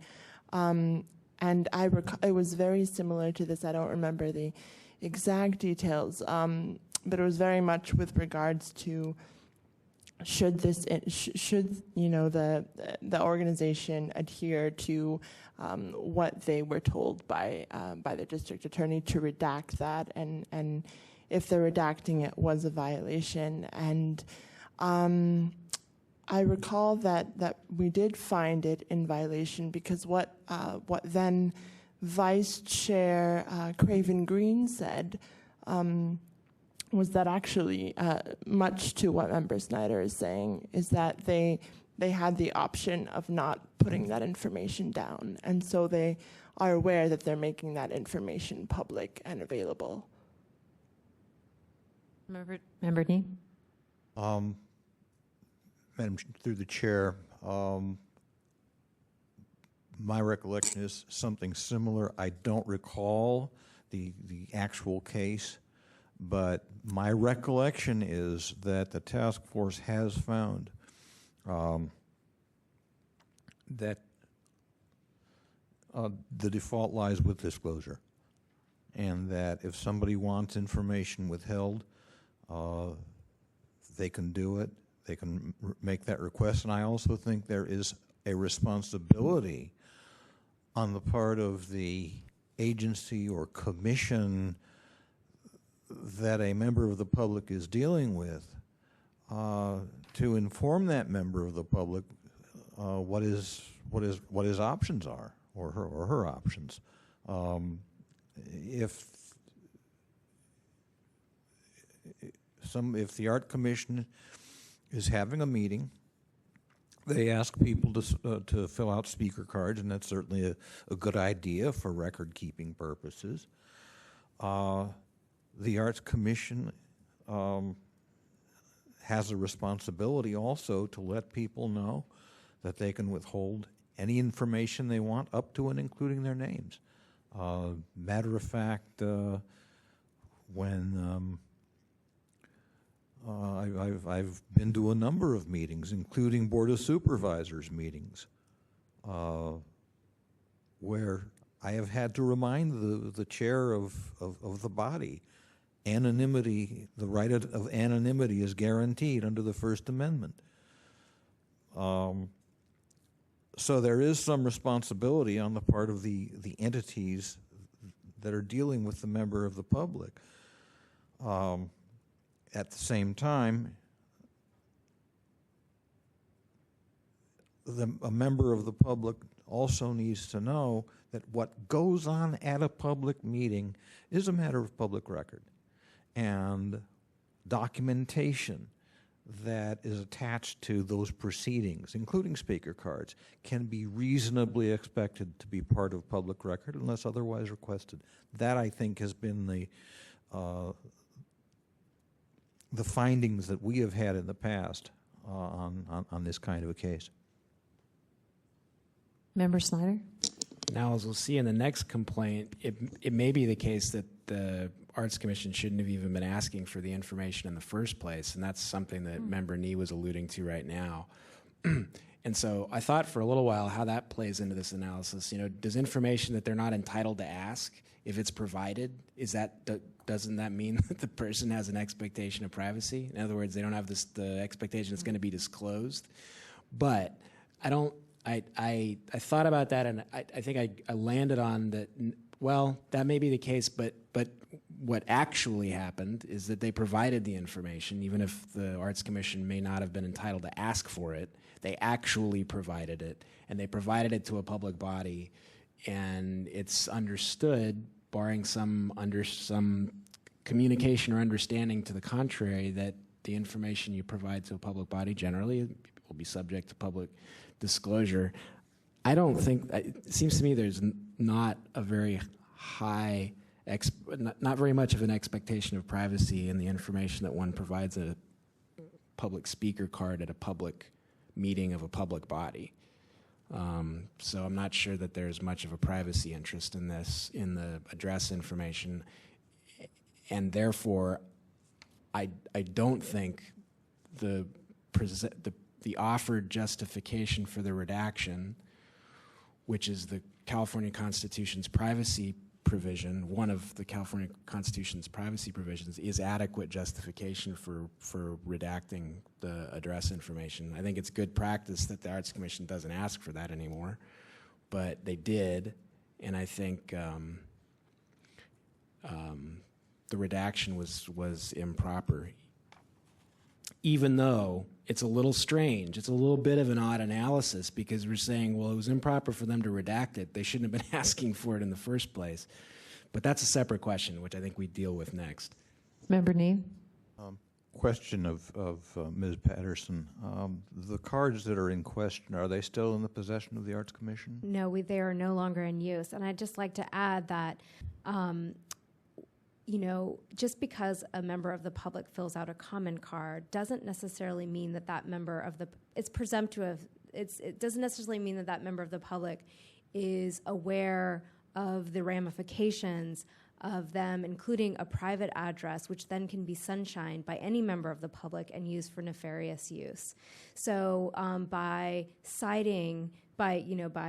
following this, our city attorney's, it's late, I'm not that articulate. By following the city attorney's advice, we protect ourselves from being sued by a member of the public who could accuse us of sharing information with someone who then went on to steal their identity, or a whole host of issues. So I think I think it's presumptive to think that just by filling out a comment card that the member of the public is fully aware that his or her private address will be shared with the public.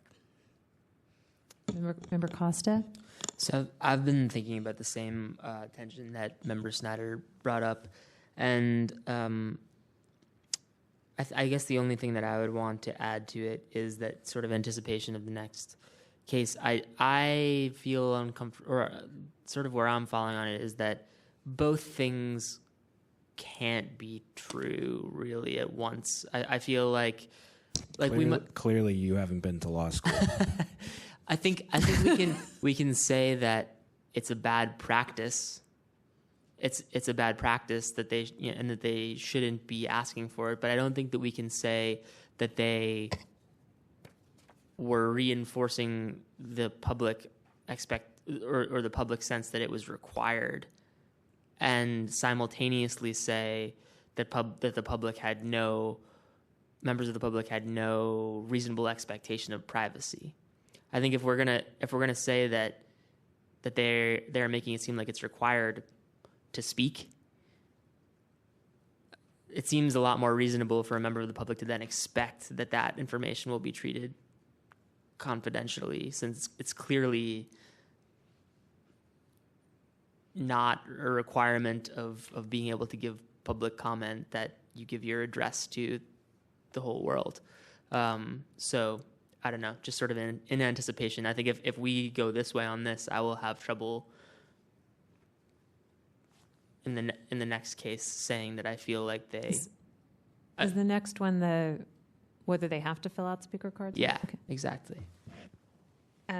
Well, I don't think that expectation of privacy is a jurisdiction of the task force unless it's a specific exemption under the Sunshine Ordinance or the California Public Records Act.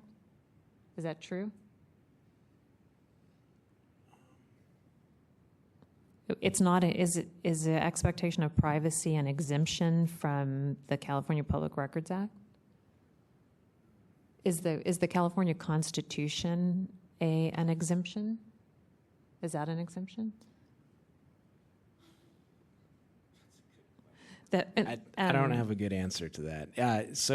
Because the 6252E says that public records includes any writing containing information relating to the conduct of the public's business prepared, owned, used, or retained by any state or local agency, regardless of physical form of characteristics. So clearly they use these cards. I understand the idea that do people have to fill out a speaker card is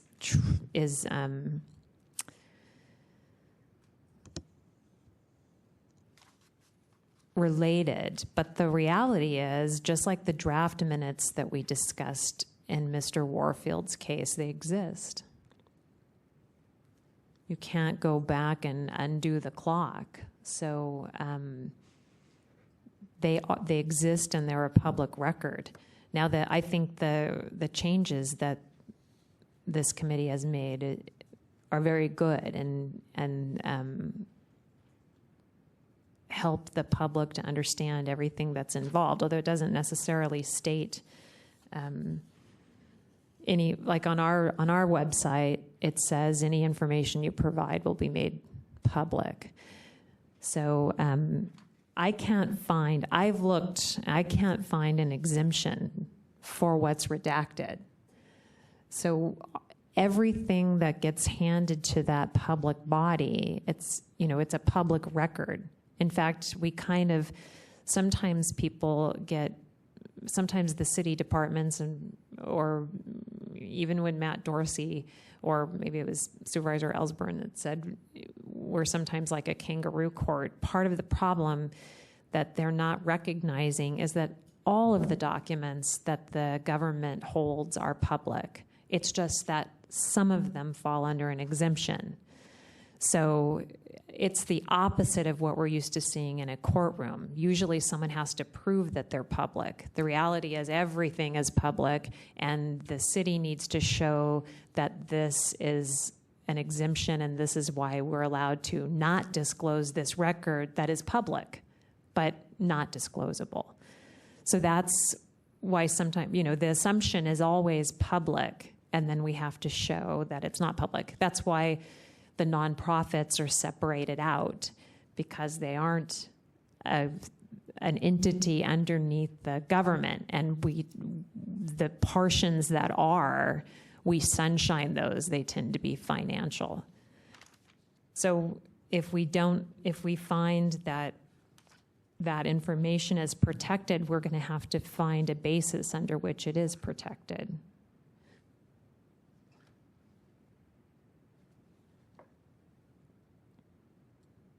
Maybe this would be a good time to go to rebuttal.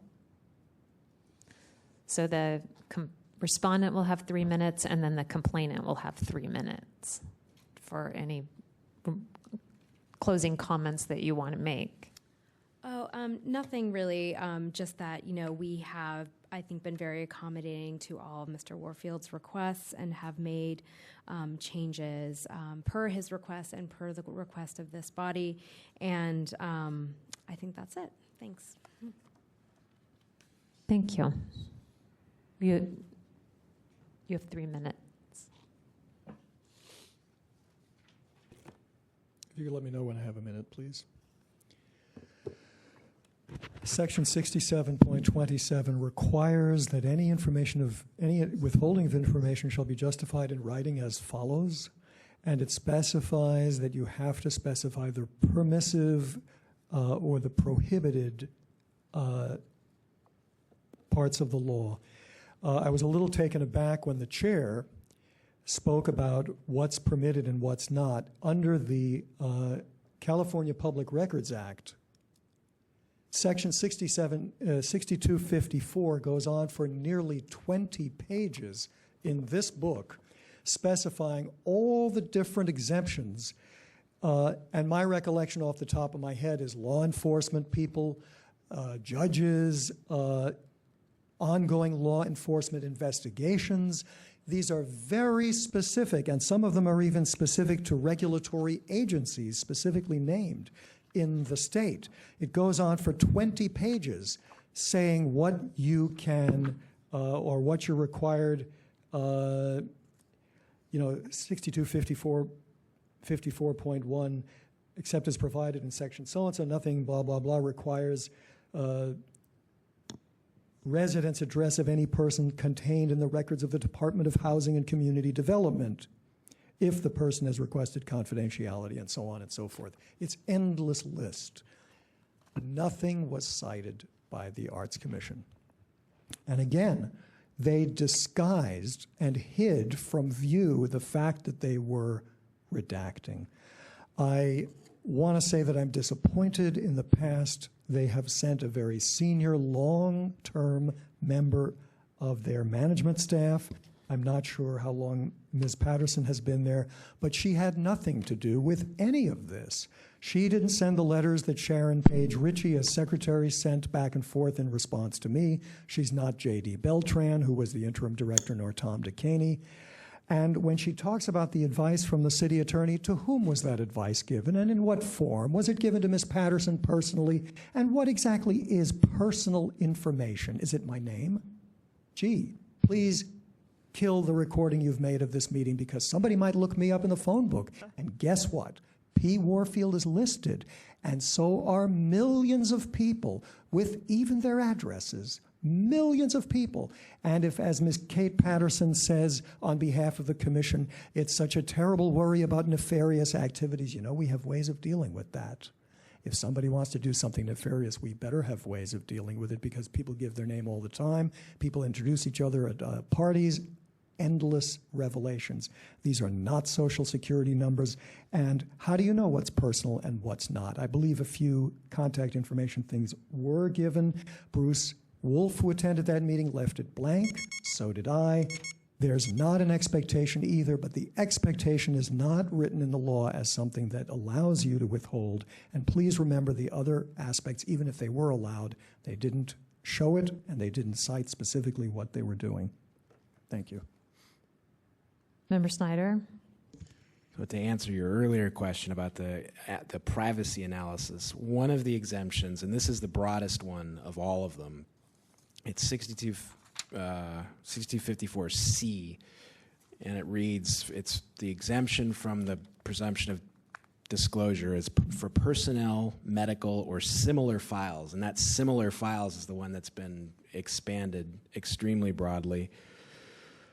The disclosure of which would constitute an unwarranted invasion of personal privacy. So that's where the expectation of privacy analysis can come in, is in applying this 6254C. And I think the way that applies here is we ask whether the home address provided with the speaker card, again, at a public meeting to a public body, would constitute whether it would constitute an unwarranted invasion of privacy to disclose that to a third party after it had been provided to the board by a speaker.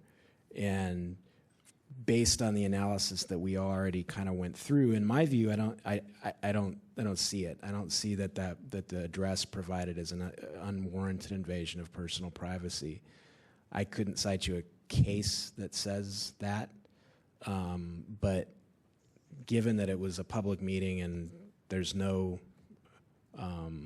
indication on that card that the information is going to be kept close or private, I don't see it. I think it's also important to note, it doesn't sound like the city attorney told the Arts Commission that they have to redact these addresses here. They told them they should redact personal information, I guess sort of generally. I hope it wasn't really that kind of blanket advice. But based on Ms. Patterson's testimony, I don't think the city attorney said they need to redact this information here. I think that was an interpretation of the broader advice by the city attorney's office. If I could ask DCA Carnes, who's leaving soon, that the section 6254C, is that something that you feel applies to I think that Member Snyder's analysis was spot on. He made the statement that the similar files portion of that code section has been broadly interpreted. I think that's accurate. I think the analysis here, is difficult, and it's similarly difficult to advise the board if the information was not appropriately communicated, if it was not appropriately communicated to attendees of the meeting, those seeking to make public comment, that the information was optional, then does the expectation or does that somehow affect the analysis of the application of 6254C? I'm not sure I'm prepared to weigh in on that definitively. I would certainly take it under advisement and would be happy to get back to you with a much better and well thought out opinion. I have another question that's sort of related. Maybe one of the attorneys could address it. I don't know. This is separate from a private entity like a Facebook or something that sells your information.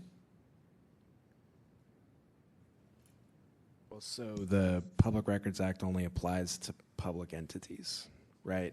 Right. So it's different from that in that you might be signing a user agreement or something like that that allows it without reading it. I mean, there are private entities that are allowed to sell your public information and nothing happens to them. So why would something happen to a public entity where there isn't really an expectation of privacy? That's what I'm asking. Well, if the private entity's selling the public information, that information's already out there. The question that we ask here is whether meaning it's already been released by the public entity. The question we're asking here is whether it should be released by the public entity in the first instance. Now, someone could bring an invasion of privacy claim against a private entity, but that analysis wouldn't be a California Public Records Act analysis. It would be the unwarranted invasion of privacy is. I don't remember the test, but it's like a 3-part test. Shocks the conscience, I think, is part of it. It's separate. Doesn't have anything to do with the release, with the California Public Records Act's release of information provisions. I don't know if that helps at all. It does a little bit. I'm just trying to address kind of what Member Acosta had discussed about the next. Is it if we're not requiring. We're saying that they're not required to fill out speaker cards, which I believe people are not required to fill out. It actually says that in the Brown Act.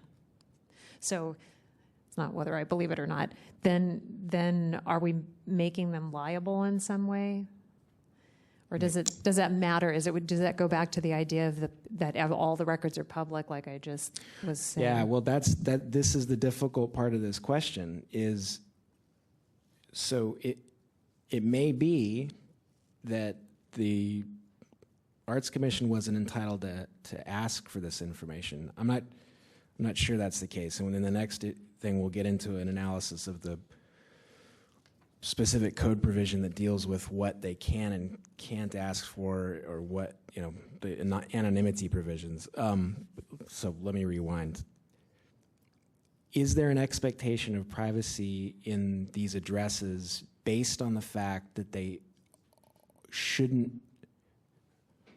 So let's assume that they're not required, that speakers could not be required to provide their addresses on these cards. Does that create an expectation of privacy? The fact that they shouldn't have been asked in the first place, assuming that's the case. I don't know. That's a judgment call that the task force needs to make. Isn't there a difference between required to and asked to? Yeah. Because requirement would mean that they would be barred from speaking if they didn't provide it. But asked to is just, here's the speaker card. Now, at some point, we're going to have to move on because we have to get our, because we have to get through the other two. I'd like to get through the other two while we have the person here, so. But it seems, so that's, I mean, I think that's a good way of framing it, and, the difference between required to and asked to. But it seems to me, and it seems like, we're almost necessarily getting ahead of ourselves with the next matter, but if they're saying that, if they were saying you're required to in order to speak, to me, that carries with it a reasonable expectation of privacy, because it's ridiculous to think that in order to speak, you would have to make your address public. If they're just saying, we're asking you to, or we're giving you the option to, that might be a bad practice, right? But that's not requiring.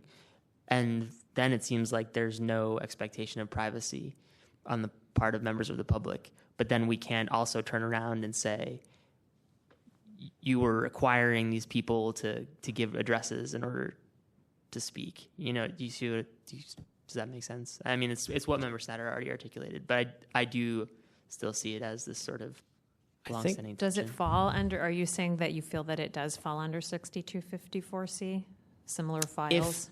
If we feel like they were requiring this, if we feel like they were giving the impression to members of the public that providing this information was required in order to speak, then I think yes.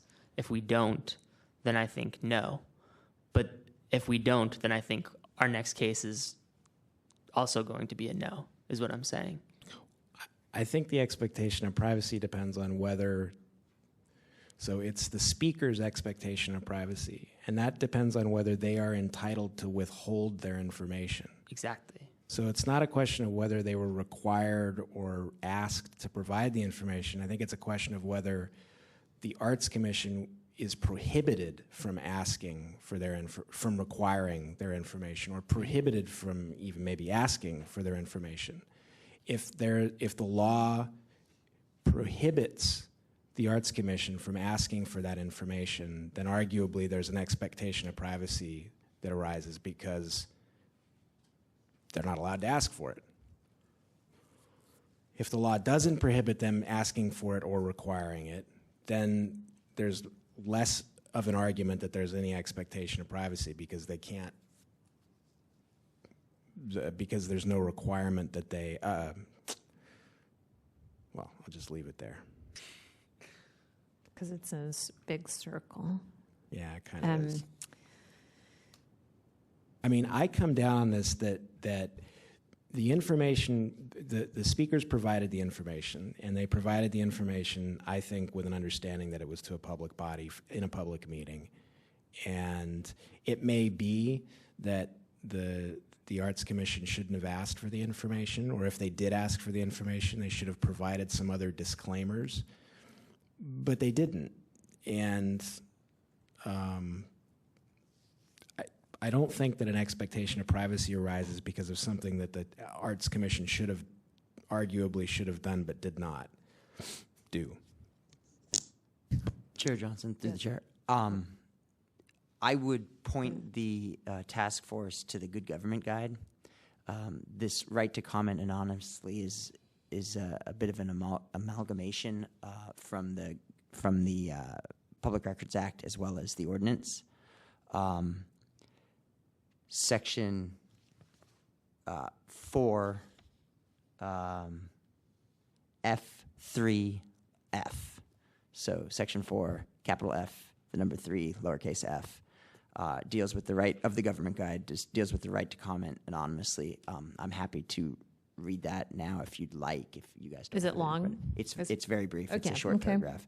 A member of the public has a right to comment anonymously. The presiding officer may request that each speaker fill out a speaker card or state the speaker's name for the record, but may not insist that the speaker disclose his or her identity. Though not legally required, a policy body may note on its speaker cards that the speaker's name is optional and may note on its meeting agendas that speakers offering public comment do not have to identify themselves.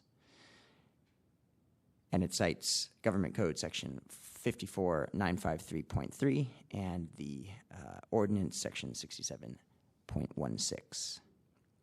Madam Chair, Member Nee? that still does not address the question of other kinds of information such as email addresses, residential addresses, and phone numbers, which is really what this case is about.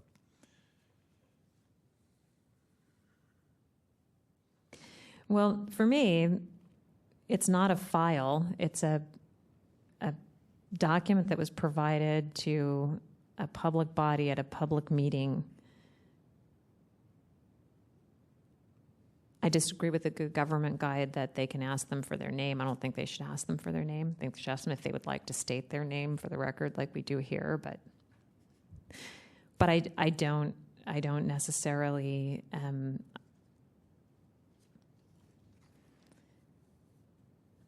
I don't think they have to fill out speaker cards in order to speak.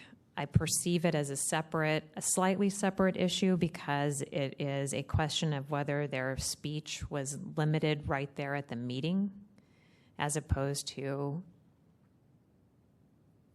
I mean, I think that's what we're going to hear in the next complaint. But in this one, it's a public record, and unless we think it falls under that broad and would constitute an unwarranted invasion of personal privacy, like personnel records and medical records are not provided or created in the context of a public meeting or for a public meeting or with the purpose of speaking at a public meeting, knowing that you were at a public meeting with all these people watching you being recorded at a public meeting. They're personnel records and medical records. They're not publicly created. I don't see how a speaker card falls under that. And again, they're already in existence, so we need to find out if they have an exemption. If you guys feel like they fall under that exemption.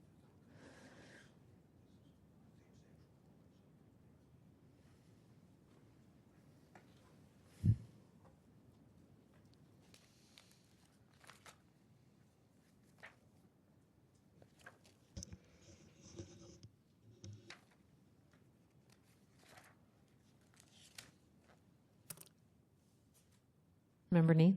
Yeah, while we're waiting, I do have one additional question of Ms. Patterson. Please approach the microphone.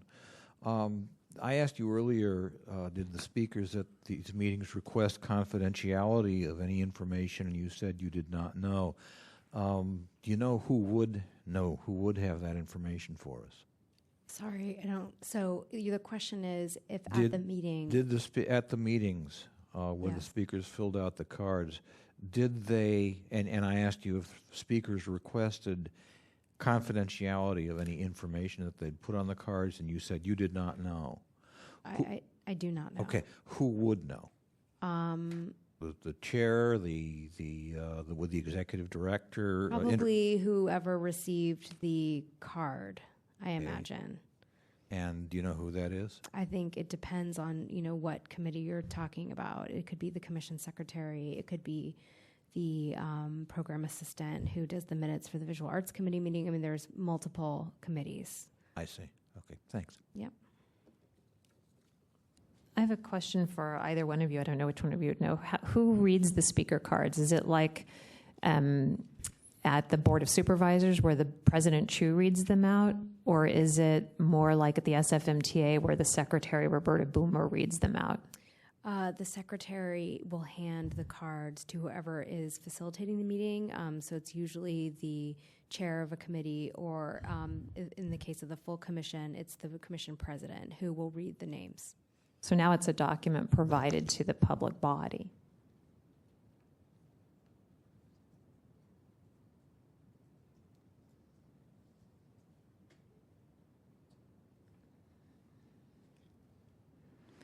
And then is that good government guide right up my nose. Does that good government guide say 5490 54954.3b, that the legislative body of a local agency may adopt reasonable regulations to ensure that the intent of subdivision A is carried out, including but not limited to regulations limiting the total amount of time. Because that would allow them to create speaker cards, but not necessarily allow them to require that you only get to speak if you fill out a speaker card.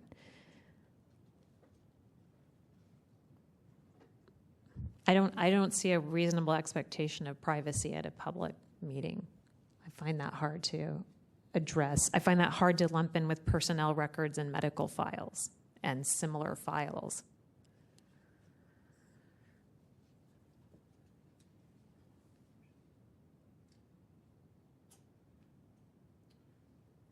And while it's unfortunate that the Arts Commission didn't provide that option, I've seen Carmen Chu at the Budget Committee demand that people state your name. It makes me crazy, and I'm not there, so I can't say, hey. But they don't get in trouble for it, and the speaker has no clue. They just say their name, and they're on like TV right then. They're being broadcast on cable television. And I think it's because they don't know if they have a reasonable expectation of privacy at a public meeting.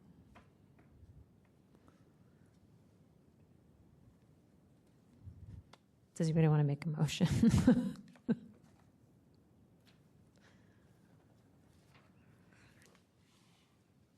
It was definitely an IDR, and they didn't respond timely to the IDR.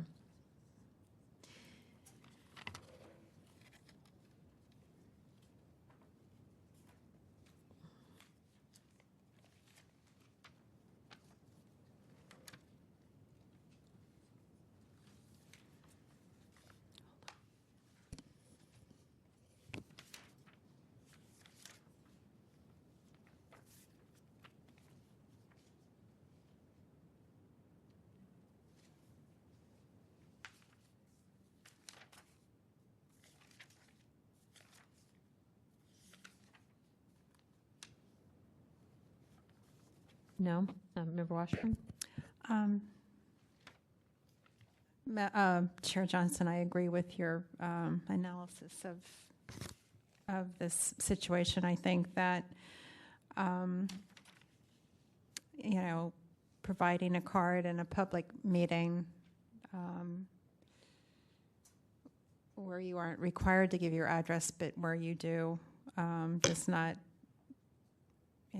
You shouldn't expect that information will not be made public. So I'd like to find in violation of 6725, 6726, and 6727. Second. So I promised the clerk's office that we would state with specificity what our motions are, which is why we've been doing that, so that our motions, at a minimum, our minutes would reflect the motions with accuracy. So if we could go through them, 6725A for failure to timely respond to the IDR. Yes. And then the next one, you said 6726. Is that for redacting, for Right. failing to provide the redacted information? Yes, and then for failing, 6727 for failing to, after having redacted, failing to provide written justification for redacting the information. So Member Snyder, maybe you can help me with this. We've been here before. 6727, they provided justification, but it's not the proper justification. Does that fall under 6727? It does, I think, because 6727A provides that any withholding has to be justified under a specific permissive exemption in the California Public Records Act or elsewhere. They haven't done that. They provided to us. They provided the provision in the California Constitution, which provides for a general right to privacy, but doesn't provide an exemption from public records laws. Mr. Warfield, can I ask you a question quickly? So would that be A, 6727A? A. I don't remember, this may be in your complaint, did the Arts Commission provide you a justification for the redactions, a citation to any authority for them, for the redactions and None at all, as you can see from the very brief pages in your agenda packet.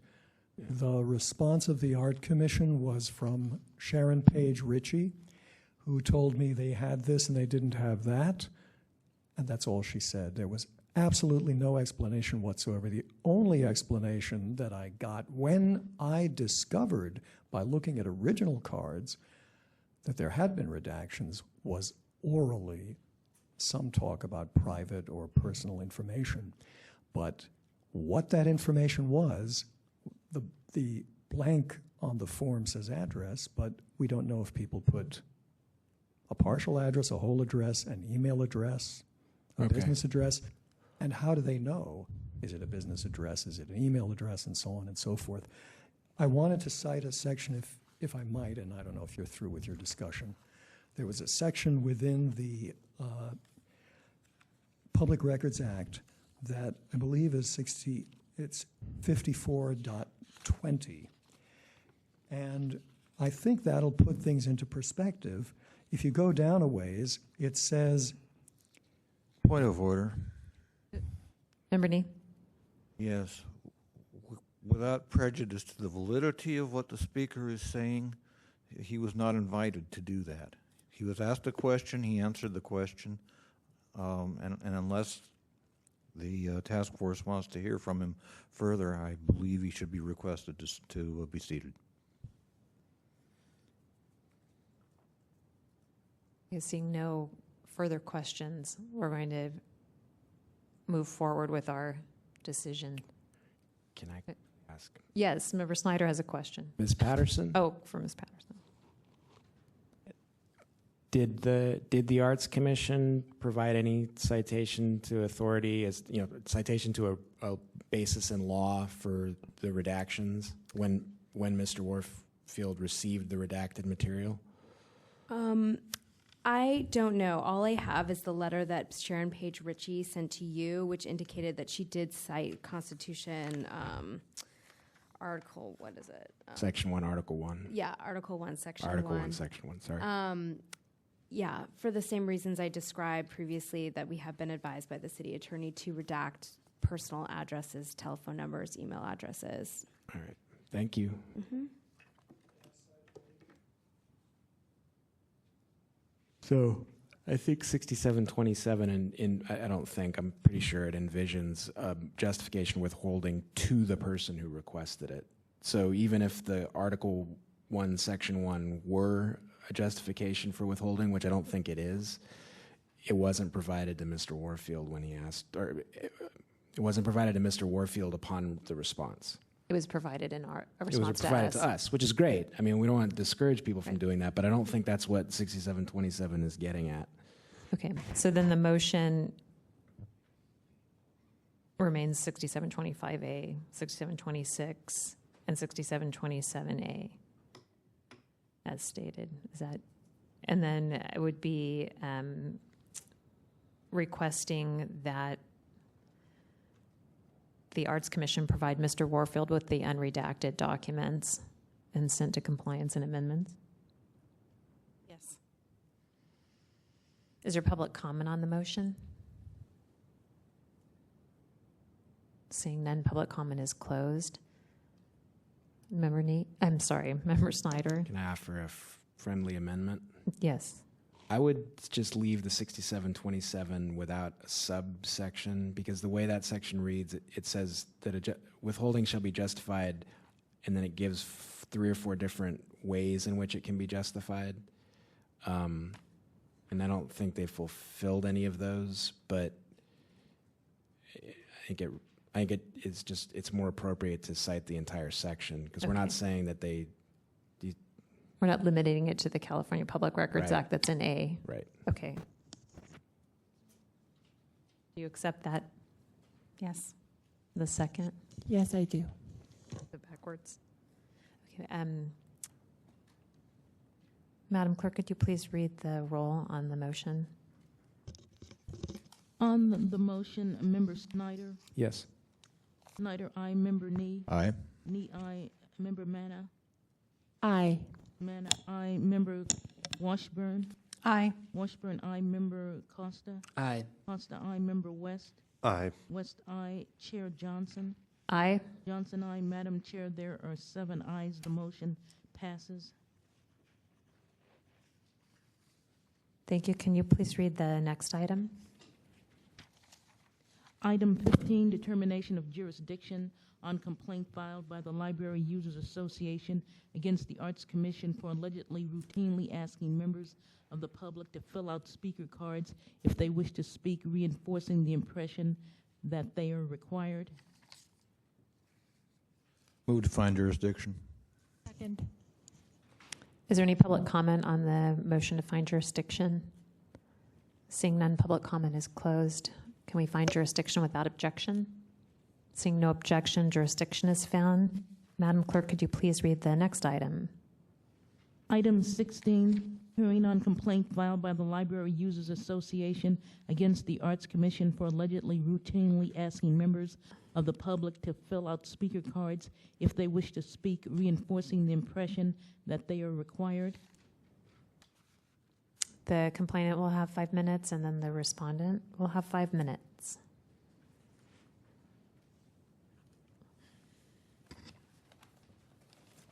Thank you, Madam Chair. Peter Warfield, Library Users Association. The basic objection here was actually that they had speaker cards that did not indicate that they were optional, and that the lack of optionalness was reinforced by the way in which the meetings are run. And I started attending a number of meetings when the Bernal Heights Branch Library mural issue came before the Arts Commission for approval following Library Commission approval. They typically would ask, the chair would typically ask folks if they wanted to speak to fill out a speaker card. The chair would read from speaker cards. When the Arts Commission responded to this complaint, I think you'll see in your folders, they basically did not make any response to our contentions, but simply said in their last paragraph on page 131 of your packet, their February 6th response to the task force was basically, we're changing the cards. While I certainly would not rely on the good government guide, your city attorney did refer to a section that I think is important with respect to whether or not members of the public might feel intimidated or reluctant to come to a meeting for a variety of reasons, including their awareness of a practice of speaker cards being used as a precondition for speaking. The bottom of the speaker cards that I passed out on the previous complaint says at the top, public testimony information, San Francisco Arts Commission, and at the bottom it says, your name will be called when the agenda item comes up for discussion. Well, there's no clarity about not filling out a speaker card. I certainly attended meetings, and I believe that it was my attendance challenging the speaker cards and insisting on having public comment on many occasions at first without a speaker card that established the public's right to speak without a speaker card. The provision of speaker cards, and particularly as far as I'm concerned in the case of the Bernal Heights Branch Library mural, there is generally was known to be a kind of Latino versus newcomer gentrifier dispute about whether the mural should be preserved or not. And I think that particularly for immigrants or recent immigrants or families of immigrants, for people who may have other issues with respect to revealing who they are, a practice of having speaker cards that are routinely treated as though required is a very serious discouragement or worse for public comment. And again, especially with respect to this particular issue, which is the underlying reason why we are here at all and why we attended Arts Commission meetings. As mentioned in the complaint,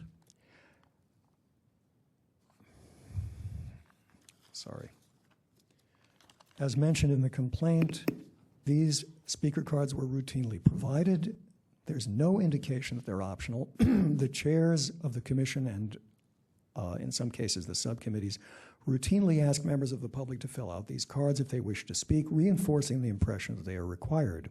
There's no indication on the cards that filling them out is optional. We've not heard any announcement or disclaimer, even now, to that effect at the meetings we've attended and whose tape recordings we have listened to. Such speaker cards can tend to intimidate and potentially silence members of the public who might otherwise be interested in speaking. The Arts Commission has, in fact, following our raising of this issue, changed its speaker cards, though, in my opinion, this is not part of the complaint, and in my opinion, the new speaker cards are not adequate. They continue to talk about you'll be called in the according to the speaker card, and then at the very bottom it says is optional. The ones that I have seen that I think are appropriate are where it says right at the top, this is not optional. This is optional, and you don't have to fill one out to speak. Thank you. Thank you. Is there anyone to provide facts and evidence in support of complainant? Seeing none, the respondent will have 5 minutes. This will be brief. As I mentioned before, given the feedback of Mr. Warfield and this body, we have made changes to our comment cards. We no longer require a comment card, and nor do I ever think we actually did require a comment card for public comment. But we have, I guess we're paying extra attention to this issue and are in compliant in every sense of the word. So that's it. Thank you. Is there anyone to present facts and evidence in support of respondent? Seeing none, the matter is with the task force. Member Snyder. I have a question for Ms. Patterson. Thanks. When did you start these cards? All right, let me start more base. It's getting late. In the record at the packet page 133, we have examples of several cards that have written at the bottom, you're not required to complete this card in order to make a public comment. Are these the new cards? Yes, they are. And when did you start using these? I don't recall exactly. Does it say in this letter? I see.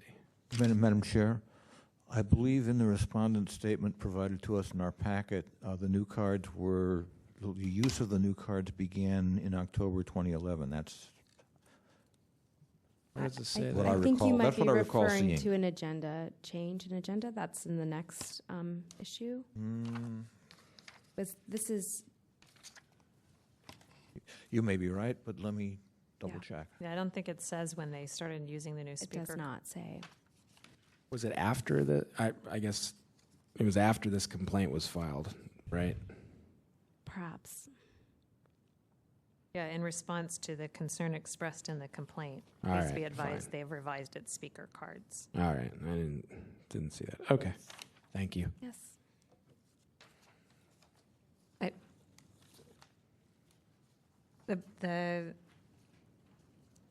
Well, I don't think that the speaker cards are required, and I do appreciate that Mr. Warfield brought this forward. I appreciate that the Arts Commission has changed its speaker cards. I don't see anywhere where it actually says they have to say.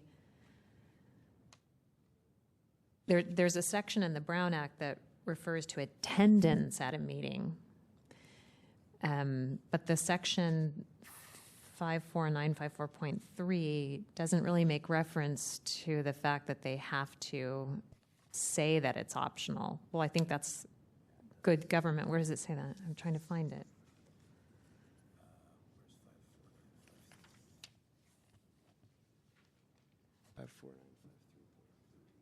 That's attendance. It's right here.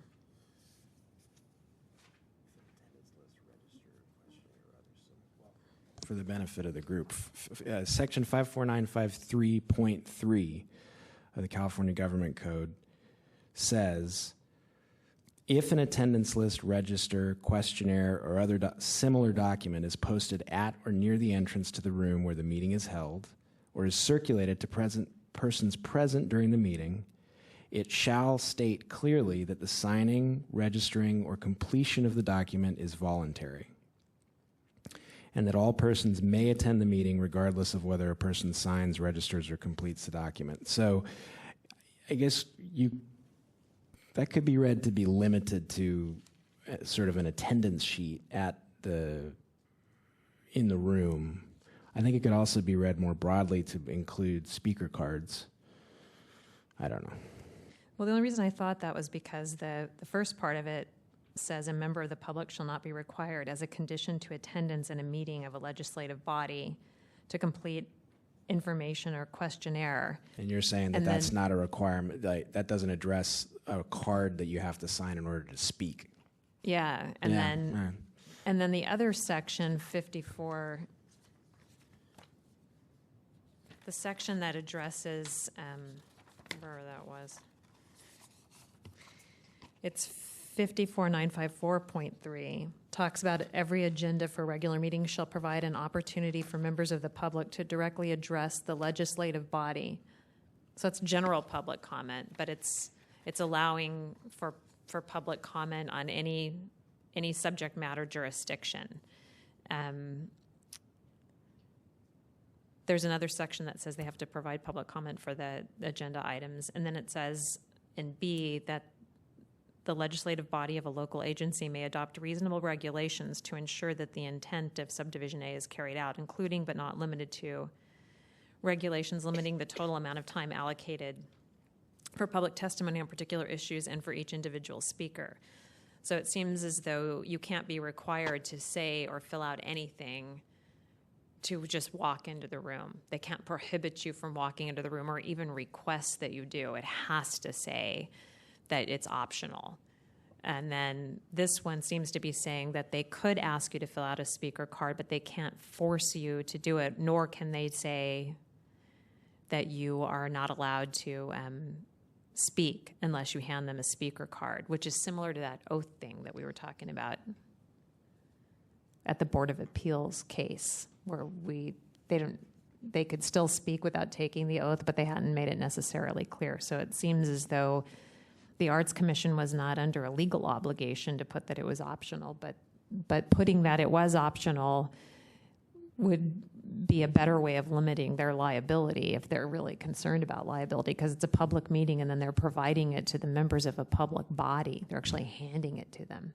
And so all those things are public records then.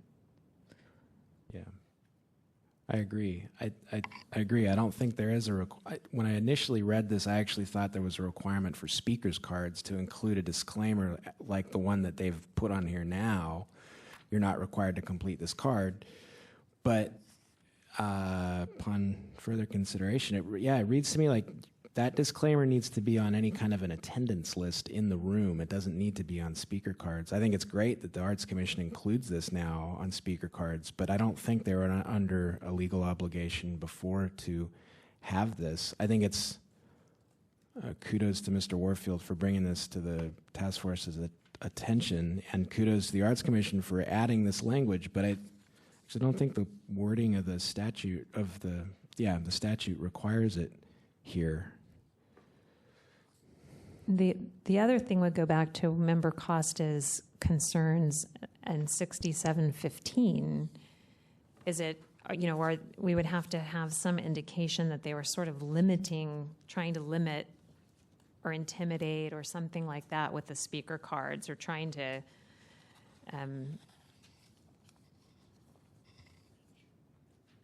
abridge or prohibit public criticism. I mean, it shares the same, this is the thing that parallels the Brown Act, and it shares the exact same wording that they can adopt reasonable regulations, including the amount of time, which is why I think that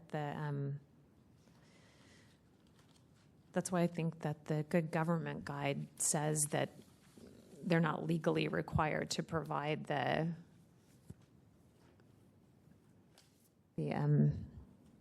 fact that it's optional on the speaker card.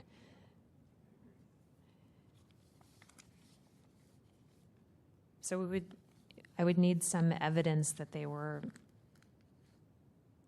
abridging. It would seem like if you had walked up and said, I don't want to fill out the speaker card, or I know that there have recently been some complaints that the SFMTA at their board meetings, they have been not allowing some people to speak when I haven't actually seen this myself, but I've heard the allegation that they have not allowed some people to speak if they didn't fill out a speaker card. They would say speaker cards are gone, public comment closed. So that's kind of requiring and abridging, which it doesn't seem like that's the case here.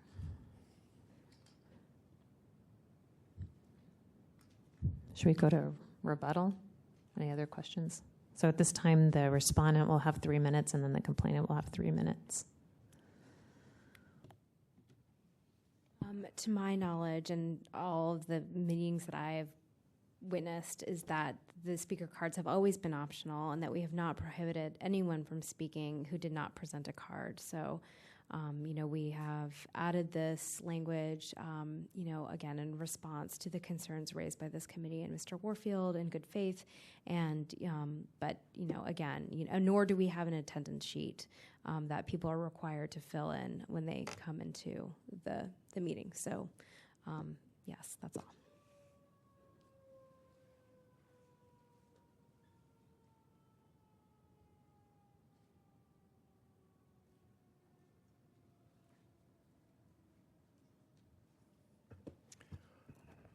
Thank you. And if the secretary might tell me when a minute is left. I would appeal to the broad interpretation folks on this body. Attendance at a meeting isn't just crawling in and sitting there in a straitjacket with a gag on your mouth. In our system, attendance at a meeting includes the right to listen, the right to record, and the right to make public comment. It's crucial and integral to a democratic meeting. That's why you've got all these rules about public comment and about restrictions not allowed on public comment. I view speaking at a meeting as integral to the participation in a democratic process and as integral to what you're entitled to when you go to a public process, a public meeting. And so, in my opinion, a speaker card is a condition to doing that part of the public participation, particularly when it's not shown as optional. And I apologize, and I'm sorry that I did not bring you examples from the tape. But I can tell you that I, like Mr. Chafee, am very concerned at meetings to stand up for the public's right to speak anonymously, even though I choose not to. And I certainly try generally not to fill out speaker cards. I can't tell you how many times at the first meeting I went to of the Visual Arts Committee, we went right over public comment. They didn't ask for public comment. I had to make a stink to get them to recognize public comment. And even after doing it 5 or 6 times in a row, the chair still went on to the next item after a subsequent item, and they're used to not having anybody from the public. They're used to not having anybody there. And for that reason, I likewise filled out when they nicely said, oh, if you want to speak, fill out a speaker card at the commission meeting, the full commission meeting. I did fill out speaker cards included with what I got on the previous complaint. I didn't do it because I wanted to. I did it because I was very concerned to get a chance to speak, and I didn't want to have to make a stink in front of a big commission meeting and have them already on the next item, perhaps even without my knowing it. Bruce Wolf, who's not here, unfortunately, complained at one of the meetings of the full commission he attended that it was very hard for the public even to know what was going on when they would jump around and have committee reports run by the committee chairs, who would then say any public comment, if they even bothered to, and then would take a vote on a motion that they had brought to the full body. It was very confusing, easy to be left out if you didn't have the speaker card. And that's why I said what I did in the complaint. And if you'd like to continue it so I can bring you examples on recordings, I would be glad to do that. Thank you.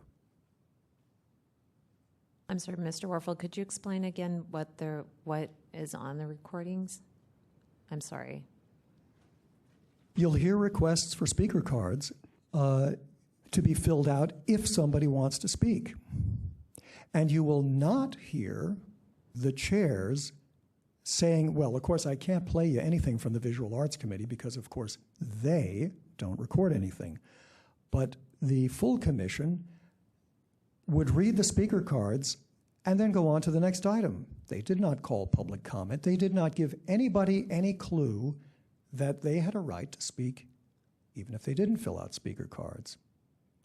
And that's why I say that certainly for somebody poor, for somebody Latino, coming from the Bernal Heights district, especially if they know the practice, if they have any concern, they're going to be viewing this as a requirement, and if they have any concerns, they're just going to stay as far away as possible.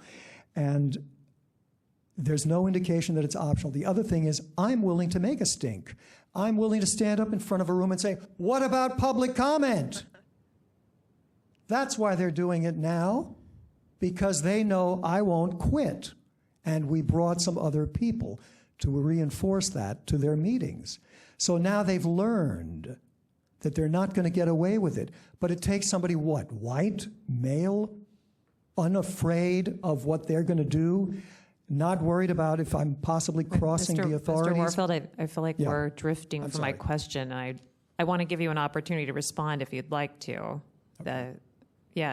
Because you brought up quite a bit of other things that besides what were on the tape. I mean, I want to give due process. You've made a comment now that's related to race. You've made a comment that's related. So I just want to make sure if you want to respond, I want to give you an opportunity to respond. Because we drifted quite a distance from the idea that you didn't say that they were optional. Yeah, thank you. I really appreciate that. I mean, certainly our Visual Arts Committee is a very diverse committee, which up until recently had women of color, or actually still does have women of color.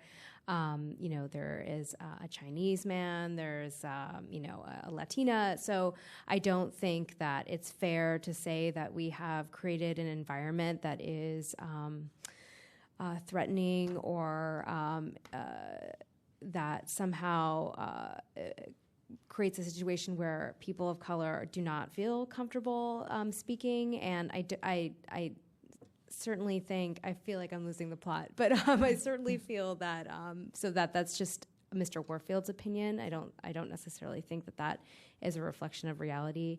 I think that the Visual Arts Committee meeting, I think that sort of just there was a lack of understanding of procedure after our former commission president left the Visual Arts Committee, how to run a meeting. And so we have been educating our commissioners to ask for public comment after every agenda item. And so, again, as you'll see in the next item, there were some things that were sort of inadvertent, which we have rectified. So that's all.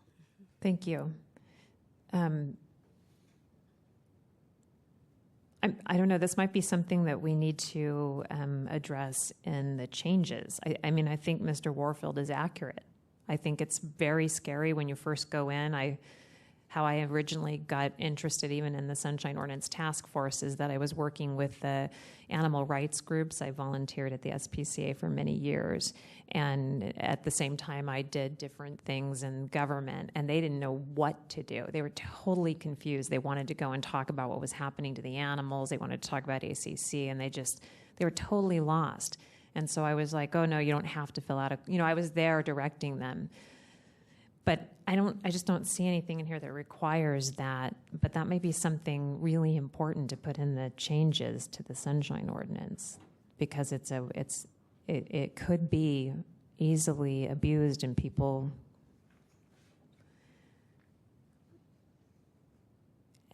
I don't know. I think that people perceived it as being a barrier to attendance, but I'm not sure about public comment. Is there a motion on this item? Okay, so seeing no motion, this item is closed. So, Madam Chair. Member Nee. Yeah, I think just for the record, the chair should note that there is nobody there is no member of the public in the public section who is not a party in interest to this matter. Yeah, I didn't take public comment on the item, but there is no members of the public other than the parties present. It's 5 minutes to 11. Do we want to start the next item? Madam Chair. Member Neem? Yeah, we're going to be thrown out of here in 5 minutes, and there is no way we're going to complete these items. If we want to find jurisdiction now, fine. But I move to continue items 17 and 18, file number 12003. Is there a second? to that? Second.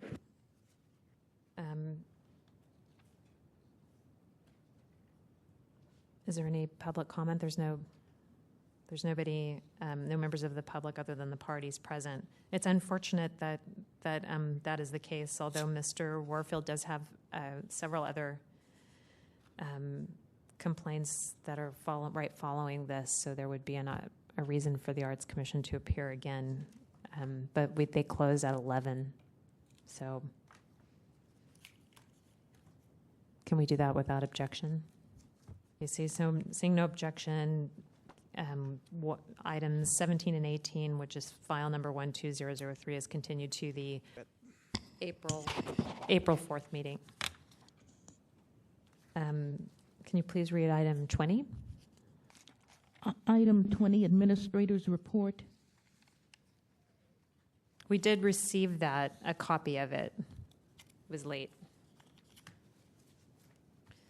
And since Ms. Osbury is here, I'm assuming, Ms. Johnson, you don't have anything to add? No, Madam Chair. Can you please, is there any public comment on the administrator's report? I almost forgot again. Peter Warfield, this is completely incomprehensible with respect to the status. And I think it's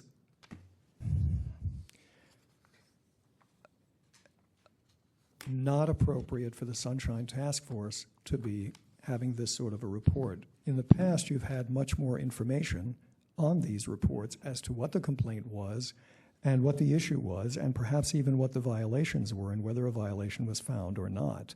You're talking about the complaint log? I'm talking about the complaint log. Okay. Which is part of the administrator's report. If I look on page 4 of the complaint log, it's Library Users Association 11084, presumably there's no heading on the page, presumably against the Arts Commission, and what the exact words are there, and I brought this up before, TF 1122-2011, 1214-2011, EOTC 214-2012. What's the violation? What's the claim? What was the finding? You found 9-0 that there was a violation because either it was the lack of recording or it was the lack of minutes provided promptly. What's EOTC? I came to a previous meeting and said, what, does that mean it was heard there? And I think from the puzzled look that I got from the chair, it was not. The next item, Library Users Association 11085 against the Arts Commission, TF 1122, 2011, 1129, 2011, 1214, 2011, 214, 2012. So I really ask you to go backwards, go forwards by going backwards and having a complaint log that an ordinary person can make some sense out of.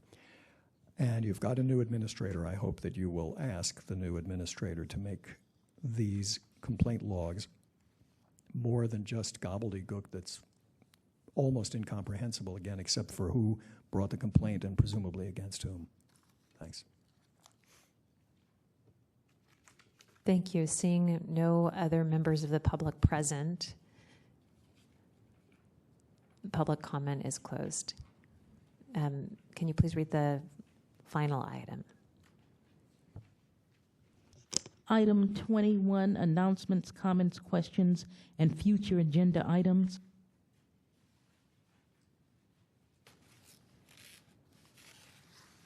Seeing none, no comments from the task force. Is there any public comment on the no comment? Move to adjourn. Is there a second? And the meeting is adjourned. Ms. Johnson, thank you very much for helping us while Ms. Osbury was out. You're welcome.